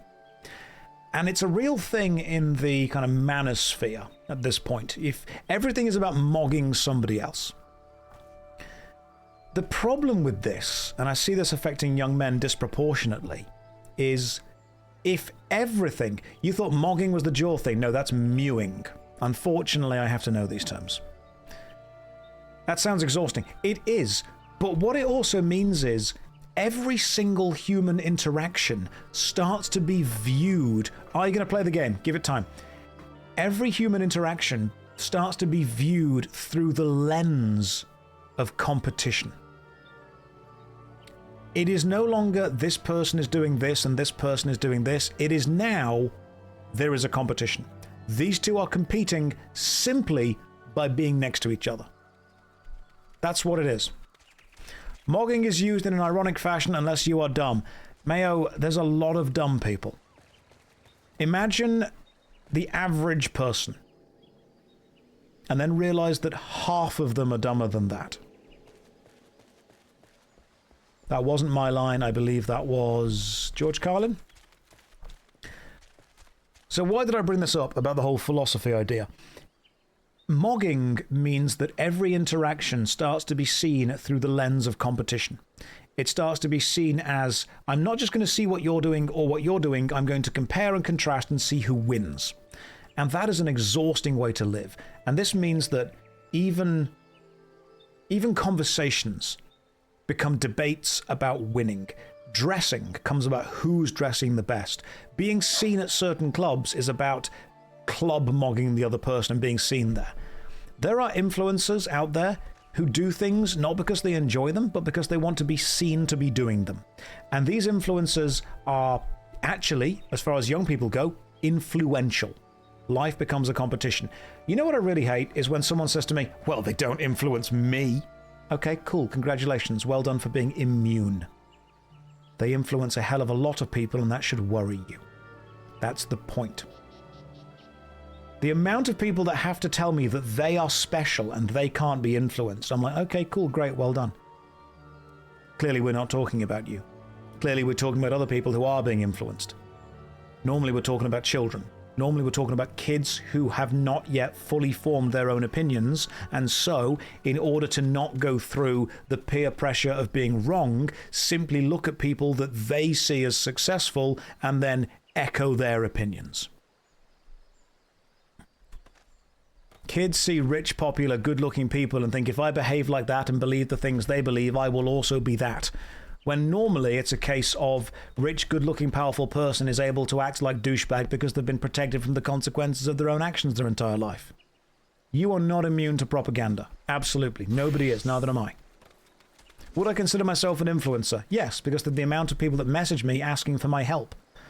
I have 10 to 20 messages every day on Discord, Instagram, Twitter, Twitch, however people want to contact me, asking for my advice on certain situations within their life. I've had people ask how they deal with breakups. I've had people ask how they deal with businesses failing. I've had people ask how they deal with their life situation. I've had people ask how they start YouTube and Twitch. I've had people ask how they deal with whatever kind of thing they're studying at university. People turn to people they trust for advice. And there are many people who see me as that person, and I am not able to help that. I am not able to be that person because I believe trying to be that person for somebody else is irresponsible. Is that not very antisocial? I think it's a way of people crying out. I think it's a way of people wanting to connect. But if someone turns to me and says, hey, how do I deal with this? If I had to give an answer, it would be go to a trained professional. I think it would be irresponsible and honestly incredibly self-centered of me to think that I could in any way actually help that person when there are people who train their entire lives to be able to do it. People idolize streamers because we are seen by people, not because we have the skills that people need at any given time. Influencer is the #1 most wanted job in schools these days. Would you believe that? In the 80s and 90s, it used to be film star, rock star, astronaut, lawyer. Then in the 2000s, it starts to become YouTuber, Twitch streamer, content creator. Now it's influencer. You go to almost any school, primary school or secondary school, you ask kids there what they want to be when they grow up, I guarantee the majority answer you get will be influencer. If there are any teachers in the chat that can corroborate this, let me know. I think most kids want to be influencers, and most kids use that as an excuse to not do any of their work. I'm not going to do this work, miss. I'm not going to do it, sir. I'm going to be an influencer. I don't need to do this homework. I'm going to be an influencer. I don't need to bother doing that. I'm going to be an influencer. I don't need to know this. I'm going to be an influencer. That's what it is. And kids don't realize that the whole being an influencer thing is a vast majority of just editing. Influencer is the new rock star, because people do not understand what it means. If everyone is an influencer, who are you influencing?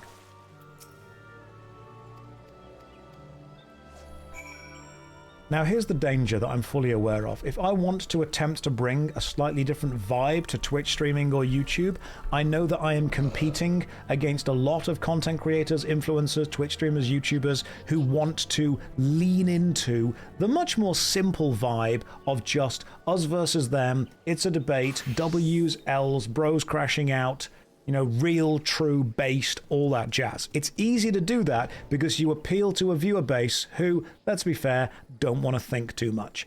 They just want to be told exactly what they already believe by someone that they want to believe them. You want to effectively support people anyway. Find someone who believes something, tell them that they are correct, and they will trust you and believe you and follow you. The first rule of mass media: give the people what they want. If you want to help someone, tell them what they need to hear. If you want to help yourself, tell them what they want to hear. I could absolutely just find out what the most common talking points were, regurgitate them every stream, have thousands of people say based every day, and just coast off that. It would be morally bankrupt. It would be emotionally vapid. It would be intellectually dishonest. But it would be very safe and very successful. And I think that sucks. Because unfortunately, we do have a situation where in order to grow, we need friction. In order to grow, you need to be disagreed with, you need to have a conversation, you need to learn, you need to adapt and advance. You need to take all the information in and see what you can do with it. The problem is, as soon as I say something that anyone disagrees with, all they will do is leave. Because they don't want me to disagree with them, they want to find someone that already agrees with them. We don't get the chance to have that friction. We don't get the chance to have that moment where we come together and work out what the actual answer is. A debate is not you versus them, it's you and them versus lies. It's you and them versus falsehoods to find the kernel of truth that you together can work toward. But that's not what it's about anymore. It's about beating the other person into submission. Comfort is nice. Why would you endure it? Absolutely. Why would you need to? People don't want to be told they're wrong. I don't want to be told I'm wrong. But I'm happy to listen to it. If you want to control someone, just tell them what they already want to hear. Tell them that they're already correct. Because then you give them the comfort of knowing that somebody agrees with them.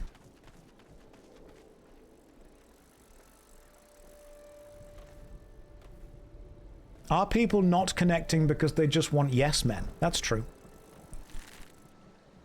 Otherwise, what happens is, as a Twitch streamer, imagine if the only thing people could type in chat was W or L. And in order to win, almost like training an AI, training some kind of, binary computer model, your objective is to get more W's than L's. All you would then do is start saying things, working out which things bring in the most W's and the most L's, and then just say the W things again and again and again and again and again. That's all you would do. And I'm pretty sure if you guys go and watch any of the big influencers, a lot of the conversations are like that. Because you don't go there to be challenged. You don't go there to have a discussion. You don't go there to be told that you might be wrong. You go there to be told that you're correct. Why would someone go and watch an entertainer even if they do find them entertaining that they don't agree with? And if you think I'm being a little bit kind of over the top with this, how many people, I see this on Facebook all the time, how many people have you ever seen change their mind over someone that they actually find quite entertaining because that person did something they disagree with out of the context of entertainment? So that person said, oh, they said this statement that they don't agree with, therefore I'm going to pull my support from that. People do not want to support people that they find entertaining. They want to support people that they find agree with them. And that to me is honestly quite scary. Because, Bo Burnham pretty much nailed it with his song in the audience when he said the line, "My biggest problem is you. I want to please you. I want to, support you, entertain you, but part of me loves you, part of me hates you." It is the idea that the audience as an amorphous, nameless blob must be appeased, and there must be one central through line. There must be one narrative thread that every member of your audience agrees with, and whenever you are in trouble, you must fall back to that thread and be able to say, okay guys, we're all different, but remember, we all agree with this.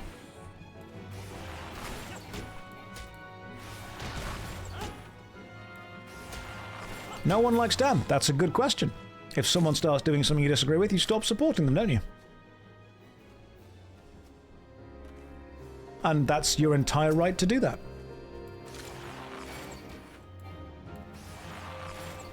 What about when entertainers start telling people how to vote, and if you don't, you're a bad person? Why would you support them then? Oh, Entil, that's easy to ask. You'll support them even harder if they say what you already agree with. Because everyone says that entertainers should absolutely not tell people what to do, unless that entertainer's telling people to do stuff that you think is correct. Then they're in the right. People don't fact-check things they want to be true. People don't argue and get annoyed and get angry over people overstepping their boundaries when they're overstepping in their favor. People don't get annoyed at the echo chamber getting louder when it's their echo chamber. People only get annoyed at entertainers overstepping their boundaries when they feel they're changing the world into a world they don't want it to be. That's the danger.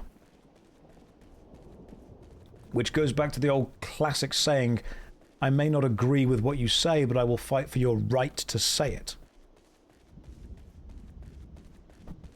I'm doing a great job in playing the game while having a conversation. I'm just running around Quarry Mill for the last 10 minutes. I didn't expect to have such a deep conversation while wearing cat ears, but here we are. But I do think that there is a danger in... I mean, people hate it when entertainers overstep their bounds. Unless they are what we refer to as your guy. Why do entertainers have boundaries? Private citizens don't have those same boundaries. They do. We just give people different values within society based on how influential they are. It's always been that way. Unfortunately, it has always been the truth that we value people who are able to convince people. I will not forget to moist. I have a drink right here, actually.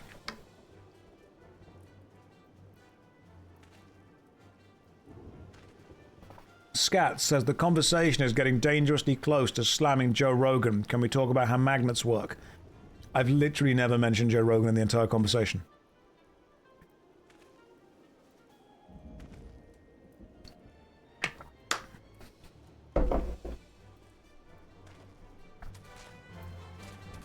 It is always interesting, though, that whenever I say, hey, this is how I feel about this, people sometimes go, ah, you must be talking about insert person, which says more about who you think it relates to than more about who I was trying to relate it to.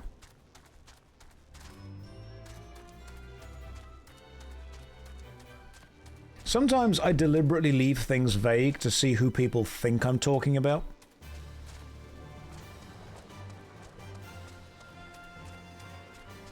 I'm playing Archer in the game as well, by the way. That's deceptive. It's not deceptive at all. It simply plays into people's inherent biases. Crawley, do you genuinely believe it's deceptive? Because if I turn around and go, oh my god, I can't believe this person is doing something incredibly immoral, what people will do is think about whoever in their mind is doing stuff immoral, and then start to kind of piece it toward them.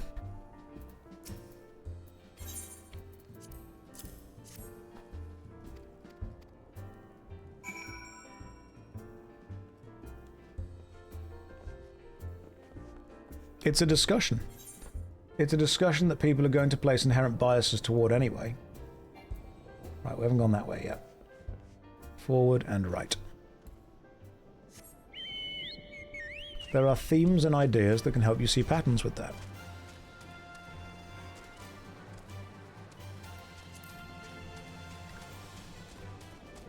I think one of the biggest problems that we come up against, especially when trying to talk about anything, is that human beings love labels because they make it easy to define categories and groups, when the more you zoom in, the harder any category or group comes to define. And so people really like the idea of saying, oh, it's just like all these people. When in reality, if you were going to go and talk to all of those people, you might find that there are actually quite striking and stark differences between certain people, even within the same group.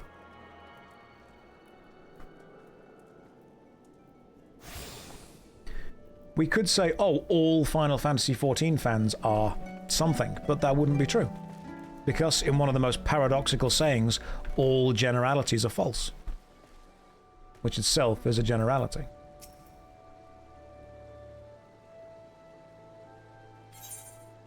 A group of people is not a monolith. You could have a group of 2 people that share 99% of stuff in common.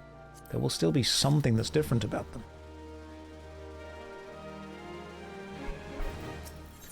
And so where this conversation has gone to is attempting to connect with any individual human being is much easier than attempting to connect with a massive community that have to be addressed as a monolith and not as an individual.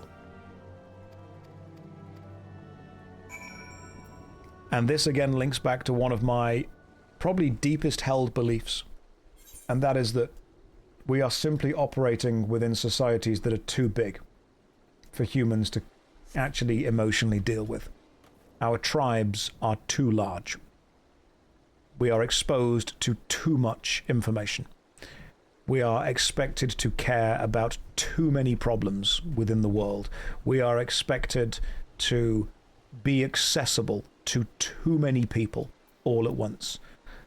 We have, as a species in the last 50 years, expanded our sphere of influence, our reach, our focus, and in doing so, our sphere of worry and anxiety to global proportions, which I just do not think we were ever meant to actually do. I don't think one human being is capable of taking on the world's ills and solving them. And yet, we're almost expected to, and we look down on those that don't. Have any of you ever spoken to someone who has made you feel bad for not caring about a situation as much as they care about it, despite the fact that there are thousands of situations going on at any given second? You'll meet someone that's super passionately into one problem, and then somebody else that's super passionate into another problem. You'll meet hundreds of people that care about a really specific thing, and then, if you don't care as much as they do, you'll almost get spoken down to. And it's overwhelming, because like if you cared as much about every single one of them, about their individual thing, you would never do anything for your own life.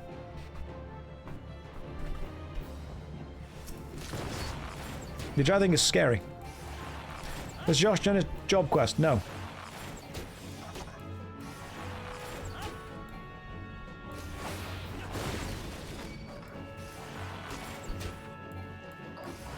Like, it's totally possible when someone says to me, oh, don't you care about this situation that you're not involved in? Look, I can think that it's a bad situation, I can think that it sucks, I can hope that it wasn't that way, I can wish that it wasn't that way, but you're asking me to put an amount of emotional and mental effort into caring about literally everything, which I just cannot do. I think a lot of people enjoy moral grandstanding. Oh, that was interesting. I saw a really interesting question on, unfortunately, Twitter, which is the website formerly known as Twitter. And it was a fascinating ideal.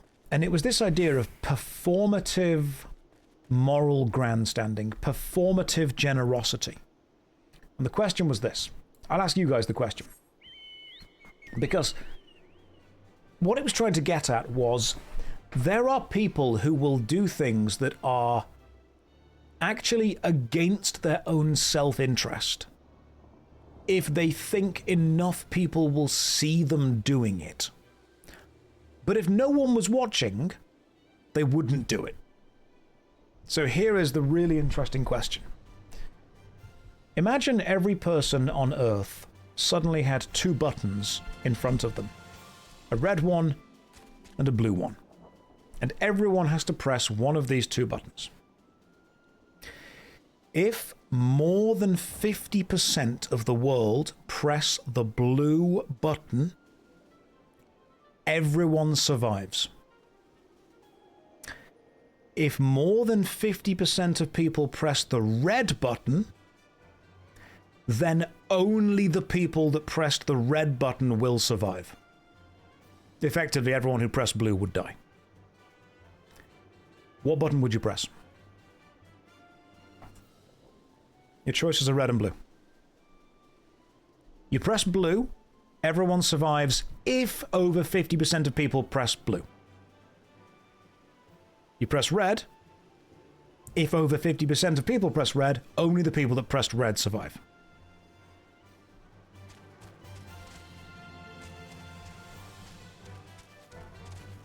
Now, here's the interesting thing. This is going to sound horrible. Almost everyone that presses blue is making a mistake. Because if absolutely everyone presses red, everyone survives.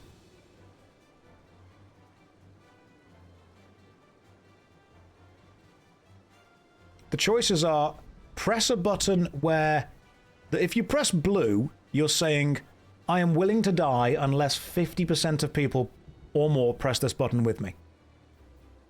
And if you press red, you're saying, I want to survive no matter what, but I'm willing to let the people who pressed blue die, if we get over 50%.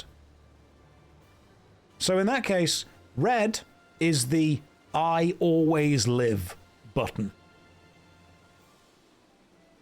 Everyone also survives if they all press blue. It does, but you're taking a risk for no apparent reason. What you're saying by pressing blue, I press blue because I'm not willing to risk anyone's life by pushing red. Okay, but they're willing to risk yours. If you trust 50% of other humans to be selfless, then you press blue. If you trust 50% of other humans to be selfish, you press red. Red is you always win no matter what. Blue is you only win if 50% of people globally push blue. The question you have to ask yourself is, why would you risk death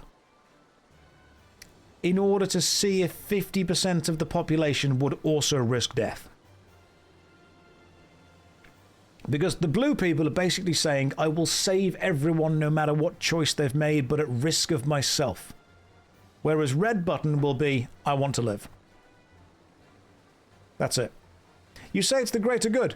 What for? Everyone could just press the I want to live button. And if everyone did, the risk is gone. Immediately gone.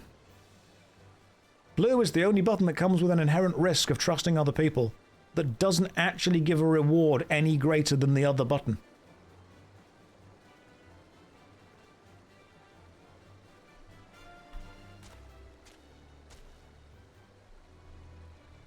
Pressing red is a vote to kill the blues. Not really.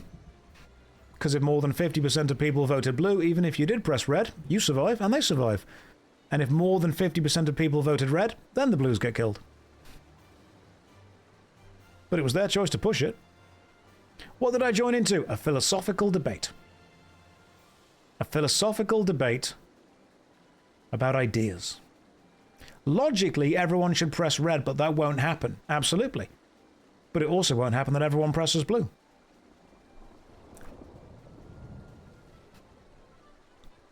Red is a world you wouldn't want to live in. You live in that world anyway.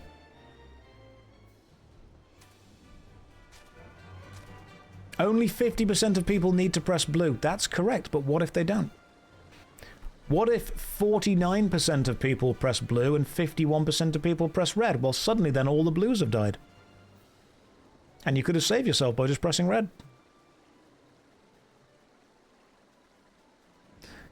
See, this is the interesting discussion.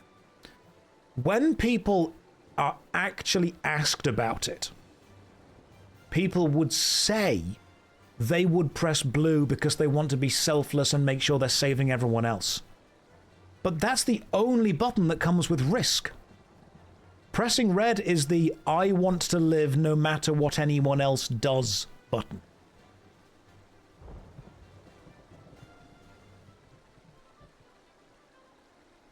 I'm pressing red, screw people. Red, red, red, bye y'all. Remember, if you press red, you live no matter what.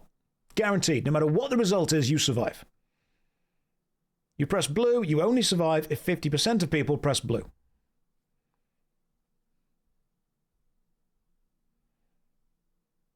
What button would I press? Red. You put two buttons in front of me and says, hey, this one means you continue living, and this one means you only continue living if 50% of the planet also press it.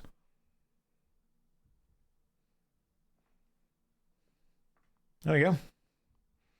That's the optimal answer for me. And this is the interesting point.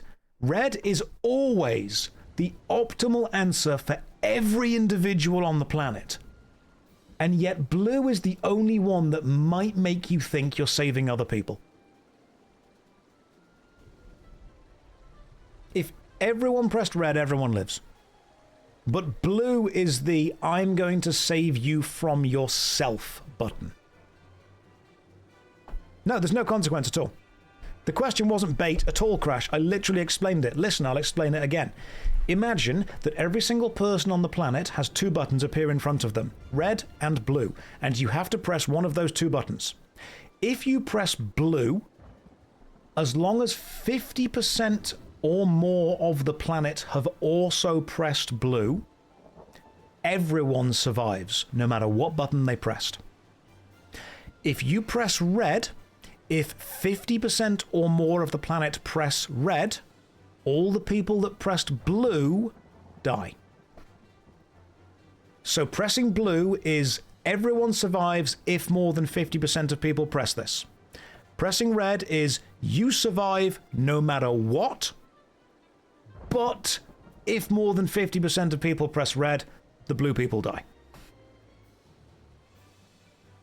That's the whole debate.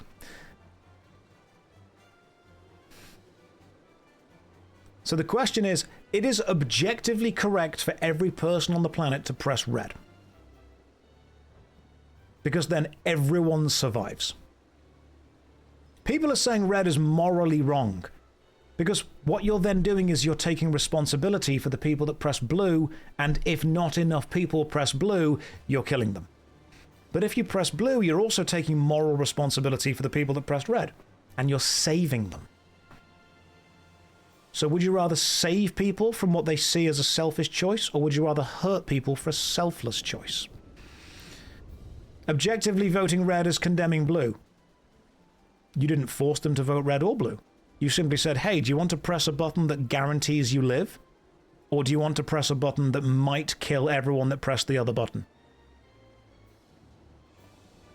Are you trusting 50% of the planet? Are you condemning yourself for the chance of working together with a team of people you've never met?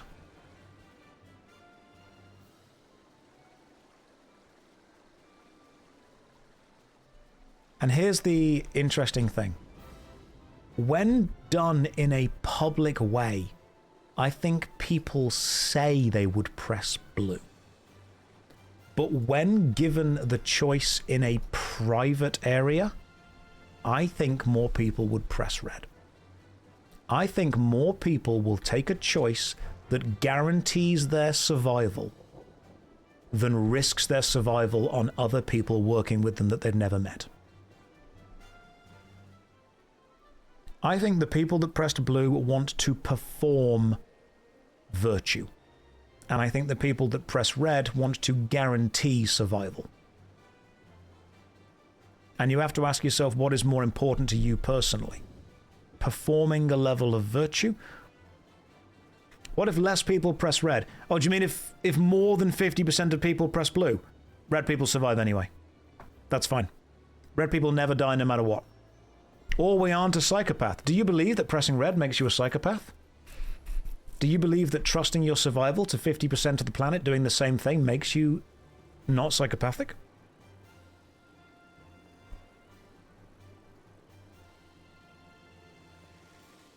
I think pressing red is self-preservation. What if you don't press a button? It's not the idea about trying to beat the system. The idea is the discussion that the game creates.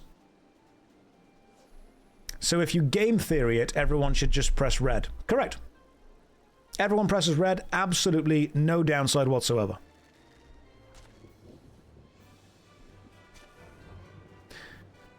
Rob, if close to half the population dies, civilization collapses. Rob, we're not talking about the practical effects of this. We're literally isolating the philosophical discussion of the button press from a personal point of view. If you want to game theory it, everyone just presses red. There's no downside. There's absolutely no downside. If anything, the very first person to press blue is then effectively condemning 50% of the planet to need to agree with them. Otherwise, they've just signed their own death warrant.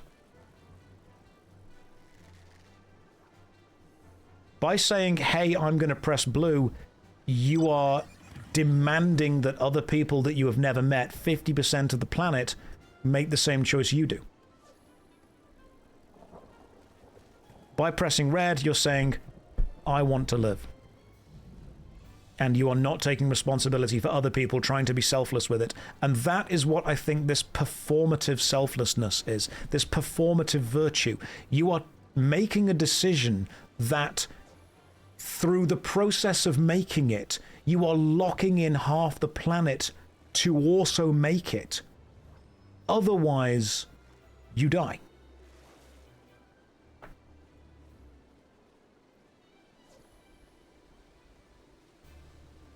So anyone that is selfless is inherently performative. No, not really.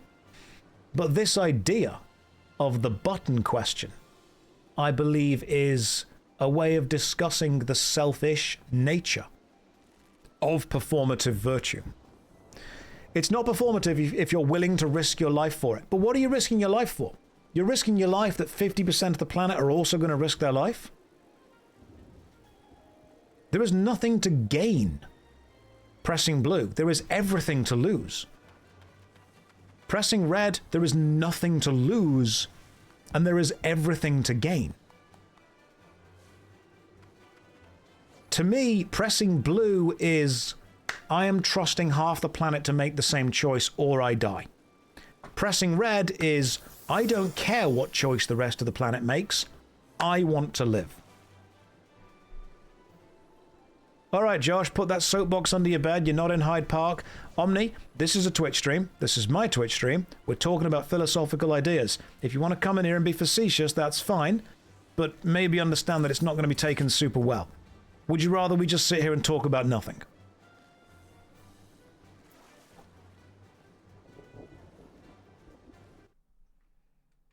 Red, they don't need to be timed out. You don't need to time everyone out that says everything that we in any way disagree with slightly.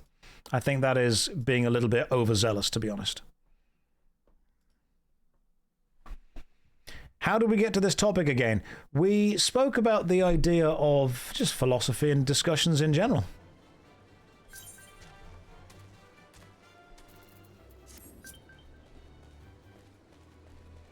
We want to stop trolls, but we don't want to stop people who are just trying to be, you know, not everyone is immediately going to know the vibe of the conversation. Now, the truth is, it won't be 100% in color all day. If I press red, then I have to live in a world where all of the people chose red too. Yes, which means you have to live in a world where everyone is willing to prioritize themselves and the best possible choice over a choice that risks themselves. Because if you press blue, you're saying, I am going to risk myself to save all the people that press red. Because you have to live in that world now. What you're also saying is, do you want to live in a world where people don't have self-preservation instincts? I mean, even if we vote it now, if we do a poll, people will perform pressing blue. I think it will be performative. Exactly. If I press red, I'm not saying that I want to kill all the blue people. I'm saying that I've made the decision for me to survive. You sincerely choose blue. Why?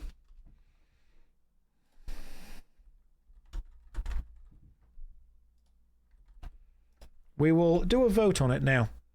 And I know that what most people will do is just try and 50-50 this, but we'll do a vote on it right now. Press red if... So the button puzzle is thus.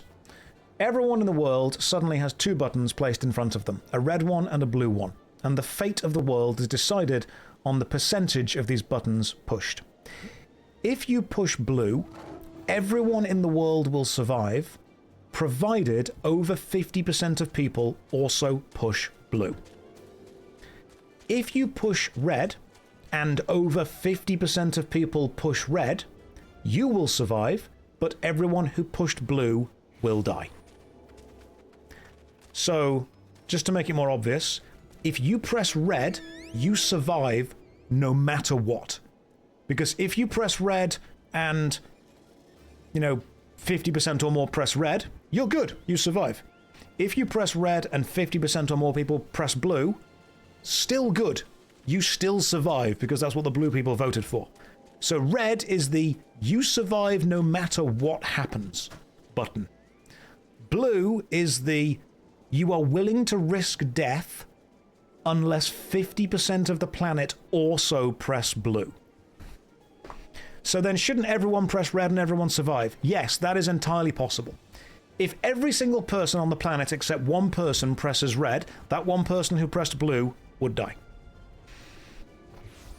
Why would you press blue if everyone can survive by pressing red? That is a great question.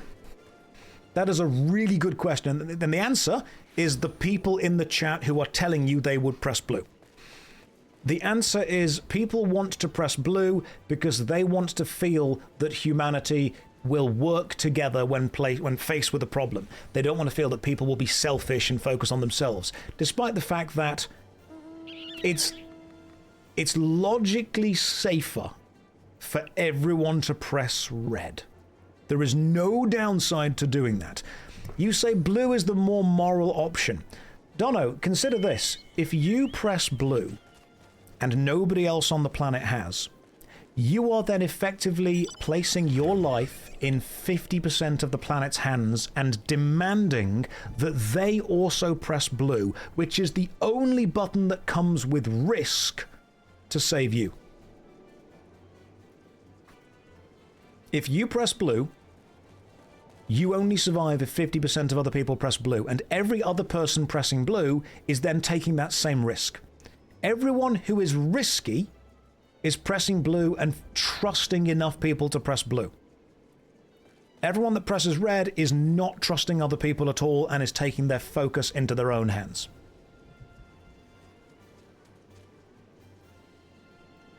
What's the benefit of blue? The benefit of blue is if 50% or more people press blue, everyone survives, even the people that pressed red, and all the people that pressed blue. The benefit is if 50% of humanity all press the same button, everyone lives. Red is you live no matter what, and if 50% or more people press red, everyone who pressed blue then dies. If red wins, blues get killed. If blue wins, everyone survives, blue and red.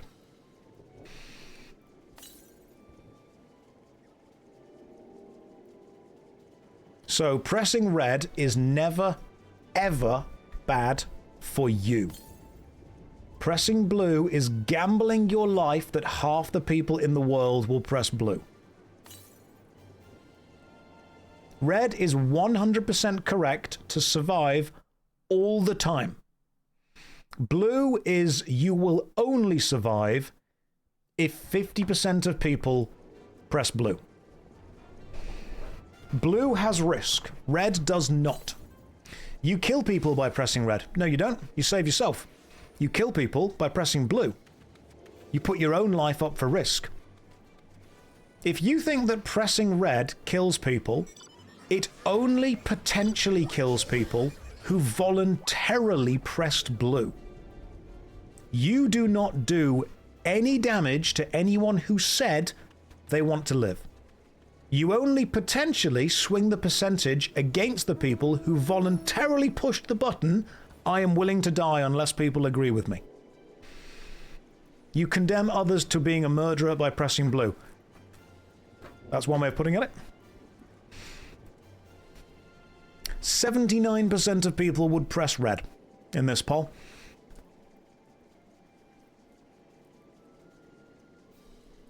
Is it a politics thing? Nope. It's a self-preservation thing. Which means if you pressed red, you survived. If you pressed blue, you didn't. But also, be aware of the fact that if you pressed blue, you willingly took the risk to die. Why would you do that?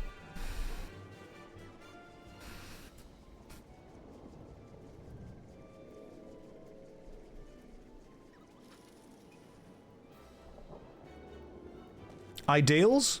What were the ideals? The ideals were you are trusting your safety to like 50% of people. I think it's weird. Isn't it in human nature to risk oneself for the tribe? This isn't your tribe.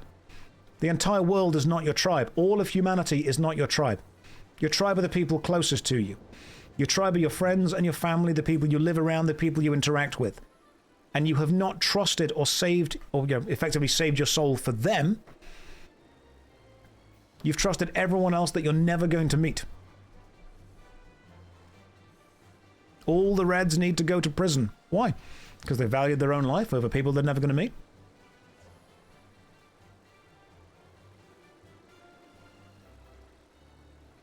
Now, I'm not saying that I agree with either of these buttons, but I would press red.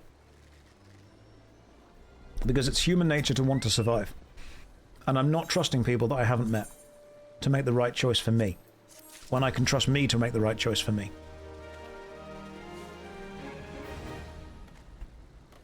People you don't meet have no value. Nice one, Josh. Did I say that, Crow? Crow, I mean, genuine. Do you actually genuinely believe I said that? People that you haven't met have no value. Do you really, truly believe that's what I said? Do you believe that's what I'm implying?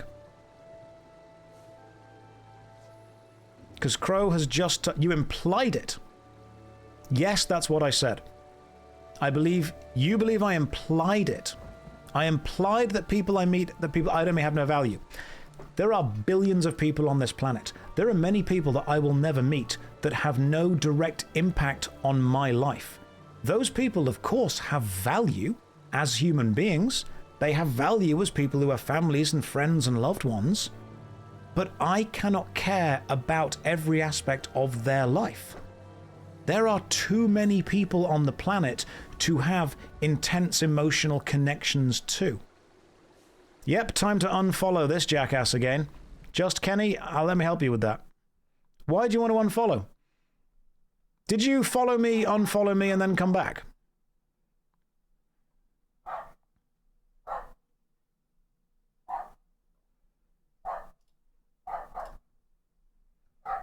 I'm just trying to catch up with the chat there for a second. I assume they followed me, unfollowed me, and then came back. Piper's not happy. Not happy at all. So I think what I'm kind of getting at with this is, as a tribe, human beings are trying to take on way too much emotional work.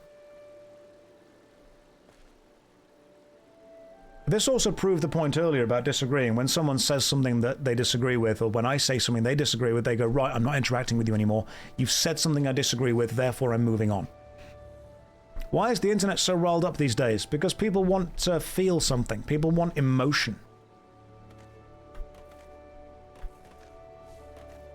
You voted red because you have a cat and she'd go hungry and be sad if they were gone. Is that selfish? I mean, no.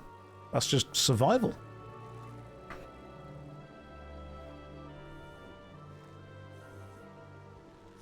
I'd still probably call my family and friends to coordinate a choice together, but I wouldn't be thinking about everyone on the planet. Well, you kind of have to be, because you're also relying on them. If you called your family and friends and said, hey, everyone press red, everyone survives.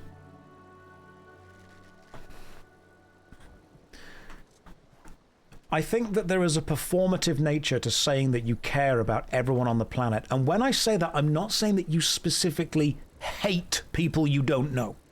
When I say, I don't care about every human being on the planet, I'm not saying there are people on this planet with no value. If you're not directly interacting with my life, you have no value. You're unimportant as a human being. I'm saying that my sphere of influence simply cannot take into account everyone. And if it did, I would overwhelm myself, mentally, emotionally, and physically. That's the danger.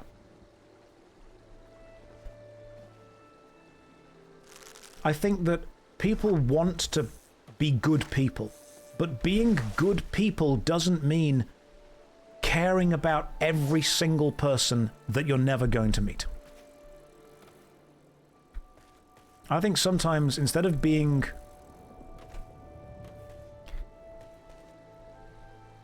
looking at yourself as the savior of everyone, sometimes it's actually okay to just be as someone that works on and supports whatever is local to you.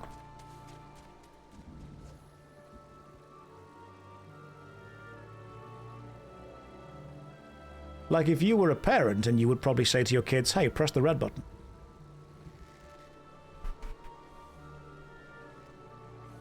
It is very difficult to feel pressure to care about issues that are so far removed from your own life, but you are told to care about because of everyone.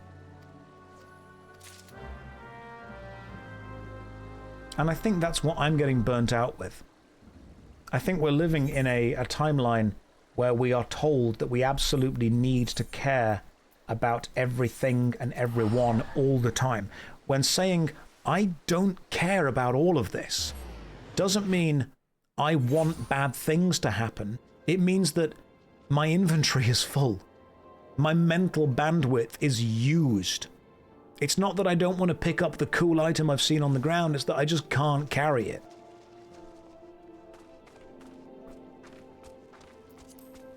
Being a good person does not necessarily mean that you are willing to trust everyone else on the planet to also be a good person.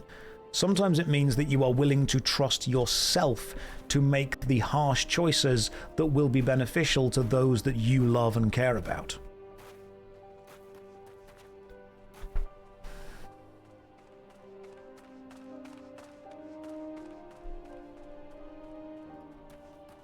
And that's why the button test is so interesting. There is an answer that always saves you, and there is an answer that only saves you if everyone else also does it.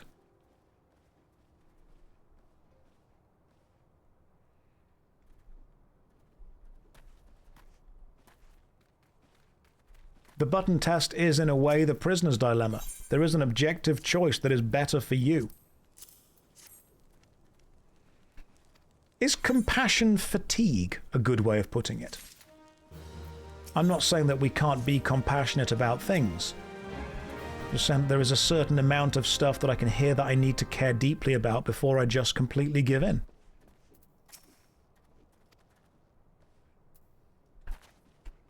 And I think ignoring that would be dishonest with you. If I turned around and said to you all that, you know, I would make choices that I wouldn't make, that would be being intellectually dishonest. That's why it's better to say I can't care than I don't care. That's a good way of putting it, Solace. If anyone, here's a good point, because I don't want this chat to become an echo chamber of agreeing with me. This should be an idea where we can bounce around disagreements. If anyone thinks that I'm being cruel and lacking compassion and being selfish, would saying I don't have the mental bandwidth to also engage with this sound better than I don't care? Because I think I'm trying to be realistic with it, but the way that you choose your words does matter. I think that's the way of saying it. There's so much going on in the world that it is totally okay to say that you don't have the mental bandwidth to also engage with this problem. If you want to engage with every problem to show that you care about them, you can do that. But I don't think that's always the most productive way of actually solving those problems.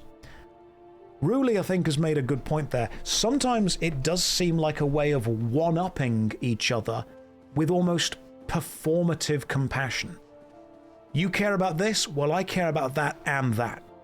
Oh, you care about that? Well, I care about that and that and that. Well, I care about that more than you. Well, I care about that more than all of you. Well, I care about more things than all of you.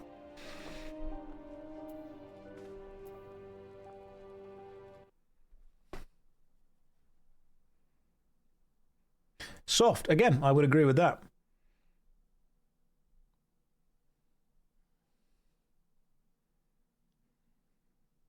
I think there is, because people want this thing called, I tend to refer to it as social currency. When I say social currency, I mean you do something, or you say something, or you are something that has value within whatever society you have. Right, says the luxury of being able to not care about the problems of other diminishes quick. They made a poem about it. Oh, First They Came. Yes, I've read the First They Came poem. But I think also by saying that, what you're actually doing is you're putting the pressure to care about every problem in the world on one person at the same time. Right, would you agree with this? Do you think that it is better to solve 3 or 4 problems than to panic but not solve 30 or 40? I personally think that narrowing the focus of what you're trying to actually do and doing it is more beneficial to society as a whole than saying you worry about everything but not doing anything to any of them. That's what I'm getting at. I think caring about stuff is great. I think saying that you care about everything but not doing stuff is trying to get the social credit of seeing like you're a person that cares about everything but not actually doing it. Now, this is not relevant to the buttons specifically. This is kind of moving on from this. This is connecting to the idea that there are people who want to be viewed as good people. So they will say that they care about whatever they believe good people need to care about, but they will then not go and do anything because they're too busy saying things. Does that make sense?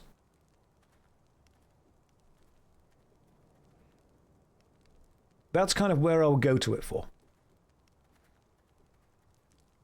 I think there are many people that say, I am going to effectively regurgitate the ideas that give me the social credit. It's the... How many of you have met someone who's writing a book? Now, are they saying they're writing a book, or are they actually writing a book? Because saying you're doing something, and science has already proved this, sometimes when you say that you're doing something, you get the same dopamine reward as if you'd actually done it. So there are people that say they're doing things, which is actually intrinsically rewarding, but then they don't go and do the hard work. And that, I think, is what I see a lot of when people say they care about every problem. People want to say they care, but people don't want to do anything that actually affects it or helps it. And so at some point, I'm questioning myself, are you saying you care because you want people to know that you care, or are you saying you care because you're going to go and do something about it? Because if you're not going to do something about it, it's totally okay to say you don't have the bandwidth to care about this right now.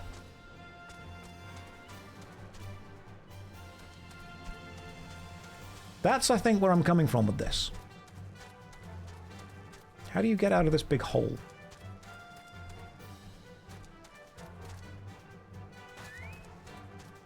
There we go. Would you rather do something narrow and affect it, or say that you care about everything and affect nothing? So raising awareness isn't helping. No one likes Dan. Can I ask you a genuine question, Dan? Are you phrasing that question toward me as a gotcha? Have you typed it in that way? Because the message you've just put is, so raising awareness on issues isn't helping it? Question mark. Do you genuinely believe that you are putting that forward as a, hey, I'm doing this, therefore you should understand and you should respect and you should see the benefit that I'm bringing? It's a question. Expand on what you just said. I think that the way you've typed that question comes across as quite confrontational. And no, I don't think that raising awareness on something is a bad thing. I've never thought that raising awareness on something is a bad thing. I think that sometimes raising awareness on something is a way that people effectively avoid actually doing anything themselves because they want other people to know about it and therefore other people can provide the solution.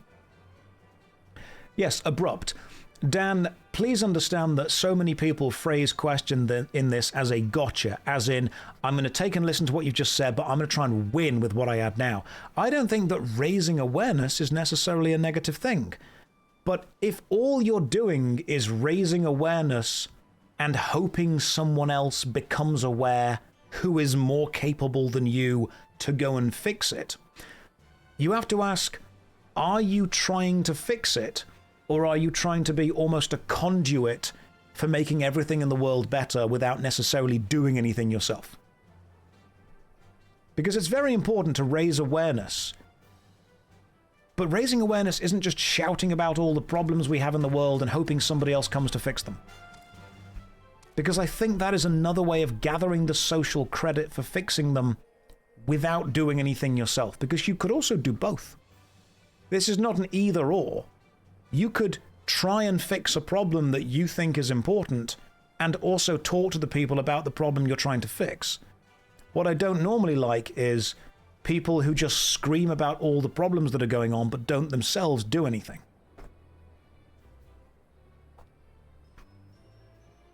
You don't understand what social credit even is. So social credit is a phrase that I tend to use. Social credit is the validation and the positive reinforcement that an individual gets and gives them value within a society based on the things that they do. So if you go and work at a charity shop 2 or 3 days a week because you want to volunteer your time, you want to help, you want to do something good. Reputation's a good word for it as well. You are doing something good. You are helping out, you're giving your time, you're giving your energy, you're actually making a difference. Some people want to gain that respect, they want to gain that reputation without actually doing anything.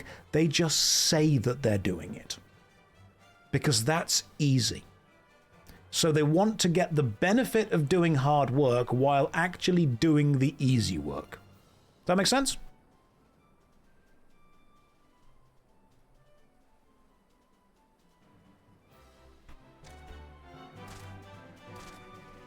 That's strange to you, really? I know lots of people that will tell me they're doing stuff, that they care about it. Is this my first playthrough? No, but I've forgotten the other ones.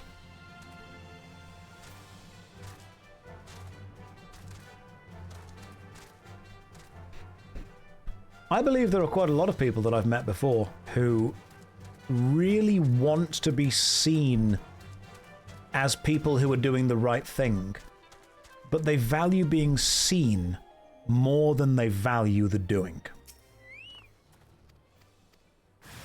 I have met people before that straight up would not do good works if they knew they were doing them in secret.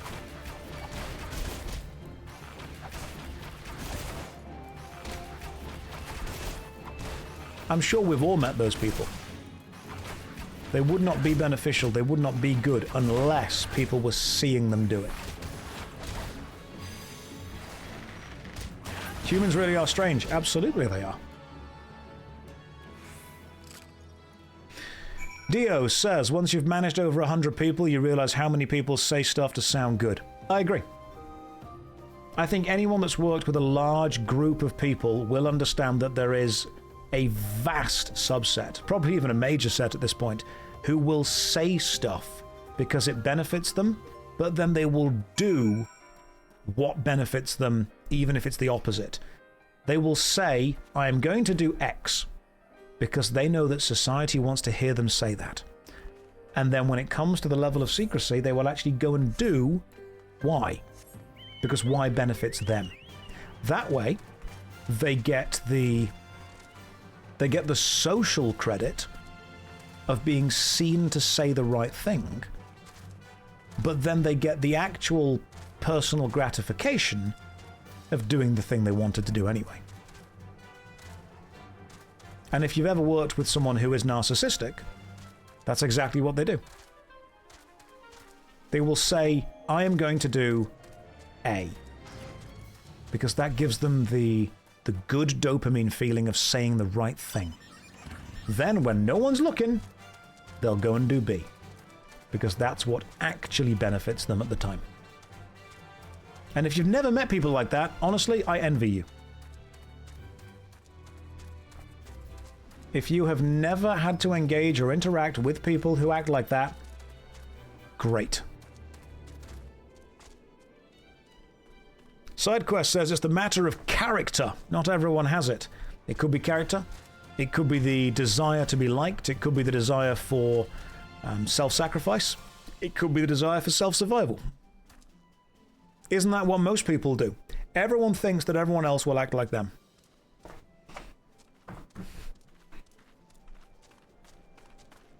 It's a recognizable pattern, and this is exactly why I would press the red button. Because I simply do not believe 50% of people on the earth would press blue. I believe they say they would, but then they wouldn't. In fact, almost any situation that requires me to rely on a large amount of people to all do the same thing is a big risk.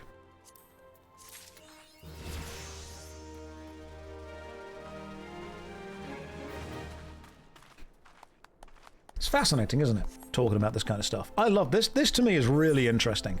Now, I'm not saying that anyone else is right or wrong with the way that you are putting things forward. Took the wrong armor there.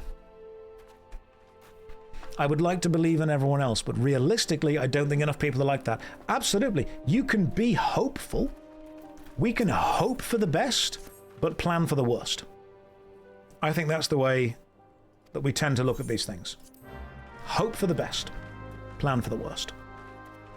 Fascinating is a word for it. It is.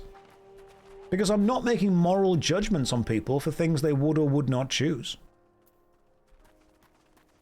I'm not saying that you are or are not right for this. I'm saying that you have your reasons, and your reasons will affect other people. And other people's reasons will affect yours. How am I liking the FF14 journey so far? You know what, Ethan? It's pretty good. I kind of like it. I think it's pretty fun. I am pushing my way through a huge amount of quests. We are making a massive amount of progress, to be honest. And will I or will I not continue? Don't know. Let's find out. Try to make things better instead of making them perfect. Yeah. Affecting one thing in the positive is better than saying that you're going to affect 100. How did I escape the harem? I ran into a cave. Which seemed pretty useful, to be honest. Josh, your 9 key is triggering me. Why? My abilities are bound in the correct way. They are bound alphabetically. Arm's length, blood letter, company chocobo, foot graze, head graze, heavy shot, leg graze, peloton, play guide, quick nook, raging strikes, return, straight shot, sprint, second wind, teleport, venomous bite, wide volley, barrage. That's new! We've got to change everything. Hang on.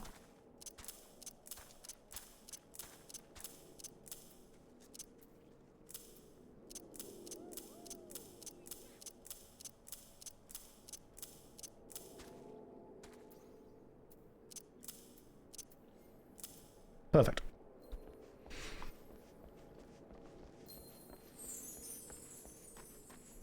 What if we reframe the button dilemma at a simple result that the results are public? No, that's the whole point. The entire point of it is to not make it public, the Hand of DOS. That means that since everyone the left also chooses red, but if blue wins, you have to live with your selfish choice. The point of the button dilemma is not to say that people will do good deeds when publicly shamed? Of course they will. People will absolutely act in the best interests of the majority when the results are public. The point of the button test is to show that actually when the results are not public, people will act in their own self-interest.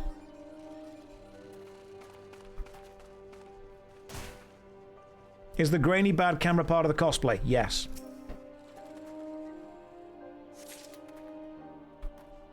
Yeah, the button test is... It's not about making a moral judgment. It's about understanding that when public scrutiny and public shaming are removed from the process, many people will make a choice that benefits them, guaranteed, instead of a choice that is guaranteed to benefit society if enough people make it. Because, and this is the really interesting point, there is no negative to doing that.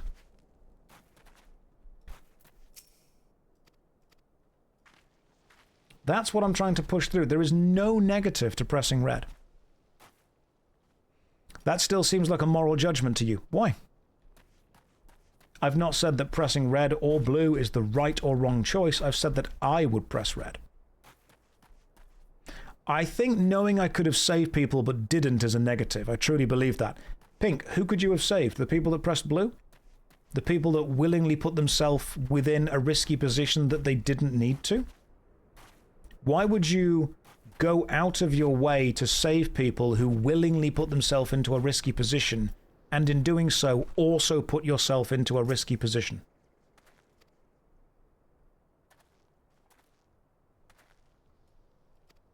That's my reasoning on it.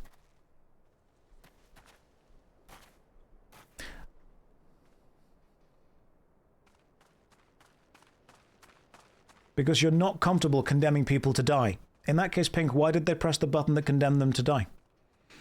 If you're not comfortable condemning them, why have they pressed of their own free will the button that gives them the risk of being condemned, when they could have not pressed that button?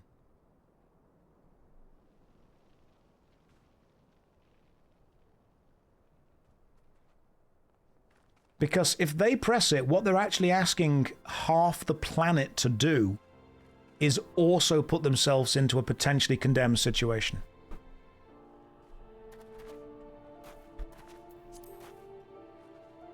Because there will always be someone that presses blue, so you'll always condemn them to die. I didn't. They did. This is the red-blue button discussion. I would press red. A fallible person is still a person worthy of life. I agree. I completely agree that. They could have any number of reasons to pick blue. They absolutely could have any number of reasons. Should one of my reasons be, I need to save them from their own choices?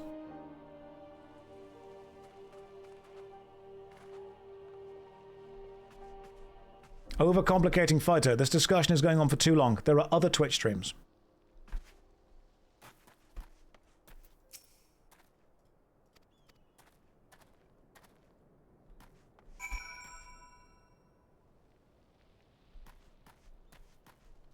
We will continue to have this discussion for as long as people want to have it.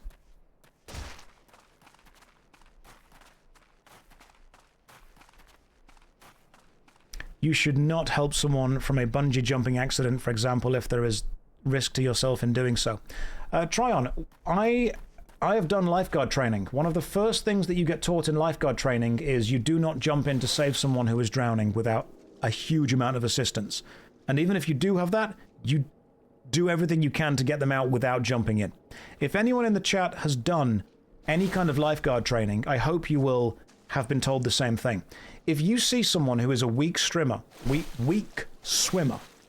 whom is drowning, if you immediately jump in, you're going to have 2 casualties.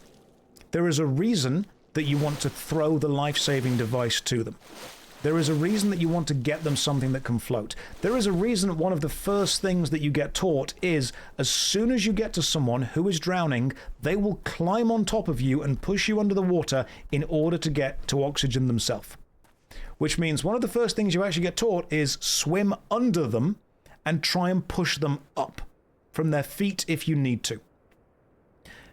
Another thing that I was taught during lifeguard training, which is really weird, is sometimes it's actually important to punch someone in the face, because what that will do is shock them out of whatever the hell they're trying to do to you when they are completely shocked. If you jump in, you will get pulled under the water by them, and you will then have someone to jump in to save you. I was a lifeguard very, very briefly. I don't count it as one of my jobs. It was at a local swimming pool. It wasn't anywhere big or complicated. Swimming behind them is feasible, yes. Swimming under them, swimming behind them. You do not want to swim up to someone, because what you will then be doing is putting two people into a dangerous position. If part of your job is saving someone else from a situation they are in, the most important part of your job is making sure that you do not put yourself into a dangerous position as well, because then you have doubled the work that somebody else will need to come along and do. It was only a very brief role because I worked there for like one summer. It wasn't a big swimming pool. It was one of those kind of like local community center pools that gets cleaned like once every 3 or 4 days. It wasn't a great place. Exactly. If an emergency responder shows up, get out of the way. Unless you're trained, move. Get out of the way of them. And this, I suppose, is one of the reasons... Yeah, it wasn't great. This is, I suppose, one of the reasons that when given a choice to save somebody else from their own actions, one of the first things that I'm thinking of will be, will saving them put me at risk? And some people will say, I can't believe that you're being so selfish. You're not putting yourself at risk to save somebody else. By doing so, I am potentially creating a job where somebody else needs to come and save both of us. And I don't want to do that.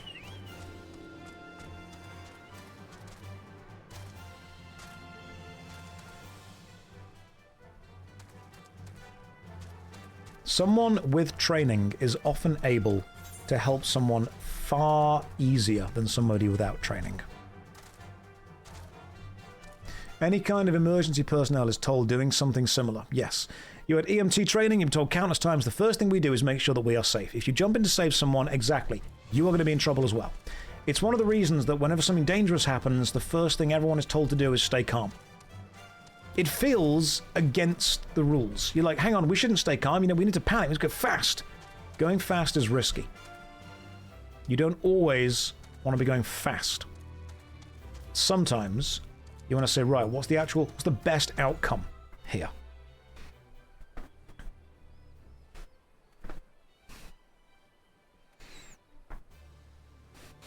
Any goals in this game or just vibing? Hang around, you'll see the vibe is philosophical discussion. Not always good, but always interesting. What I don't want is I don't want people to hear this discussion and think, oh my god, that is so heartless, I'm going to go away and never think about it. You can hear this discussion and think, I disagree with everything being said. That's fine, if you can explain why you disagree. Because I don't think that you're wrong for disagreeing, believe it or not. That's really silly. I don't think you're wrong. If you say to me, hey Josh, I disagree with you. Okay, cool. If you can explain to me why, I'll respect that decision. I will make a different decision, but I will respect your decision. Wisdom is the ability to entertain a thought without committing to it. And I think sometimes it's important that we do entertain these interesting and deep and dangerous thoughts without committing to them one way or another. Secret Panda Lord, I suspect you didn't catch my reason. I'm sure I can click back and read it again. For some people, acting morally is more important than surviving. That's an interesting way of putting it. Do you believe that acting morally, in a way that you believe is, morally correct, is more important than guaranteeing your own survival?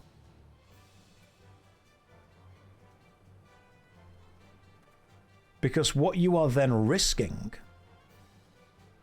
is entrusting the guaranteed survival to people who will act immorally. You are effectively filtering the pool of people who are then still around down to the most selfish people. Because you are willing to risk you not being there based on everyone else's morals.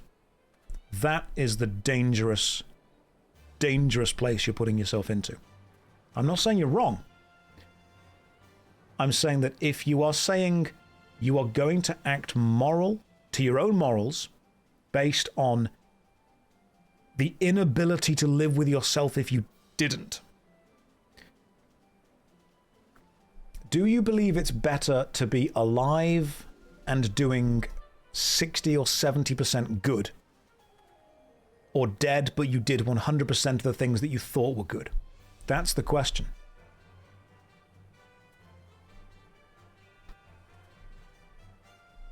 Now, I'm not saying that you're right or wrong for thinking either way.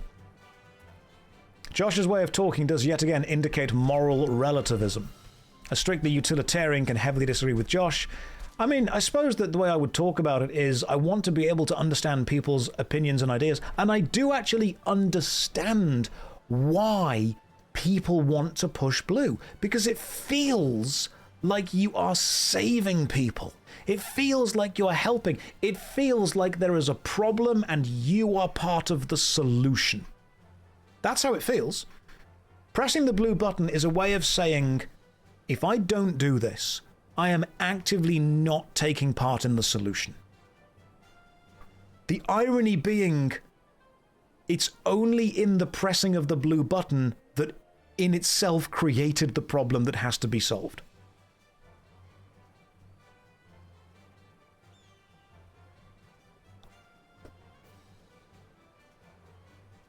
NGVTV says red. I had no context and I'll do it again.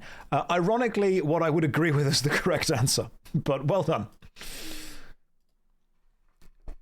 It is only in the performing of the action that you see as the morally correct saving action that itself is actually the thing that people have to be saved from. Do you want to live in a world of red button pressers? Here's the crazy thing, Little. You already do. You just don't know it. Because people wouldn't say that they would. We did a vote in chat. It was 80% red button.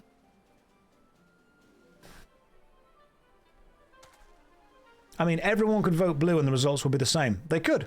But everyone could vote red and the results would be the same. The only button with any risk is blue.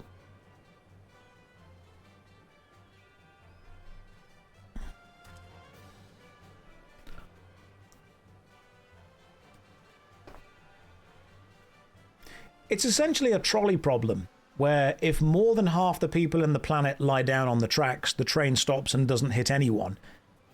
But if less than half the people lie down on the tracks, it drives over everyone on the tracks. Your choice is, do you want to go and lie on the tracks? If you say no, you're fine, no matter what. You're always okay. If you say yes, you're trusting that at least half the planet also say yes.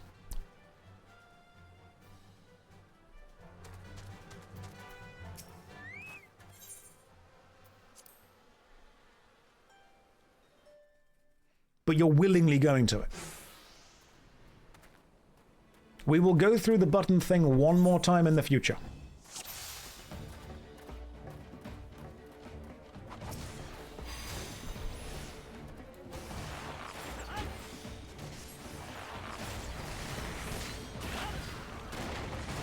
Hang on. The buttons are changing every time I do another mission, so I have to rework out what I'm actually pressing.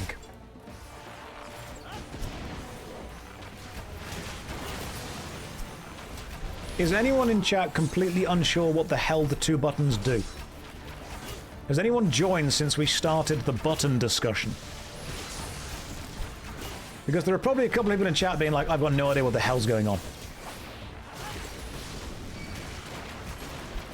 Alright, some people, I'm going to explain it one more time for the benefit of the people that weren't here before. Okay? You joined before, but you're kind of clueless. Gotcha. I know that some people in chat have heard this discussion like 5 times now. I'm just going to explain the button dilemma one more time, okay? The button dilemma is a philosophical thought experiment. It is the idea of selfish versus selfless, and the idea of self-preservation versus group support. And it's also, most importantly, the idea of what would you choose if nobody knew what you chose. It's very important that your choice is secret. So here's the thought experiment. Imagine that everyone in the world suddenly saw two buttons in front of them, a red one and a blue one. And I know some of you are straight away going to go, I wouldn't press any. What if I press both? What if this happens? It's just about the buttons right now. Just think about this. Everyone is then told that one of two things will happen. You have to press either red or blue. If more than 50% of the planet press blue, everyone on the planet, no matter what they pressed, survives. If more than 50% of the planet press red, only the people that pressed red survive. The people that press blue will die, if they are less than 50%. Which button do you press? If you press red, you survive no matter what. But if more than 50% of people press red, you are condemning everyone who pressed blue to die. If you press blue, you are risking your own life unless 50% or more of the planet press blue. So, by pressing blue, you are risking your own death, but potentially saving everyone else that pressed blue if anyone did at all. If you press red, you are saying, I want to survive no matter what. So if one person in the planet presses blue, they are basically saying, I am dead unless 50% of the planet now press blue. Pressing red is also mass murder. How so? You didn't make anyone press blue.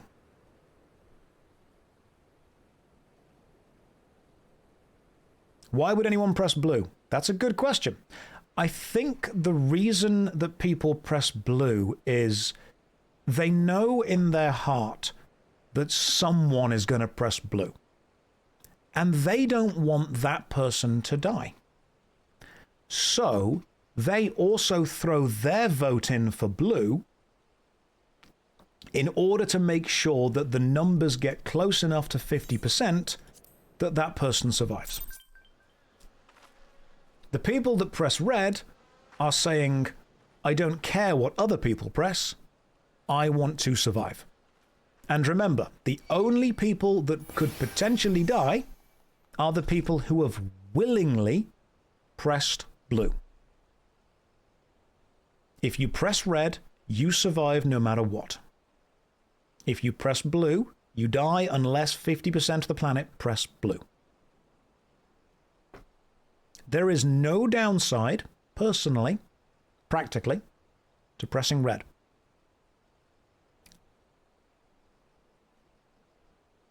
But chances are somebody in the planet's going to press blue for some reason, and if you don't press blue, you're basically leaving them on their own. Let's poll it again, shall we? Which button?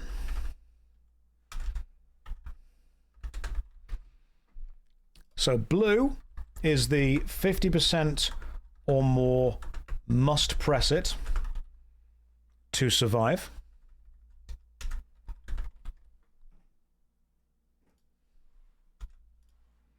And red is the you live always, but if more than 50% of people press red, the blue people die. You have 5 minutes to vote starting now. Your votes are anonymous. I can't see them. You feel like you're not understanding this because it doesn't seem like a moral question. The question is, are you willing to press the blue button and risk your own life to save other people who also pressed the blue button, which is the only button that risks your life? Or are you going to press red, which is the only button that guarantees your survival no matter what happens, but if more than 50% of people press it, kills the people that pressed blue? Now, I'll come straight out with my answer. I would press red. Would you rather live in a 100% red world or blue world? We're not talking about 100%, we're talking about your individual choices. Because here's the super crazy thing. I think we do already live in a world where the majority of people would press red.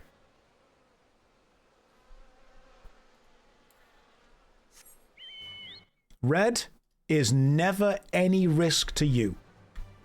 Red is, if it gets over 50% of presses, condemning the people that pressed blue, which I will remind you are the people who willingly pressed blue to condemn themselves. And I think the reason people press blue is because they want to save other people who pressed blue.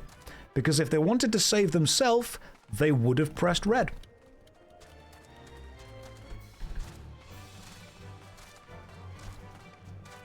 Yes, but you will remove the blue people who are empathetic. Or maybe the blue people should have pressed red then. Is it my responsibility to put myself into a potentially dangerous position to trust that 50% of the other people on the planet would also put themselves into a dangerous position to save me? I don't think they would. Blue wants to save everyone. Red wants to guarantee their own survival. But if everyone pressed red, everyone survives. So, from a game theory point of view, the best choice is for everyone to press red.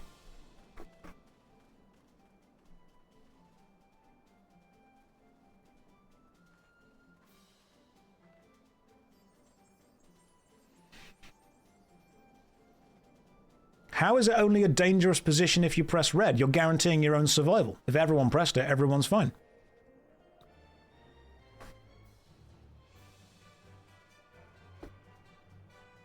If everyone votes blue, everyone survives. Yes, absolutely. If everyone votes red, everyone survives as well. In fact, everyone who votes red survives no matter what. Everyone who votes blue is risking failure unless 50% of people also vote that way. I think that's the interesting thing. Blue is the only one that comes with a risk of failure. Red is the only one that kills people. Zanel, let me ask you a question then. Do you believe pressing red kills people? Or do you believe that pressing blue and willingly putting yourself into a position to be killed is the negative? Because people are saying that red kills people. But you're not actually saying, I want to kill that individual person. Both could be true.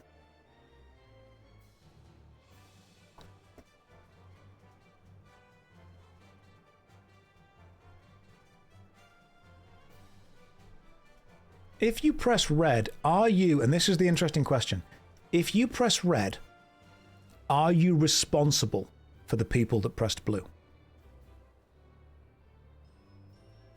Red saves yourself. Blue potentially kills yourself. That's the difference. Blue is throwing your own life into a risk that doesn't need to be there to save other people who have also thrown their lives into a risk that doesn't need to be there. Red is saying, I do not want to take a risk, and I wish to survive. It is their choice.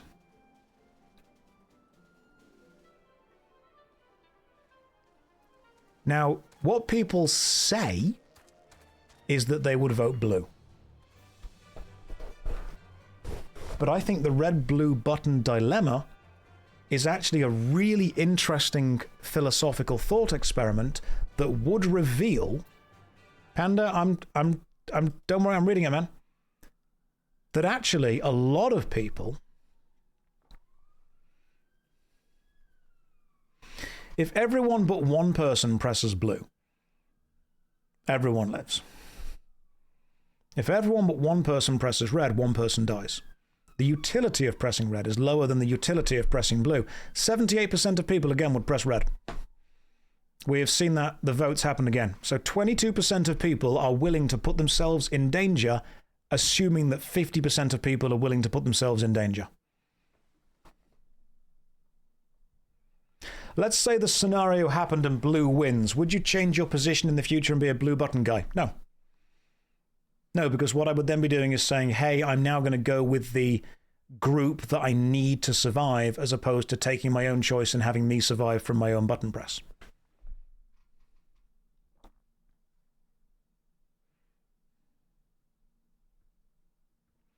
Ninja says, if you choose to be a firefighter instead of doing an office job, it's the same as pushing the blue button instead of the red button.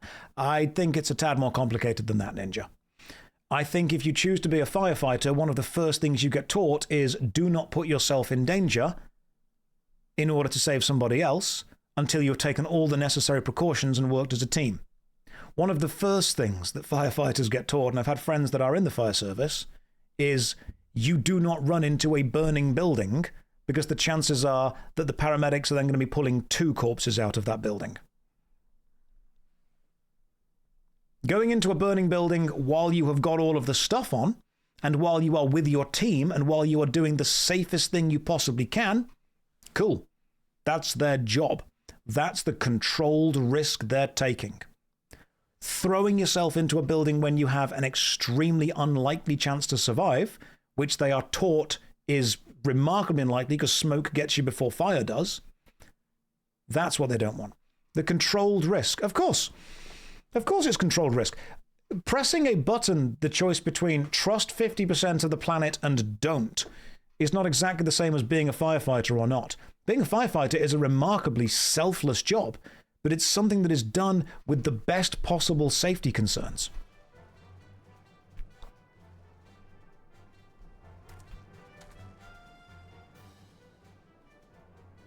Now, of course, any individual color, this is the interesting kind of philosophical part of this. 100% of any color would win and save everyone. But one of those colors is guaranteed to save each individual person.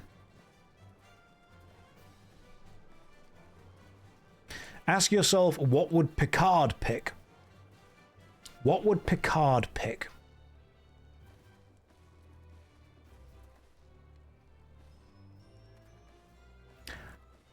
I think he'd pick red. I hate that, but I think he would pick red. And I know for a fact that Riker would, because Riker and his final word before one of the best seasons of TV ended was simply fire.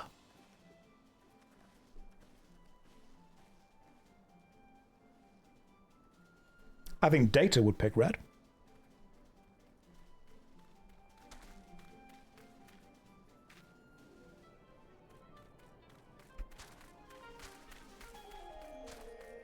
Tasha Yar would pick red and then get eaten by a slime monster. You will love Shadowbringers, lol. Am I going to agree with the villain in Shadowbringers? Is it going to be like a moral choice? And I'm going to be sat here going, he's right, you know. I've not played the expansion, so I genuinely don't know what's about to happen, but are you guys telling me that I've already shown that I 100% agree with the bad guy? Brilliant. I love that. I love when you find a bad guy that's not just all evil, but does have a thing to agree with. I mean, Arthas would have picked red. Arthas did pick red. What about Captain James T. Kirk? Kirk would hit both buttons and then go and bang an alien.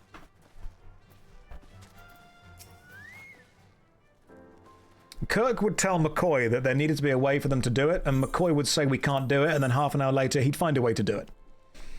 The truth being that he always knew there was a way to do it, he just didn't want to say it straight away.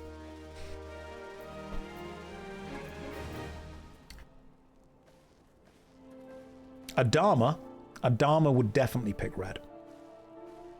In fact, I'm pretty sure most of Battlestar Galactica is literally about the idea that they have to make specific sacrifices at specific moments.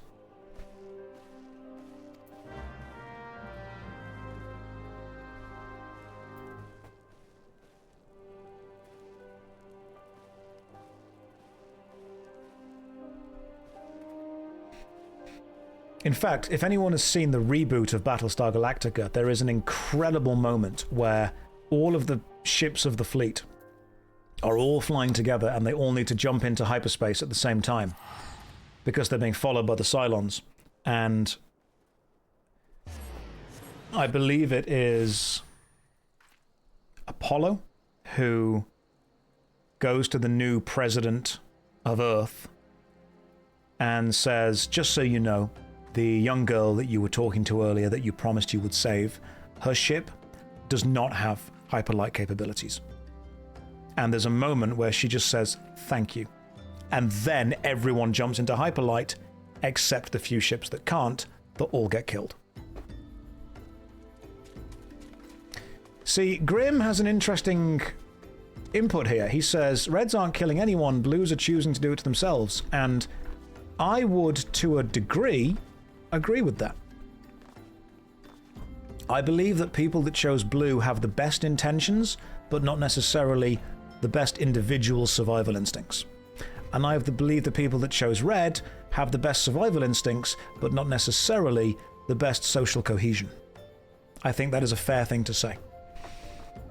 I'm not making a moral judgment on any of those choices.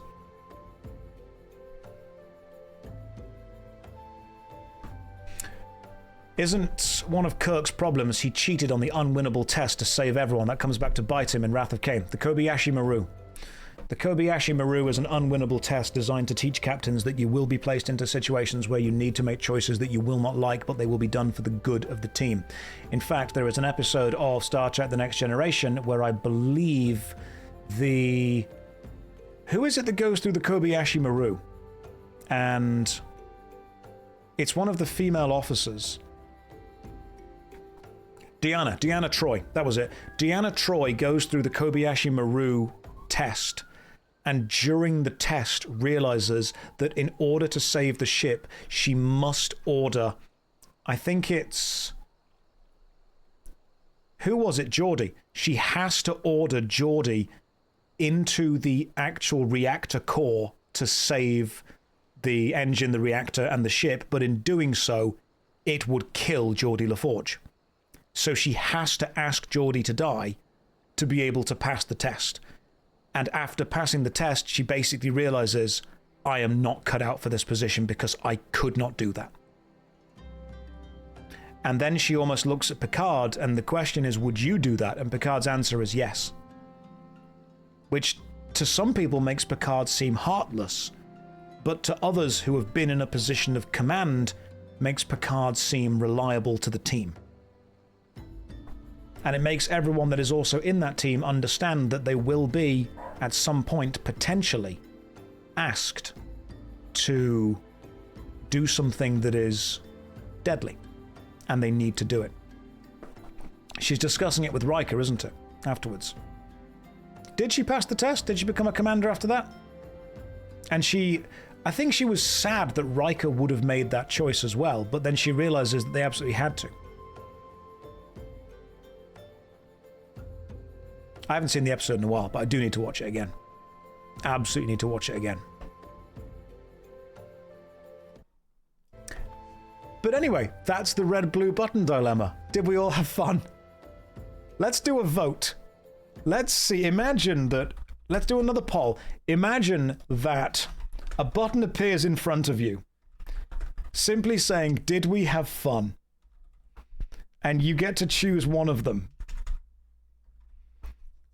You have 2 minutes to vote, starting now. Did we have fun talking about this philosophical thought experiment? Have we learned something about ourselves? Maybe some of you don't like me anymore. Maybe some of you like me more. If I was with you in a situation and I had to make a choice where I was risking your life on other people making the same choice, I would make whatever choice I could to not risk your life. Put it that way. Did we have fun?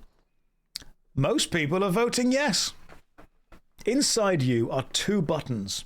One of them is red. The other is a wolf that wants to know if you would still love it if it was a wet worm ghost wearing jorts. I just want to... This is data gathering. I'm just data gathering right now about how I feel specifically about this. You learned your mental health is not the best and need to reevaluate. That's a good thing to learn at this point. That is very good to learn. Inju just said, I'm so tired. Inju, that sounds like a blue button problem right there. This is not finished yet. We've not finished. I just need to go to the bathroom and then we're going to carry on. I think right now there's an ad break happening though, isn't there? Which is why the... Yeah, there we go. You can tell how many people are using ad blockers because the view count drops substantially and then jumps back up. No, we're keeping going, guys. We're not finishing. Which company will I sell this data to? Whoever makes buttons. Is this a loop? Unfortunately, no. It means that we do need to go and find new things in a moment to go and chat to see what's going on. The ads are still running right now, but they might be about to finish and people are about to come back in. And who sells lots of buttons? You just earned $5. Oh, thank you all. That's remarkably kind of you. Welcome to the stream. Josh, I just want to see the bunny girls. Game Wiz has been sat there for the last hour being like, Josh, can you please just get back to the hot goth girls? That's what we're all here for. You know what? While I go for a break, I will walk over and I will stand here with these guys. All right? We'll sit down. There we go. Does that make the break a little bit better? That's what you get while I go on a break. Here's a DVD logo to make sure nobody gets, too... I don't want you to think too much. You don't have ad blocker and you didn't get an ad? Well, you should have done. Yeah, 500 people have an ad blocker. Very impressive. Here's a countdown timer for 5 minutes. I will be back in 5 minutes. Don't go anywhere. Or do. I'm not your dad. Remember, if the streamer isn't back in 5 minutes, you are legally allowed to leave. Oh, good. I see the button discussion is still going on. I knew I shouldn't have thrown that grenade in and then left for a little snack. It's always dangerous to be able to talk about it. Oh, good. Hang on. That's just... I've been completely distracted by all of this. This is great now. There's a serious distraction has happened. Great stuff.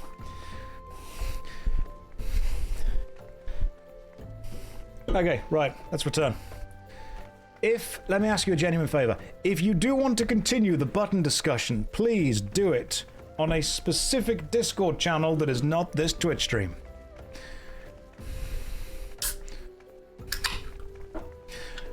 Also, if any of you want to watch Tracy continue her adventure in Expedition 33, she has never played it before, and she is currently struggling to fight a mime, which is honestly understandable. She also voiced the Paintress in the game, so if any of you want to go and watch the Paintress attempt to kill a mime, and almost be happy that she is struggling with it as well as we did, she's over there.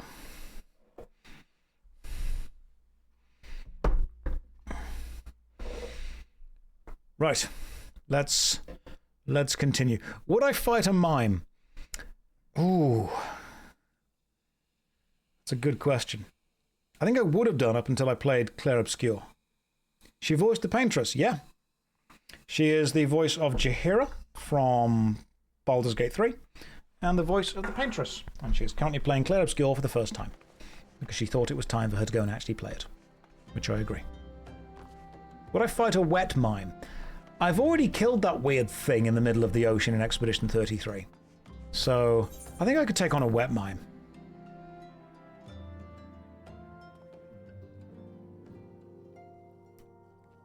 When am I planning to continue Warcraft 3? Don't know. You're not mad or whatever, just playing FF14. Probably later on tonight, maybe tomorrow. We've got to go back to Albion Online at some point to check to make sure the guild are still doing okay.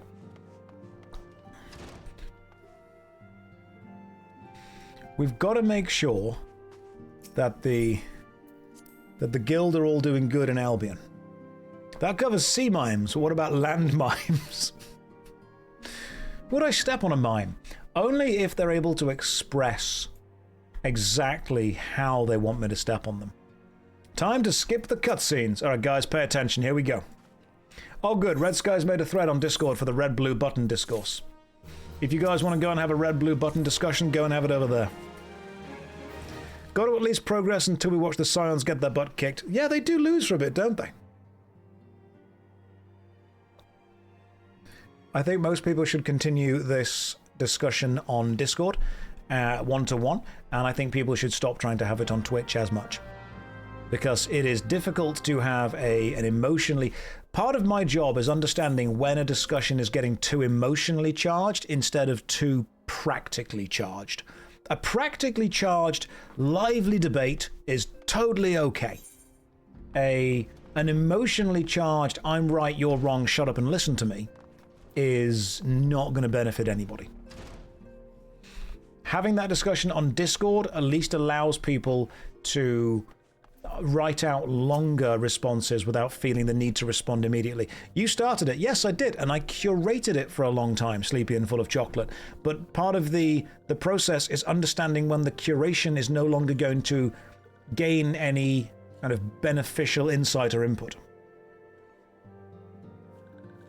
I think it's very important to have a conversation and to be able to gauge the vibe of it and to work out when the vibe is going to switch over to pure argument or when the vibe is still able to be almost mined for philosophical ideas. Does that make sense?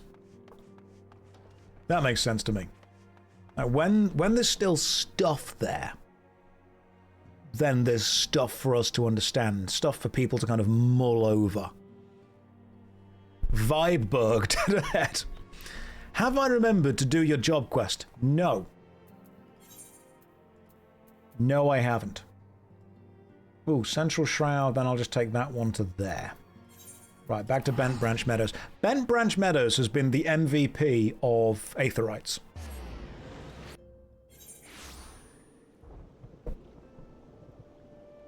Well, that's... Oh, hang on, what's that?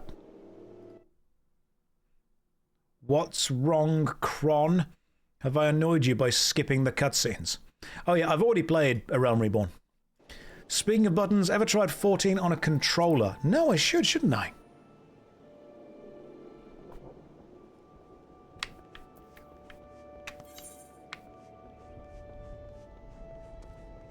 Yeah, it's quite good. Yeah, this works.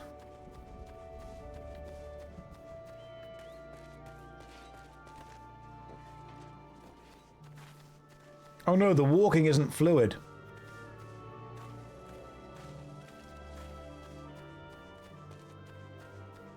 Seems fine. See-through controller, like I've said, guys. Technology peaked at see-through technology bits.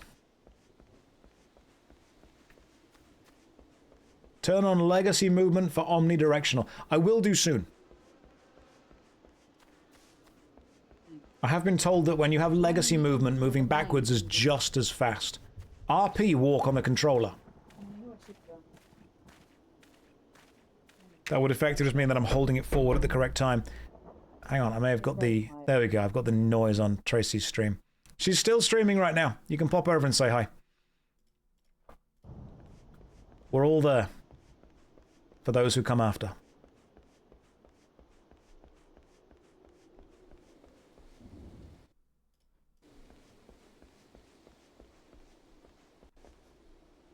We need to go this way. Hang on, no. Chocobo is now on 4.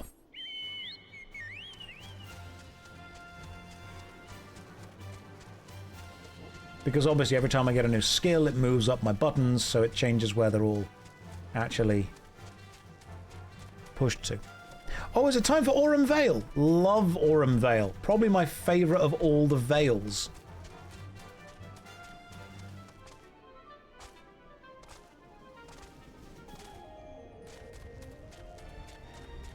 Your wife told you to hit blue and she was going with red. Your wife is a clever one. Your wife is a sneaky little chap. Aurum Vale's around level 40. It's optional. Well, don't you worry, we'll go and do it.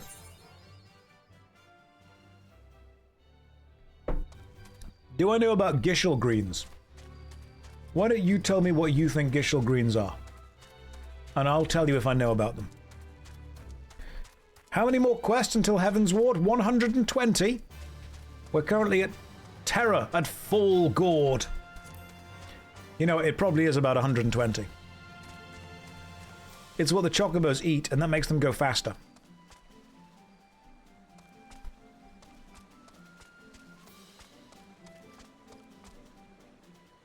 Well, this is nice. I could live here. Oh, this is lovely. Yeah, forget Limsa Lominsa. I'll just live out here in the sticks. This is great. What is the negative of living here? I can see no... I'm already seeing two very big positives. This place is lovely. Why are we not here more?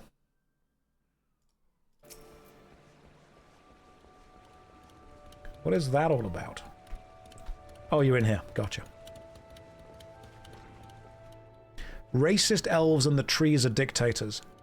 Nobody's perfect.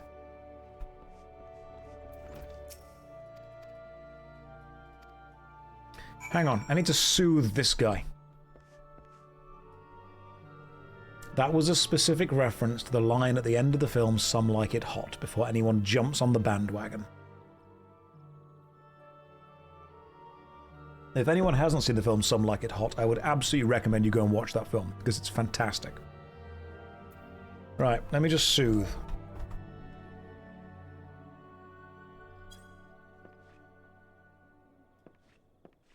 Well, don't know if that helped, but it kind of did. You're right. It's not as bad as it seems. I saw something terrible, that's true. But that hardly means I'm going to suffer the same fate. Thanks to you, I can think straight again. I believe I can even recount what I saw without losing it. Alright, cool. Well done. Good job to you. Is this a new run? Yes. Dean. What voice do you have? So here's what I know about the deaths. All the victims were found with their faces torn to shreds. I feel that I started this with quite a funny accent, and now I've kind of committed to a rather dark bit of narrative. But I'm going to go with it. Among the local fauna, only the scalekin known as Ziz could inflict such wounds. That's why some folk are pointing the finger at them. This is Ziz's fault, when he's not winning the stupid Albion Online Crucible. I somehow doubt the answer's that simple, but for the sake of thoroughness, we should look into it. Why don't you go and kill 3 of them? What a stupid... We have our suspicions that 3... Okay, hang on. Hang on. We have our suspicions that some local creatures might or might not be behind the deaths. Why don't you go and kill them to clear up any doubt that they may or may not be behind the deaths? Ziz is so ridiculous is the quest name. God damn the localization team. They knew. If the deaths continue, we'll have our answers. If everyone's dead, then no one's going to be around to tell us we were wrong. Love this idea.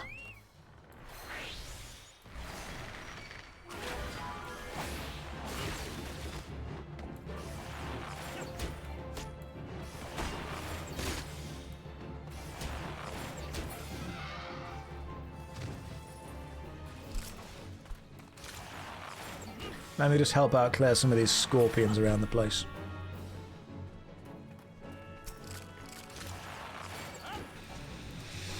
Oh, goodness me. Did someone just say the name Koji? Is Koji involved?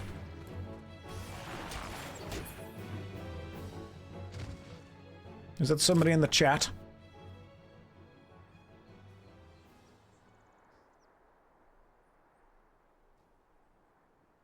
I'm trying to read the chat and catch up with who's here. I've never used a controller.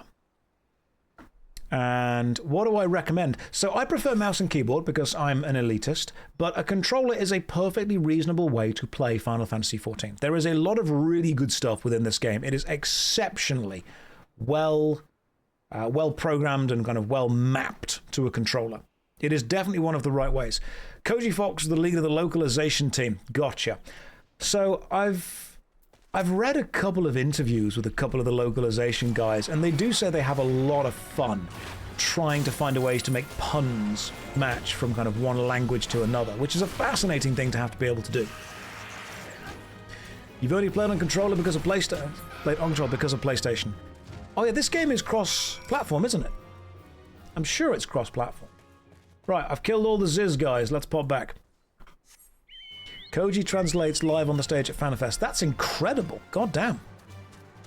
Yeah, I think that one of the reasons Final Fantasy XIV is going to do so well as an MMORPG is not just that it's a great game that the developers care about a lot, it's that it brings more people together than just PC players. That's very important. People forget that accessibility is a huge part of being able to play games with your mates. Like, the console wars are over. So when you say, hey, come and play this game with me, it's nice to be able to say it doesn't matter what console you play it on. Cross-compatibility is a great way to bring people together. Ideen, guess what? They're all dead.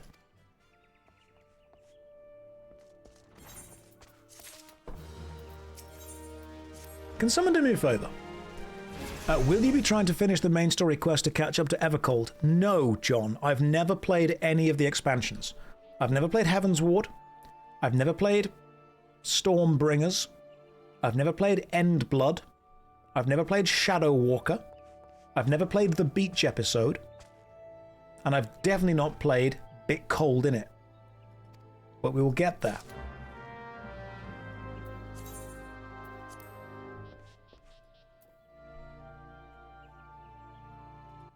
Give me a second to have a quick check.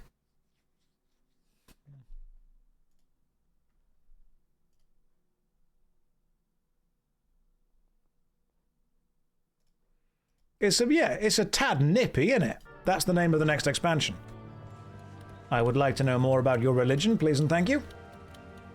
So, the crazy thing is that despite the fact these are hot, semi-naked goth girls, I'm pretty sure in real life these are all guys. Especially that duck. It could even be one guy with 3 accounts. Who knows? New expansion, it's heckin' windy. I've only got 5 expansions to play. How far away, MMORPG, many men online role-playing girls, how far away am I from Heaven's Ward? Just quick check. Can you guys imagine if women were real? Why not buy a skip to Heaven's Ward? Because I have downloaded the free trial and I will continue to play all of the free trial, okay? You don't pay my sub. Neither do I. It's a free trial.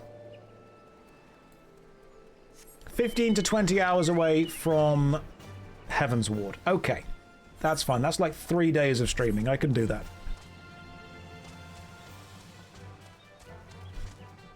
Literally 5 minutes from Heaven's Ward. If I push, I can probably get there. I think if I really believe in myself. 10 to 15 hours if you skip all dialogue. What if I skip some of the gameplay as well?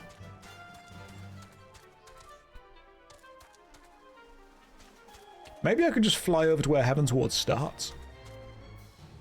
Once you beat the level 50 story, there's a whole season of post-50 patches. That's the Crystal Tower, isn't it? Oh, goodness me. Hang on. I need to use an item on an area, which is something we've never had to do before. Get off this. Use you on you.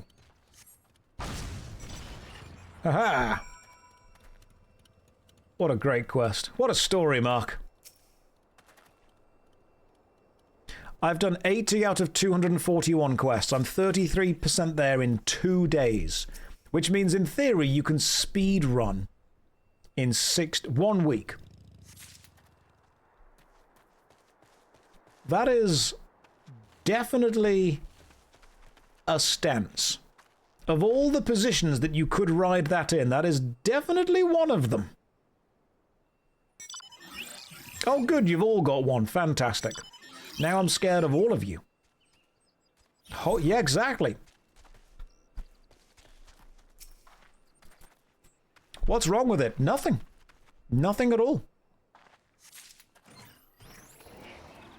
Now I must continue to throw stuff around the place. Oh, yep, the pig's there ready to be ridden as well.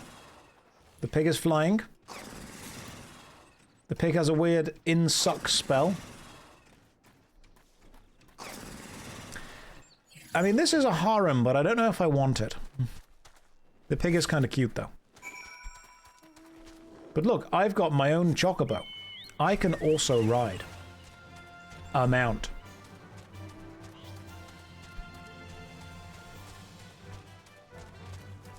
I don't attempt to make harems. I just play video games and they happen to form around me.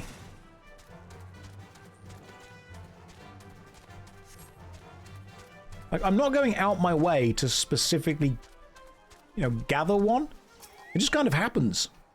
Josh, is the Final Fantasy XIV MMO worth playing? Allow me to answer your question with an answer.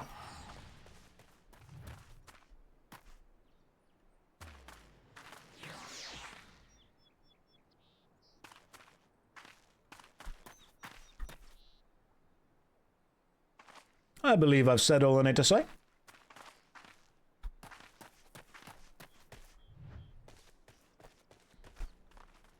You can pretty much decide from yourself from that small example of what's involved in the game whether you wish to continue playing it or not. Have I considered being less hot? That would avoid harems.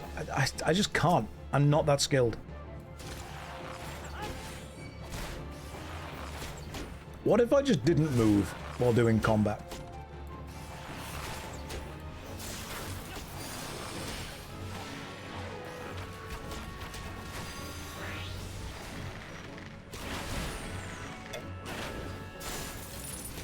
What if I just click my buttons instead? Right, I'm going to start clicking buttons from now on. That's what we're going to do. I would say that Final Fantasy XIV is absolutely worth downloading the free trial for. 100%. Download the free trial. Do it. Because Final Fantasy XIV actually has an award-winning free trial, which contains the entire base game up to Heaven's Ward and soon Stormblood.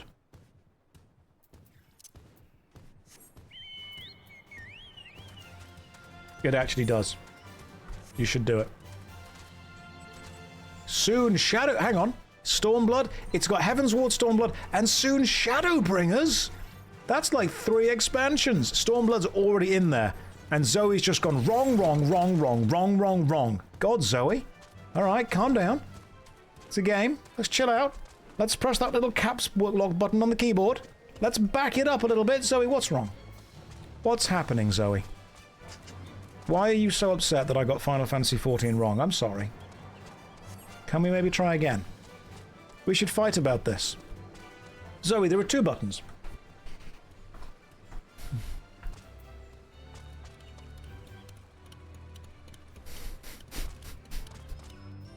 Hello, Ruka. How are you?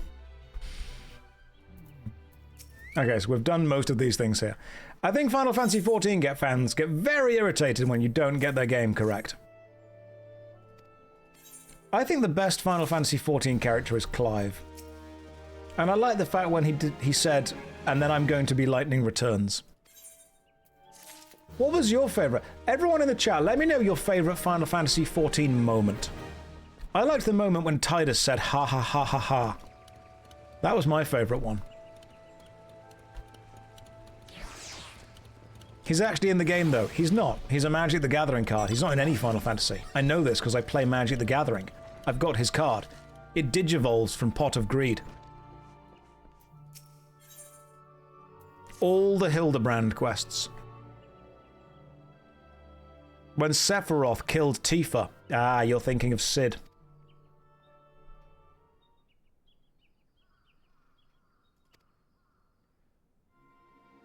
I like when Cloud said, and now I'm going to be Cloud Lionheart and I hate chaos.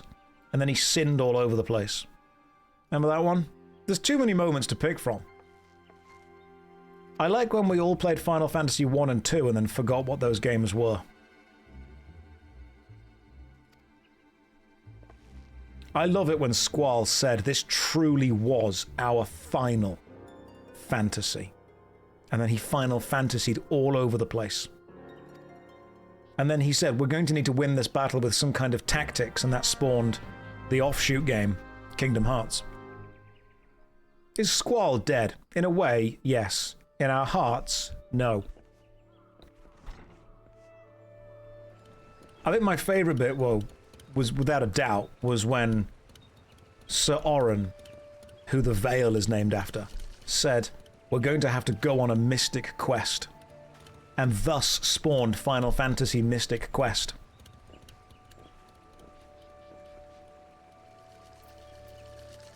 Remember that? That was a good one. That was a really good one.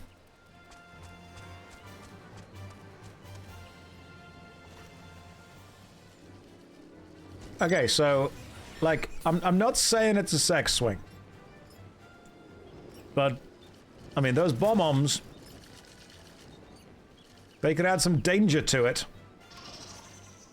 There's another Catboy. A Gundam has showed up. And what looks like a Mechazord and or the Red Eyes Black Dragon. It's a sexy swing, though. Yeah, there we go. You're looking respectfully. I was looking disrespectfully, but I wasn't going to say anything. You've eaten 3 donuts today. You're afraid you have a problem. Inju, of course you have a problem. You now don't have any donuts. Go and buy some. I need to save the world. Stop being distracting. There's too many attractive characters in this. Stop it. I need to go and be the hero of Aorzeroth, who is the one that will assign all of the Dragon Balls and free his grandfather from the Pokemon League. What am I doing? Search for a maiden's corpse. Well, it takes all sorts. There we go. Mangled corpse. You are looking very good for a mangled corpse. And a floating eye pops out.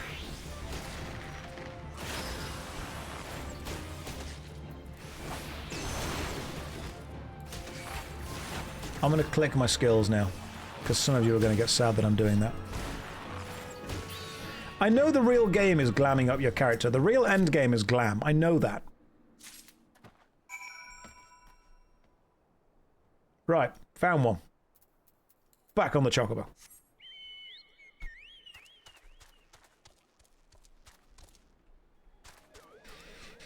You cleared an ultimate as a clicker. It's a valid playstyle. Exactly, just click the buttons you need to click. It's not hard. I can do that. I can click the right things at the right time.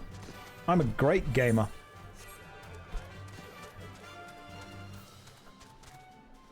People are not ready for how important and impressive the click-based gameplay is.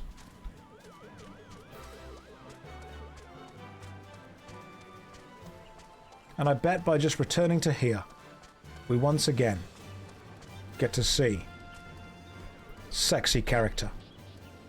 Bunny boy on a bike. This way? Cat on a tricycle. Woman being abducted. Gundam. Oh good, the Garlean Empire's here.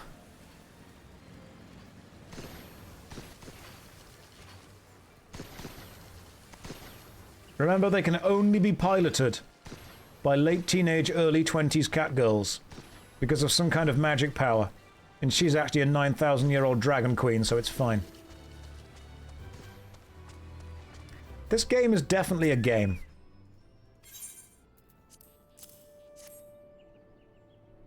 That's not Gundam, it's the Evangelion crossover. Evangelion was the ones with the pirates, wasn't it? I'm trying to remember my anime. Evangelion was the ones with the pirates. Get in the robot, Stuart. That was the one. Super Robot Wars. Now you're thinking of Pacific...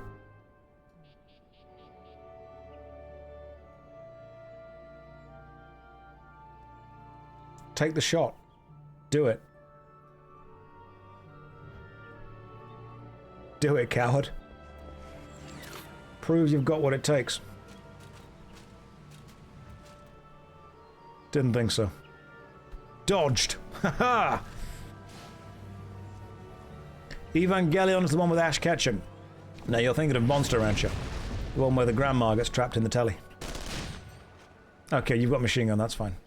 That's the one that you can get from doing the Praetorium, isn't it? That's the one that I want to get back. Right, where am I going now for the next... That way. Right, back to New Gridania, let's go! Was that the Final Fantasy 15 car? Yes. Yeah, so FF14 is a bit crazy. Like, it's genuinely actually insane.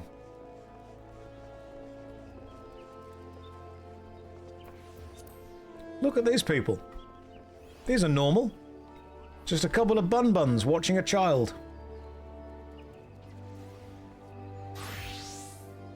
This is normal, yeah? Gridania's weird. Right, Gridania is great. I take back everything I said negative about it. Gridania is full of people who think they're too good for Limsa Lominsa. And it's true. They are. Oh, hang on, the Lily button to Minwee. Remember Minwee? I remember you. I skipped all of your dialogue for ages. Hey.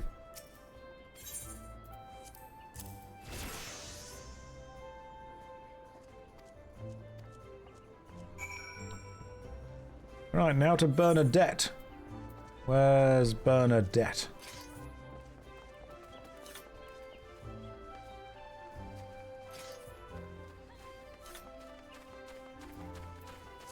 Bernadette. Here is a button.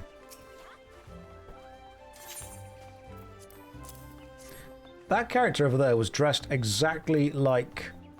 Oh god, what was that anime called? What was that anime where the main character is like a weird white-haired red dress? It's like a kind of demon cat thing. What was that? What's the anime called with the character called Inuyasha? Why are you splashing water on me? I'm trying to think of the anime that had the character Inuyasha in it. Trigun. No, Trigun was the one with 3 guns. There was a character in it called Inuyasha. Got it. Steins Gate. That was the one.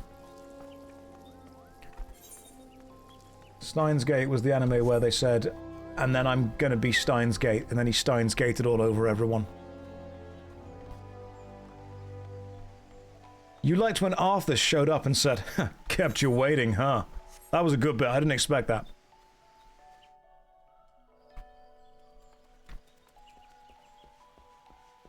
Spoilers. I am indeed spoiling anime, but not in the way that you think. I'm not spoiling it in the way that tells you what's going to happen. I'm spoiling it in the way that if you knows what happens, I'm making you sad. It's honestly quite a complex way of spoiling the anime. Was Steins Gate the one that had the crossover with Outer Wilds? No, you're thinking of Fallout Boy.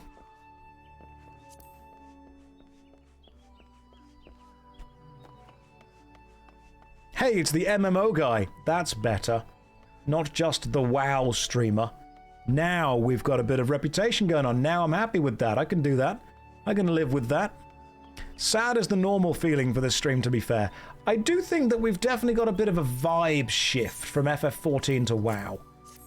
Maybe we should do a... Hey, it's the Jortopede guy. That's going to make Serene much happier.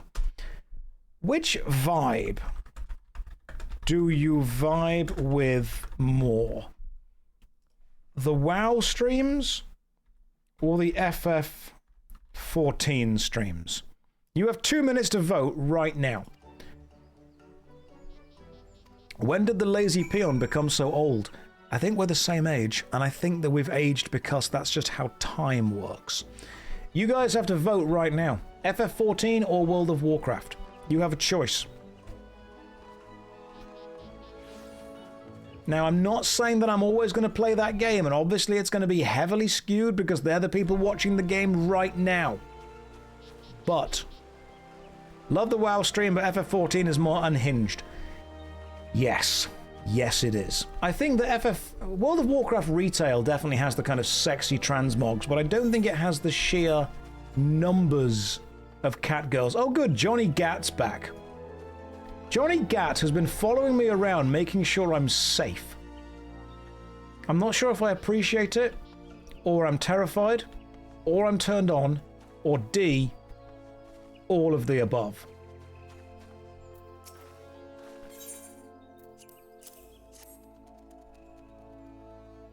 You can be a sexy demon elf girl. You can be a sexy demon cat girl here. It's Johnny Gat. The Johnny Gat. Skeletons in her closet. The mysterious murders. A confession. This poll is unbiased and not skewed at all. Absolutely. 81% of people want to play FF14 more. I see. I see what's going on with that. Gonna skip this cutscene because none of it matters. WoW Classic has hot cowgirls.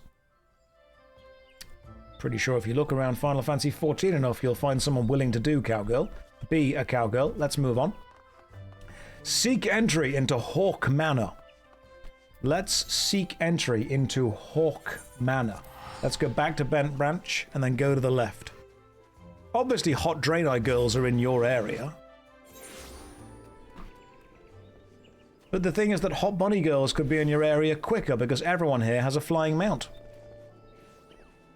Should have added the third option for don't care, would watch anyway. Fine, you know what? Let's just redo this. Let's redo the poll with some more options, shall we?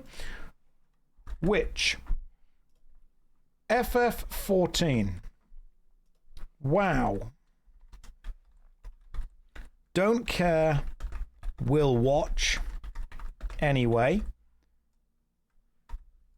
And third option, don't want to watch at all.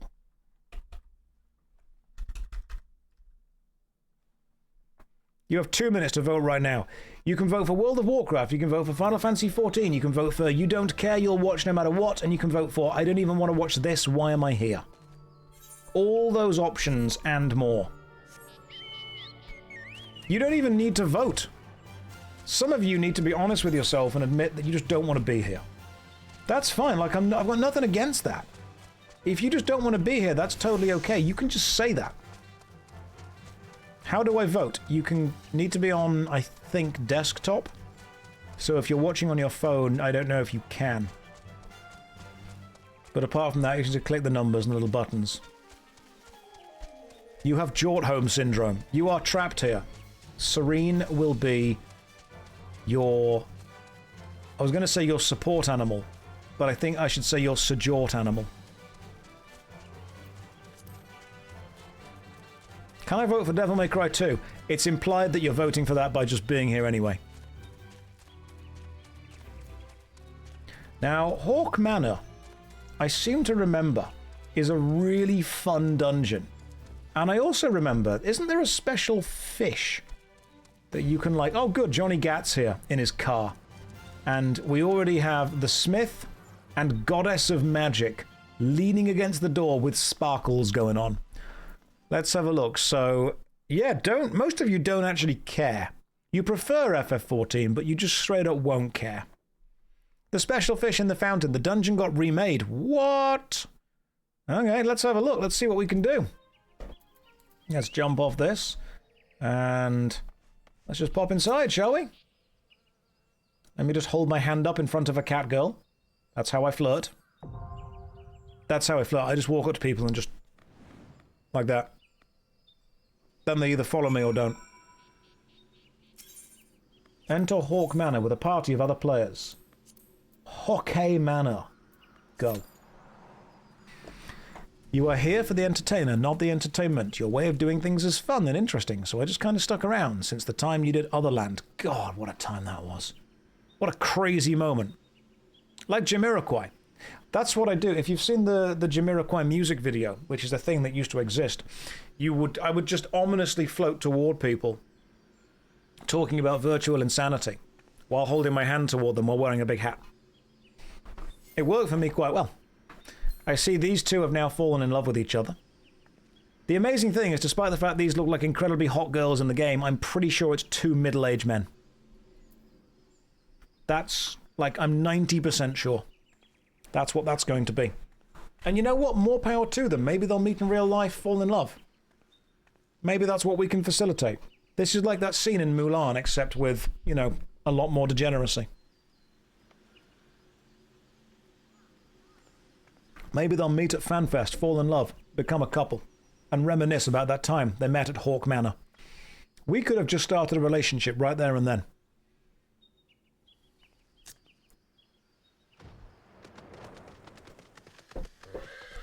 Stop, you're ruining my fantasy. Your final fantasy. I do that every time. My mind is just like, okay, I've got to do the Final Fantasy VII music after that. I am bringing people together. We are connecting them. Serene, would you say that we are...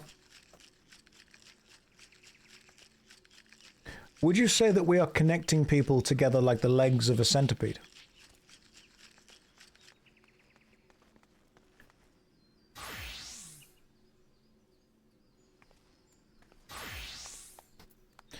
You once worked with a co-worker that told you he catfishes on FF14. That's not very nice to do. Catfish don't sell for very much in the market. He'd make much more money if he just did dungeon runs.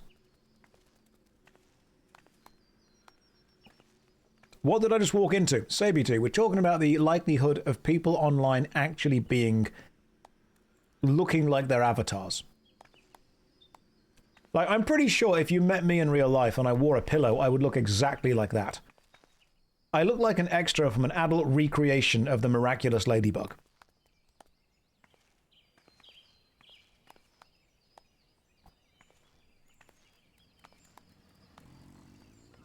I feel that somewhere out there in a couple of years' time there is going to be an adult version of that.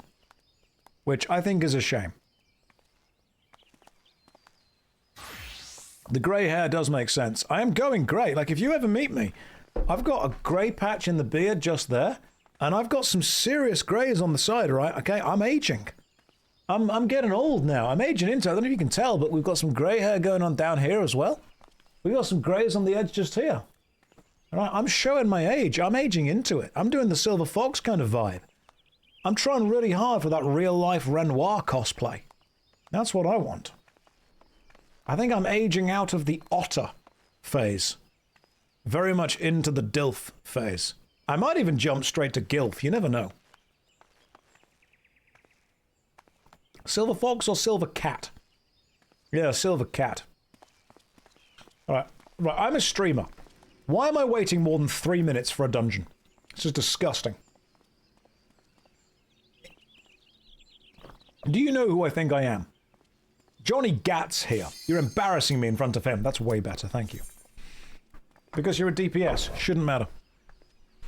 DPS stands for damage per second per second.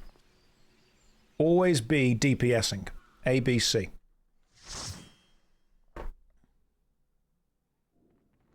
Why would I want to be a man in an RPG? I run around as a man all day. Time for whimsy. That's why I play as a cat boy who insists he's a cat man. Alright, Hawk Manor. I remember you. I'm sure you remember me.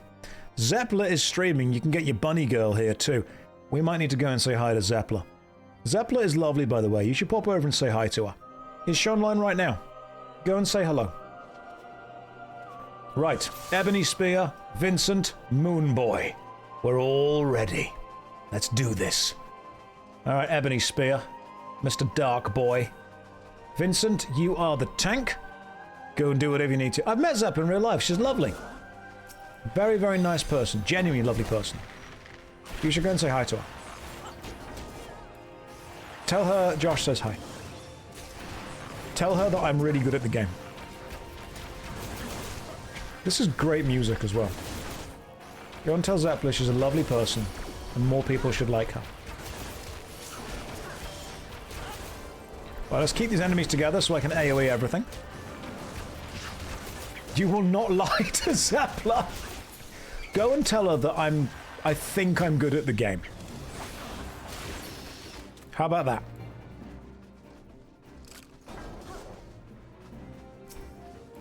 Is that what? That's not a lie, is it? Let her know Josh is a cute cat boy. Do go and say if there are any mods online right now. If you could link Zeppler's stream, that would be lovely. Just came back to say everyone I know picked red. We've moved on. That is now a discussion in the Discord. But do go and have it in the Discord if you wish to. Right now we're on the idea that Zeppler needs to be informed I'm an efficient cat boy. I said Josh says hi and she went WH Omega lol. Not gonna lie, that was not the response I was expecting. Oh, she has your little Josh plush. Yeah, I gave her one. She best still have it. I've still got one of me. Is she showing it off on stream right now? That's not a voodoo puppet of me. That is my official U2s. I am a U2s. You can check. You are a plushie. Yep, I was a limited edition U2s. You can just Google JoshStrifeHayes U2s. Y-O-U-T-O-O-Z. I was a very limited edition run because they did not have faith in me. And then I sold out. I'll tell you what, guys, nothing damages your self-esteem more than Googling your own U2s and seeing the first result be a reduced eBay listing. Some scalper bought me expecting to make a profit, and my god did they lose money. That's the kind of thing that brings you back down to earth. But I'm thinking, I wonder how I'm doing. Nobody's buying me. Fantastic. Do I think someday I'll catch up with the FF14 main story quest? I don't think I won't do that. Maybe I will, maybe I won't. Let's find out. You have your U2s, it's wearing the Feathers McGraw hat. Amazing. Please put a picture of that in the Discord. Genuinely. But in all seriousness, U2s did contact me and said, hey, we think you've got a really dedicated fan base, but you're obviously not the world's biggest Twitch streamer. We think that you will make a successful sale, but we can't make thousands of you. So, yeah, I think they anticipated about 1,000 would be sold, and I think about 1,000 were sold. So, that's pretty cool. Zeppler is mad you're skipping all the cutscenes. Tell her that I skipped her response.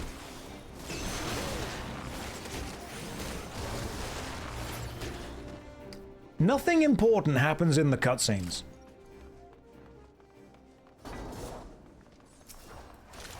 Now tell her I'm distracted by fighting a hot girl in Hawk Manor. Zeppler says she's going to quiz you on a Realm Reborn. I'm ready for it. Ask the questions. Go for it. Ascians. That's the first question. The Ascians did it. Thancred. Thancred did it, the Ascians did it. Alalafel was probably involved somewhere. Based on the leaks, there will be a free MSQ skip so you can be all caught up. I'll just watch a YouTube video for like 20 minutes. No one is prepared to admit that nothing important happens in a Realm Reborn. Okay, fine. Here's a Realm Reborn entirely summed up for people. Arrive, Limsa Lominsa, Horny Jail, that's what it is. Thancred, Scions, Return to Waking Sands, Golden Saucer, extra characters from Kingdom Hearts, Glibness, Ultima Weapon, not his intention, Crystal Tower. 99% sure that's exactly what happens. Ethereal Sunstone Choker? Well, that sounds like it needs to go to some of the hot goth girls. Gaius is important. Gaius is potentially the only villain that matters. And that's because Gaius is not a villain. Gaius is simply a very determined, very focused, very understanding guy. Us.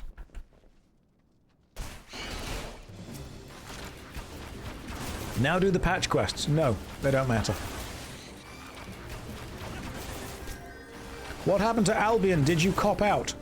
MMORPG players attempts to play another game challenge. Difficulty impossible. You know it's possible to play more than one video game. You know sometimes people wake up and eat different food, drink different drinks, listen to different music, play different video games. It's very difficult to find that. OMG, a normal Final Fantasy XIV streamer. I'm literally wearing cat ears. Hey, I got the Ethereal Sunstone Choker. That might mean that I need to wear it now. I've discovered that the MMORPG player base don't have object permanence. And by that I mean if I'm not playing their specific game, they get scared that the game no longer exists. And they ask me when I will return to play their game. Because if I don't, it will continue to not exist. Stopping at only wearing cat ears makes you the most normal Final Fantasy XIV streamer. What if I were to wear more cat ears? What if I were to put on a second pair? A second pair of cat ears has hit the Twitch stream. I could do that. What if I were to tell you right now that I'm wearing shorts and slippers? So, the upper thighs, they're pretty covered. The feet and the ankles, they're covered as well. But I'm going to be real with you. The shins... Oh, they're on display. They're out. They are everywhere. This, if this was like Victorian-level Cosmopolitan magazine, I would be considered a hussy. I'd possibly even cross the line to harlot. Put cat ears on your cat ears. I could do that. I've got other cat ears next to me. I even forgot that I was wearing these cat ears earlier and answered the door to the postman. That was a moment. Some of you don't believe that I'm wearing shorts. Would I lie to you?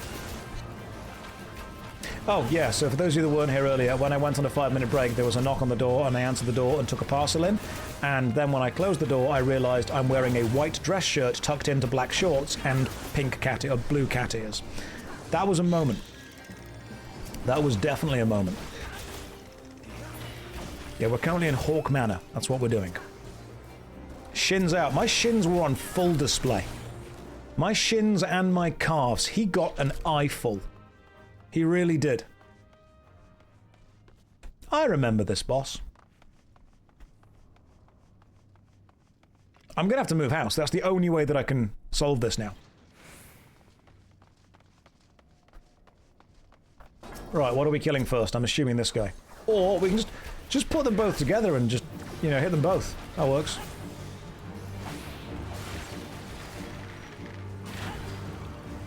Some of you seem new to the chat. Have I explained how I am ordering my action bar?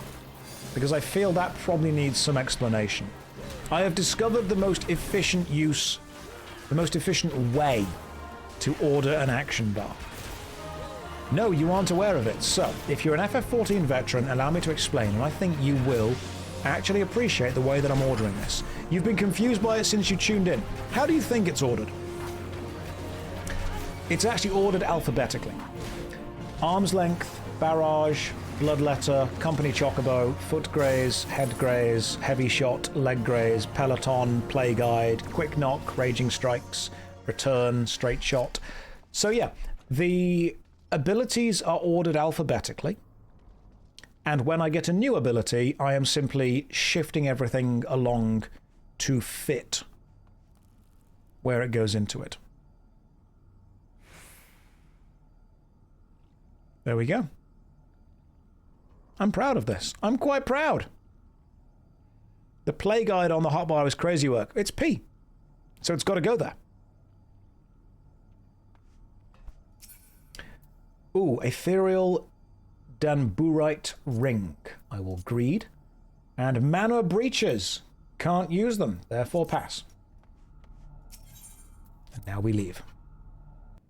Josh forgetting he's running with randoms. Oh yeah, I forgot about that. Wait, where are we going?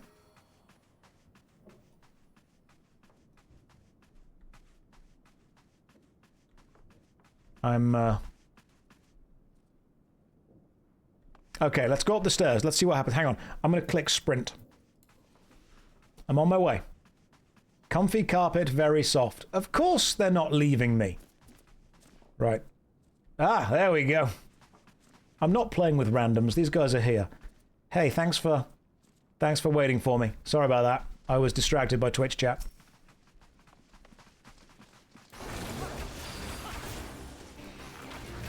I did write an unban request, but yet to hear anything. Am I going to act like a petulant child? Hang on. Maybe you should write a strongly... Whoa, hang on for a second. There's an important conversation going on in the chat. Maybe you should write a strongly worded letter. What's the strongly worded letter about? Ooh, hang on. There's some drama going off in the chat. I want to see what's happening here. I did write an unban request, but I've yet to hear anything. Are you just going to act like a petulant child instead of engaging in actual conversation? Let me guess. Trolling is more fun, right? To me or to somebody else?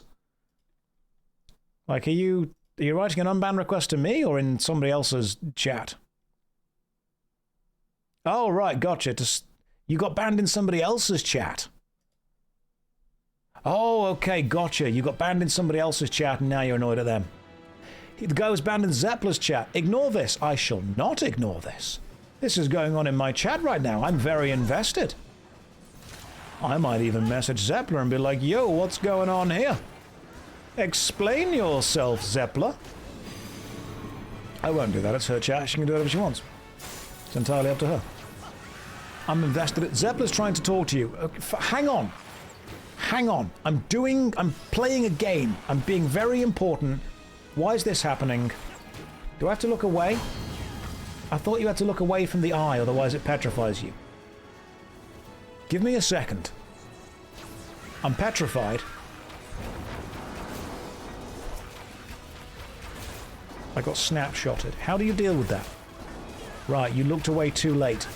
That's my problem. There's too many hot goth girls in this game, so I've trained myself to instinctively look toward the hot thing. Not away from it. Right, give me a second that I can talk to Zeppler. Right now I'm in the middle of a very busy boss fight. Doing lots of very important things. I am the deeps. I am rolling in the deeps right now. This is Adele level damage.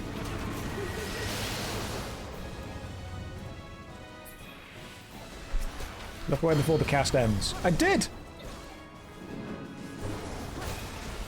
Alright. Now we did it again. Oh, stand here. I am starting to think maybe mechanics don't matter too much in the story dungeons. You look pretty stoned. Thanks. I've never done any drugs. It's just how I look. That's just my face. Bro, you are playing Bard. Not a single brain cell is needed. Matt Chester, no, I'm not. I'm playing Archer because I've done none of my class quests. You'll see that my class quest, when we leave here, is go and do the first Archer class quest. Good job, team. I can't use that. So I will leave the duty. We have... Oh, I forgot to commend people. Sorry, commendations all round. Let's skip this because nothing matters in this cutscene. Yeah, so my first class quest is Way of the Archer, which I think is the very first class quest that I got back at level 10. And currently I am level 42, so that's not being done anytime soon. This is the harem that I'm currently traveling around with. You'll see that it features several people who are capable. A man on a motorbike, a duck, and 3 hot goth girls. Which I think is the optimum amount of goth girls. Right, what does Zeppler want? Hang on. What does Zeppler want? Let me just... Oh, hang on. Let me type in... Right, you're live. What's up? I am, if I was a big stinker, then how would you know that? You don't have smell-o-vision? So, the first thing that Zeppler said is, if I was a big stinker, how would you know that? You don't have smell-o-vision. That's... Josh has his own harem now, too? That is a great introduction to exactly who she is. The retainers, like I have a reverse harem. Wait a second, my retainers! Oh my god! Oh my god, my retainers. Her retainers are in trouble right now. That was classic Zeppler. That was liquid Zeppler. All right, that is such a Zeppler thing to say. Oh goodness, you should all go over and tell her that she's great. Go and let her know that she's a lovely person. Tell her that she's fantastic. Did I pay for my retainers? I'm just watching her fail right now. This is good. Apparently I did. This is lovely. Apparently I did. I did. She did I pay for a did. retainer. She did. I have to leave this area so I can see them. She did. It's fine. She did pay for the retainers. It's okay. Her retainers are probably all hot girls. Well, that's her entire fault. See, all of mine are here. Including a hot moon boy. Because, you know, you've got to have the representation. Right, I'm going to continue. I've only been streaming for 7 hours. That means we've basically barely started. Let's take a 5-minute break, and then when we come back, we will do Skeletons in Her Closet quest and continue. Ladies and gents, I know you have no attention span, so here's a DVD logo, and I will put on the countdown timer so you know that I'm going to be back in 5 minutes' time. Don't go anywhere, or do. I'm not your dad. You guys all sad that I was a bit late? Remember, guys, if I am more than 5 minutes late, you are legally allowed to leave. That's how it works. I'm sorry, I was just busy tucking my white shirt into my small black shorts. You don't know if I'm lying, do you? I might be telling the truth, I might be lying. You don't know. You'll never know. We got the corner. How small? I mean, they're not tight, but they definitely come up to just below my knee. Like if I raise my knee up, there's a knee there, see? They're good shorts, though. They're good shorts, but right now, I mean, I'm not, like, imagine you are the postman. You knock on the door, and then the door is answered. And I've got to tuck my shirt in, because otherwise, the problem is that the shirt kind of pops open. So you knock on the door, and you are greeted with a leg straight away. This is fashion. Don't tell me that I'm not fashionable. All right? I know exactly how fashion works. And I am comfortable. This is scandalous. Absolutely, 100% scandalous. There you go. I thought I'd give you all a little bit of a treat. A little bit. Because you've earned it. Oh, don't you? I'm doing the calf raises. Don't you worry. All right, why is everyone sweeping up? I'm not dead yet. Ah, yes, but there was a goth woman in front of me doing that kind of weird Reiki thing, so thank you for that. Seeing you in the bee costume in Manchester was peak fashion. That was great. Preach was a lovely dude. Very accommodating with the bee costume. Have I got a license for those shorts? Don't need one, mate. All right, I'm the bad boy. I'm the bad boy of British MMO reviewers, which, believe me, is a very hotly contested title. Do I remember the movie Postman with Kevin Costner? I do. Not much happened in it, from what I remember. Didn't they parody that in The Simpsons? Right. Hello, other bunny girl. Where is Zeppler? Is Zeppler also being bunny girl? Zeppler is on a thing somewhere. Now I've got to report to Uriandel in Gridania. Hang on, am I about to pass? We might be about to jump in front of each other. Because I believe that she's in Gridania right now. Oh no. Right, what's her character name? What's her bun character name? Someone tell me what Zeppler's character name is. We might not... Oh, we're not on the same thing, are we? She's in North America. I'm in Europe. She's not brave enough for me. She's not on the same server. Totally forgot. Straight up not brave enough. Maybe one day when she's braver, she can come and take on JoshStrifeHayes. She is on the EU, she's just on light. Well, she's a light being, I'm more of the chaos side. I have come to be whelmed today. Well, it's a good thing you arrived now. Now my legs are away.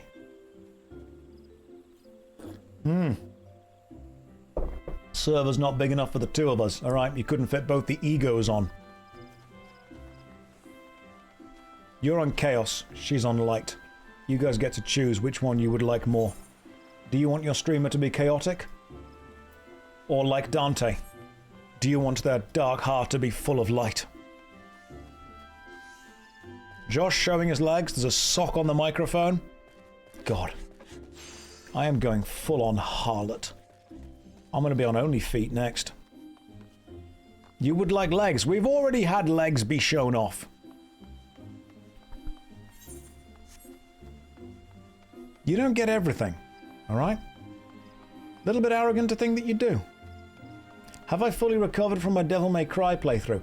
You've never fully recovered. You change when you play Devil May Cry 2.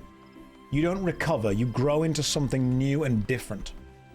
How did I train legs? Honestly, carrying all of your expectations.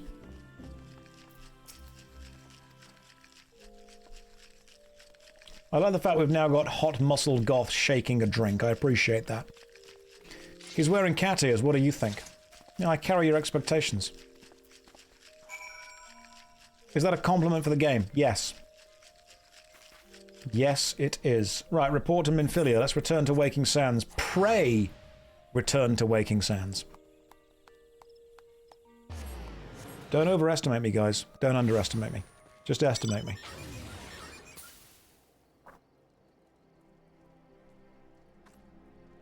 You think you need to lie down and a cigarette? What, after me showing off the legs? It was the full leg show, wasn't it? Josh is trolling with action bars. I'm not trolling, they're organised in alphabetical order. Which is the correct way of organising the spells. There's Johnny Gat, once again, just standing. He has prayed, returns to Waking Sands. You did miss the leg show. Although I have been streaming for 7 hours, so I will need to go and have some dinner sometime soon. But the S buttons are in the wrong order.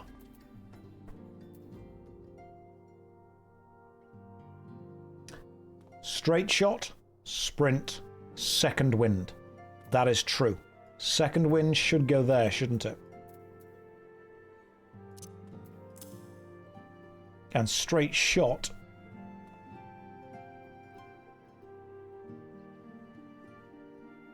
is in the correct place.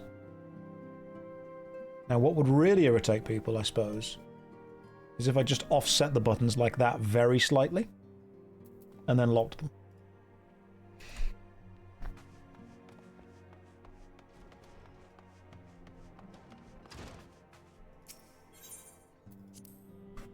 Okay, time for dialogue.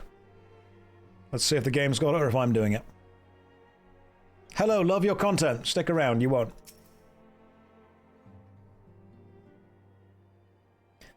Welcome back, Josh. Full glad am I to see you safely returned. Tell me, how fared you on your sojourn into the Twelveswood? Minfilia, just say I'm glad to see you back. How'd it go?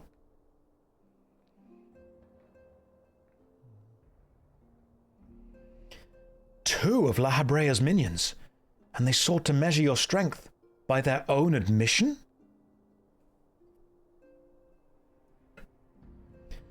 The devil taunts us.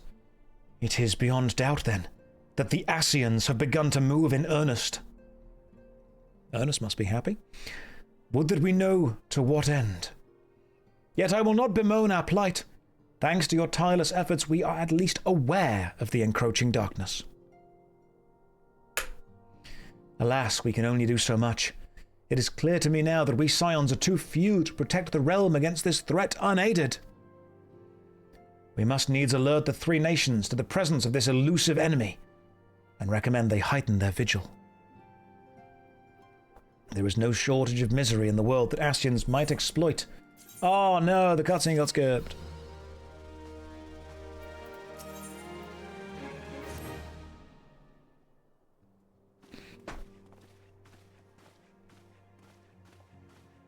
Cutscene time. The Maelstrom requests our assistance. Concerning the kobolds they sent such copious notes on, I presume? Yes. And no. It has more to do with their findings, which portend a peril far... Nothing important happened.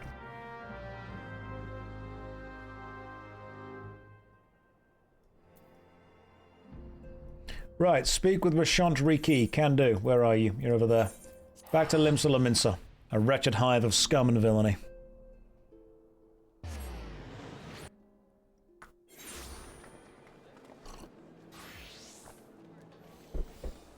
Did you just say, my immersion? Yes. Because nothing else would ruin that, would it?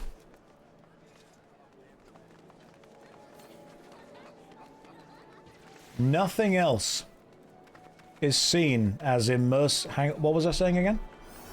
Completely lost my train of thought.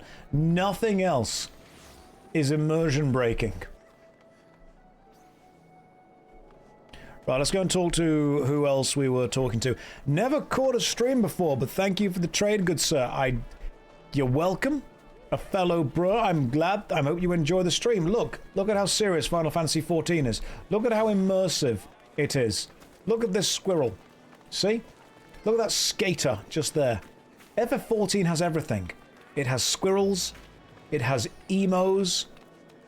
It has muscle mummies. It has tiny children, goth babies like that. It has people trying to actually play the game. It has edgy people over here. It has two tiny, what look like, I'm guessing not cat girls. Just things sitting on the ledge. These are all highly important components of this game. Without this game would be nothing. Things, that's what we're going to call them. I mean, look at that. Tell me you're not in love. Obviously, I'm talking about the massive aetherite behind them, this huge crystal. That's super cool.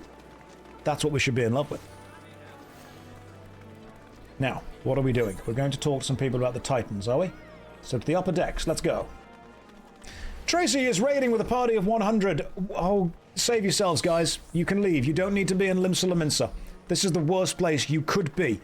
I appreciate that you've all raided in, but I feel a great deal of responsibility right now to honestly tell you to look away. You don't need to be here. This is not a great example of what this game can be. Ladies and gentlemen, boys and girls, welcome in. I'm JoshStrifeHayes. Quick show of hands, if you're in Tracy's chat and you haven't been in one of my streams before, just say, just motion, just put your hand up, just say me. If you've raided in and you've not seen one of my streams before, just say. If you're brand new here, let me know. Zuzu says me, the Fae has me, Cassie says me, Myth says me. Okay, follow-up question. Why not? I've been streaming for years. I've made hundreds of YouTube videos. What have you been doing? Do you hate me? Is that the reason? Do you find me repulsive? Do you think everything I do is terrible? Why have you not been here before? Honestly, I'm quite offended and quite hurt. Now, I'm not gonna get too angry at you. Shirt's open, I got a bit scared. You wait till you see the shorts, okay? It's all going on here. We've got the cat ears, we've got the open shirt. I know my audience.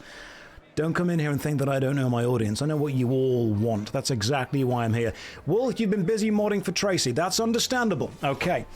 Tracy did message me earlier saying, Josh, why are people spamming your face in my Twitch chat? That's because I've got my face as one of my Twitch emotes, because I am that arrogant. Okay?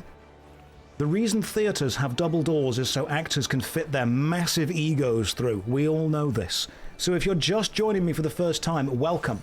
I am the main character. You guys can all be here while we play Final Fantasy XIV, a massively multiplayer online role-playing game. Myth, don't do that, because I will pay attention to you. Hang on, Myth just went pss, pss, pss, pss, pss, pss, pss, pss. What do you want, Myth? Entirely focused on you right now. What's up? Myth, don't do that. Don't try and get my attention if you can't handle the neutron style. Alright, I think you've bitten off more than you can chew here right now. You wanted my attention, you've got my undivided attention. What do you need? I think now I have to pet you. That sounds like a tier 3 sub thing to do. And in your case, possibly a tier 3 dom thing. I wonder if people from Tracy's raid have left already. Honestly, if they have, at this point, cowards. I would judge you. Judge you heavily for leaving. Has anyone played Final Fantasy XIV before? Some people are like, I'm staying, but I don't want to. I'm still here. Brave. Well done. Congratulations. I don't think Tracy's seen me stream before, so this might be a bit of an energy switch up. Did you kill the mime in Expedition 33? Don't feel bad if you didn't kill the mime. The mimes are absolutely awful in that game. They are horrible. Do I play Baldur's Gate 3 or Expedition 33? I have partaken in the gaming. I've played it before. Baldur's Gate 3, excellent game. Expedition 33, possibly one of the best games ever made. Without a doubt. Don't speak about the mime. The mime is horrible. The mime, all of the good that Expedition 33 did for the public relations of France in the general global scale was undone by the mimes. Like people, Expedition 33 made everyone kind of like France. Then the mimes undid all of it. We started to fight them, we thought, you know what? No, we do hate them. That's fine. Oh, Star, that is a strong sentence. That is, I would agree with you. I'm not going to spoil the ending for people, but I would absolutely agree with what you have just written there. Oh, it's a difficult game right there. Expedition 33 is one of the few games where I've stopped fighting a boss just to listen to the music. An incredible, amazing score. God, it sounds gorgeous. Oh no, I've been watching Tracy's playthrough, don't you worry, I am fully caught up. I was impressed when you managed to beat Mael in the first fight. Genuinely, well done with that. We're not spoiling any video games, don't worry. Absolutely no spoilers whatsoever, but the music in that game is an absolute banger. 10 out of 10. Without a doubt, 33 out of 33. Do I have my playthrough on YouTube? I have an entire 3-hour, 33-minute, and 33 breakdown review of the game, with cameos from some of the voice cast in it. So if you want to go over to JoshStrifePlays, I have a full review of the game. Do not watch the video unless you've played the game. You hate JRPGs and you have a ton of respect for Expedition 33. It's actually French, so it's not a JRPG because that's Japanese. It's a JRPG. If you've not played Final Fantasy XIV before, allow me to show you what the game is. The game is basically this. It is an adventure where you occasionally get followed around by middle-aged men pretending to be hot goth girls. Now you're all caught up, let's carry on. You, Riki, what accent did I give you? I think I gave you a Yorkshire accent, didn't I? Good to see you, Private Strafoo. The Sions sent word that you're on your way. To business then. It's as we told the antecedent. Kobolds once again summoned Titan. Little over a moon ago, we began to observe basemen moving south in increasing numbers from Oggamoro. Our scouts subsequently confirmed the object of their aggression. Crystals, fodder for the fell primal.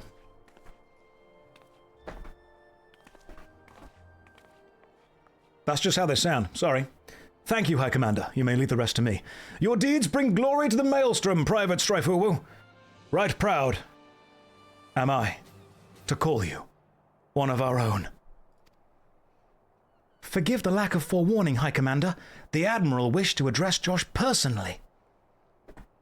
We are no strangers to conflict.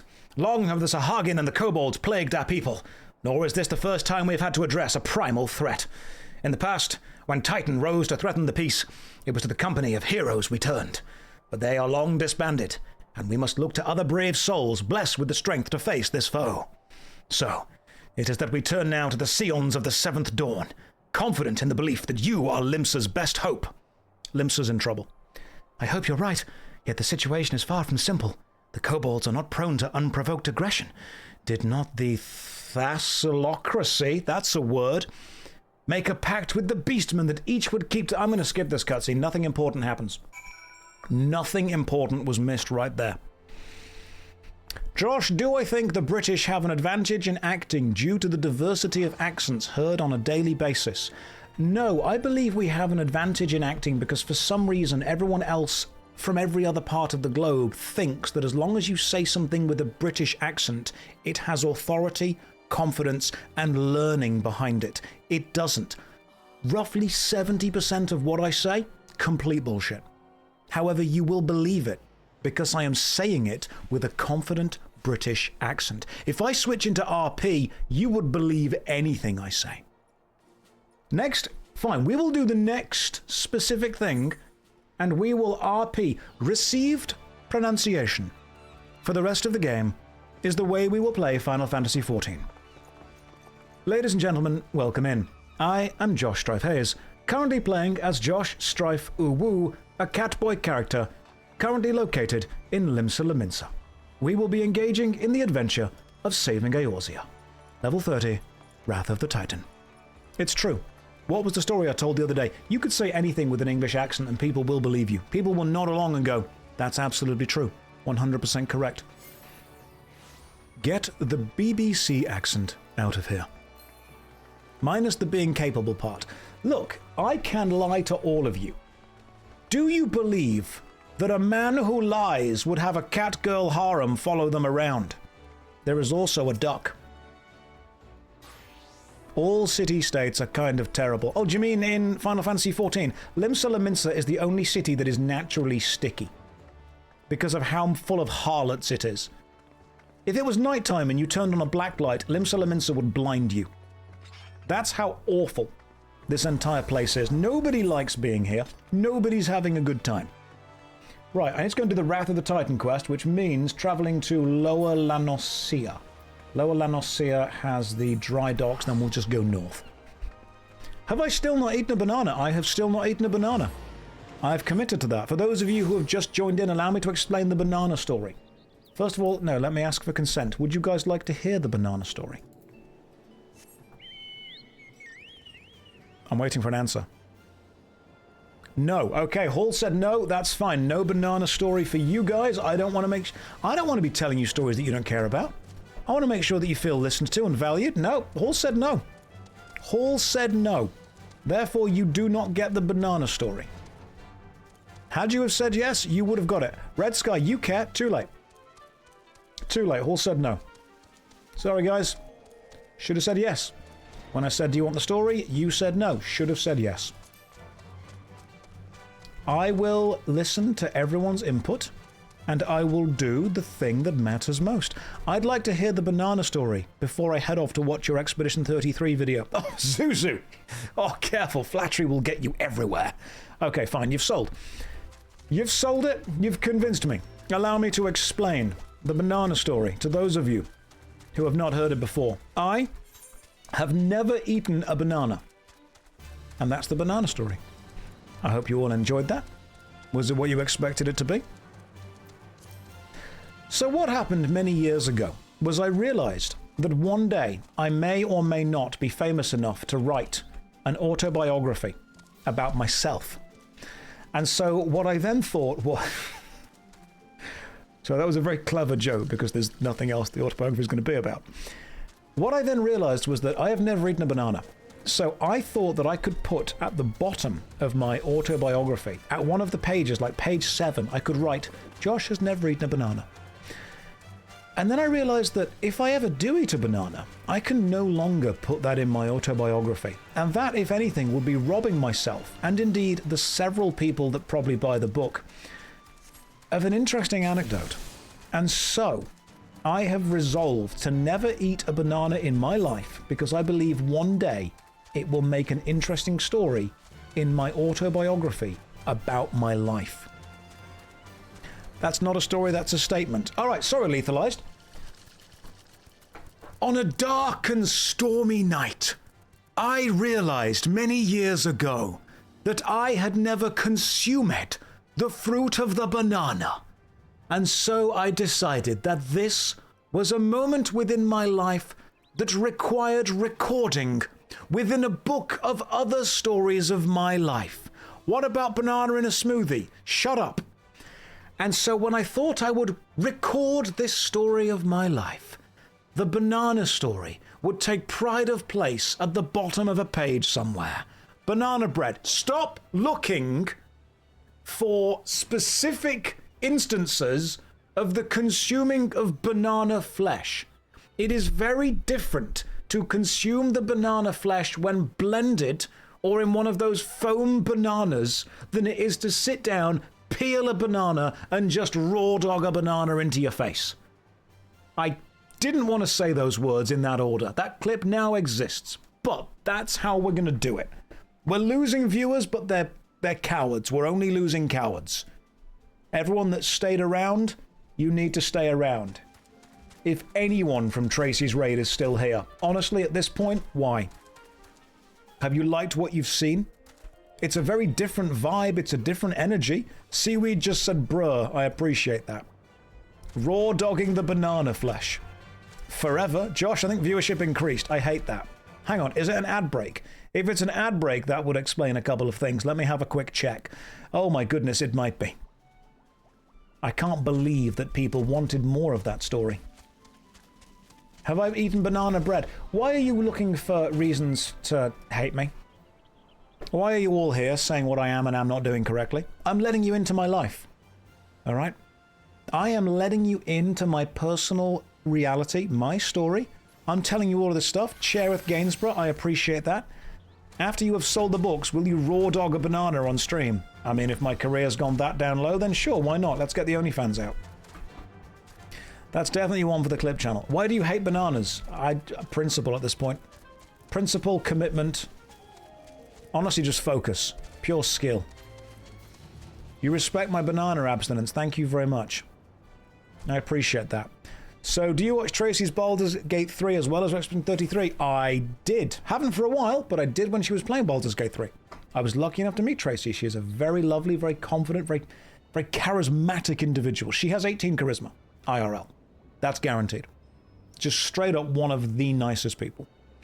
In case you're interested, there's a setting to keep the zone music while mounted instead of the mount music. I will change that later.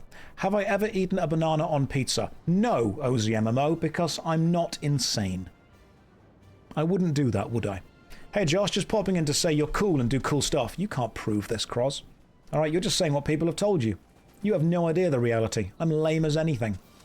Look at this stupid snowman. Right, what are we doing? What am I doing? Speak with Trakotum. Right, what accent does this guy have? He's a fisherman. Well, I'm glad we spoke to him. And now we accept some quests. I was going to ask the pizza question too. Everyone's mad here. Yes, everyone is very unhappy with how I live my life. He's wearing jorts! Oh my god, he's not just wearing jorts, he's wearing a jong. He's wearing a jean thong. God damn. The jorts could not contain the giant jawls on this guy.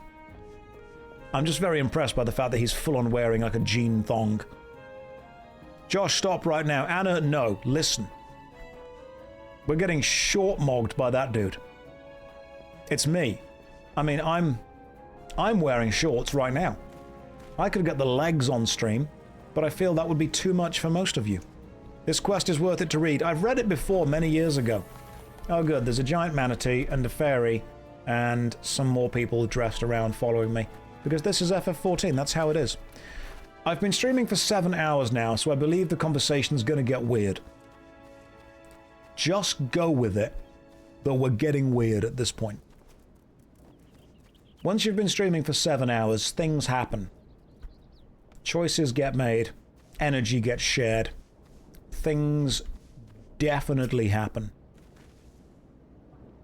When is the Jong stream? When is it? I don't think you guys are ready for the Jongs. Have I worn a thong before? Yeah, I've done theatre.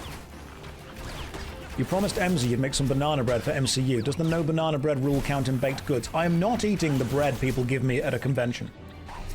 Right, I've listened to enough murder mystery podcasts to know that's exactly how you get killed.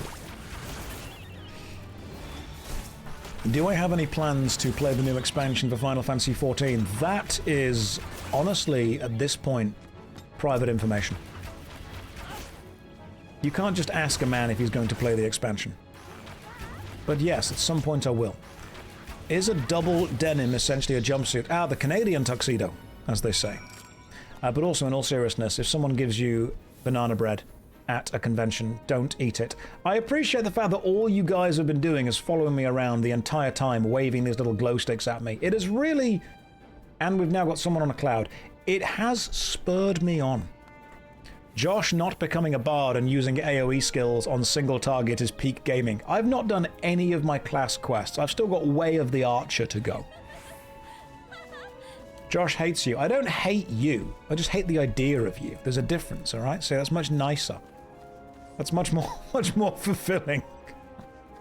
Sorry, my gaming sense kicked in there, and I had to follow the shadow of the windmill as I was following it along.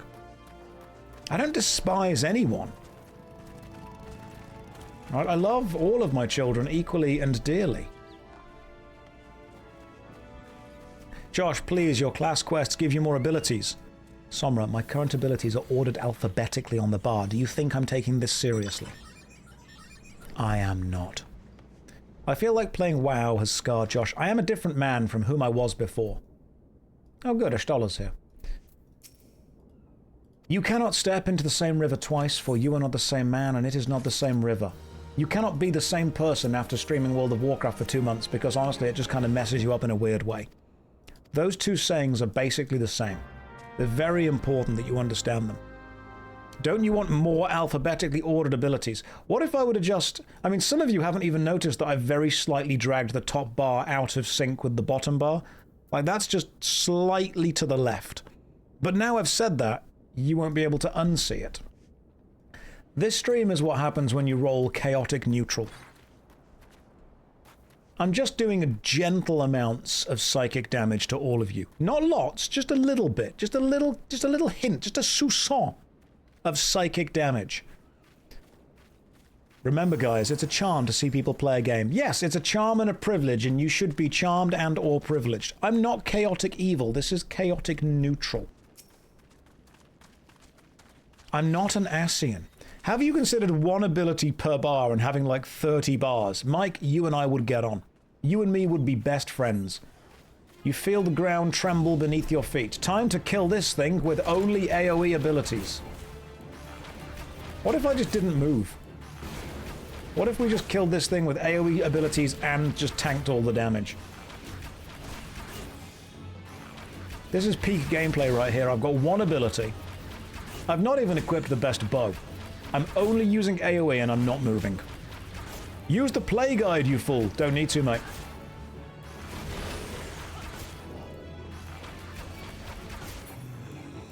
Perfect. See, I don't need to pay attention when I've just got a harem of people who are going to heal me all the time constantly. It's on your hotbar, though. I am the play guide. I know what's going on. This isn't a suboptimal rotation. I'm pressing one button. That's optimal if ever I did hear something. At this point, he's doing it on purpose. Yeah, there I am. I am the warrior of light, whether you like it or not. So, sorry guys, but this is peak gaming. Anyway, I have been streaming for 7.5 hours. 7 hours and 39 minutes, and you know what? It's becoming one of those streams, and so you guys need to be thrown over to another stream while I go and get myself some dinner. I think you should go and join Zeppla. Zeppla is currently playing some Final Fantasy XIV. She's far better at it than I am, and so you should go and say hi to her. Let's raid Zeppla. I think it's a Z, isn't it? Yeah, there we go. Zeppla starts with Z. Zeppla HQ. Go and say hello to the lovely Bun Bun girl Zeppla. She is a very talented streamer. She's almost as good at Final Fantasy XIV as I am, and I think she would appreciate all of you popping over there to say hi. She is currently looking through some fashion stuff. Go and say hi. I will see all of you lovely people tomorrow. Take care, good night, and God bless. That's for collecting every trial mount, isn't it?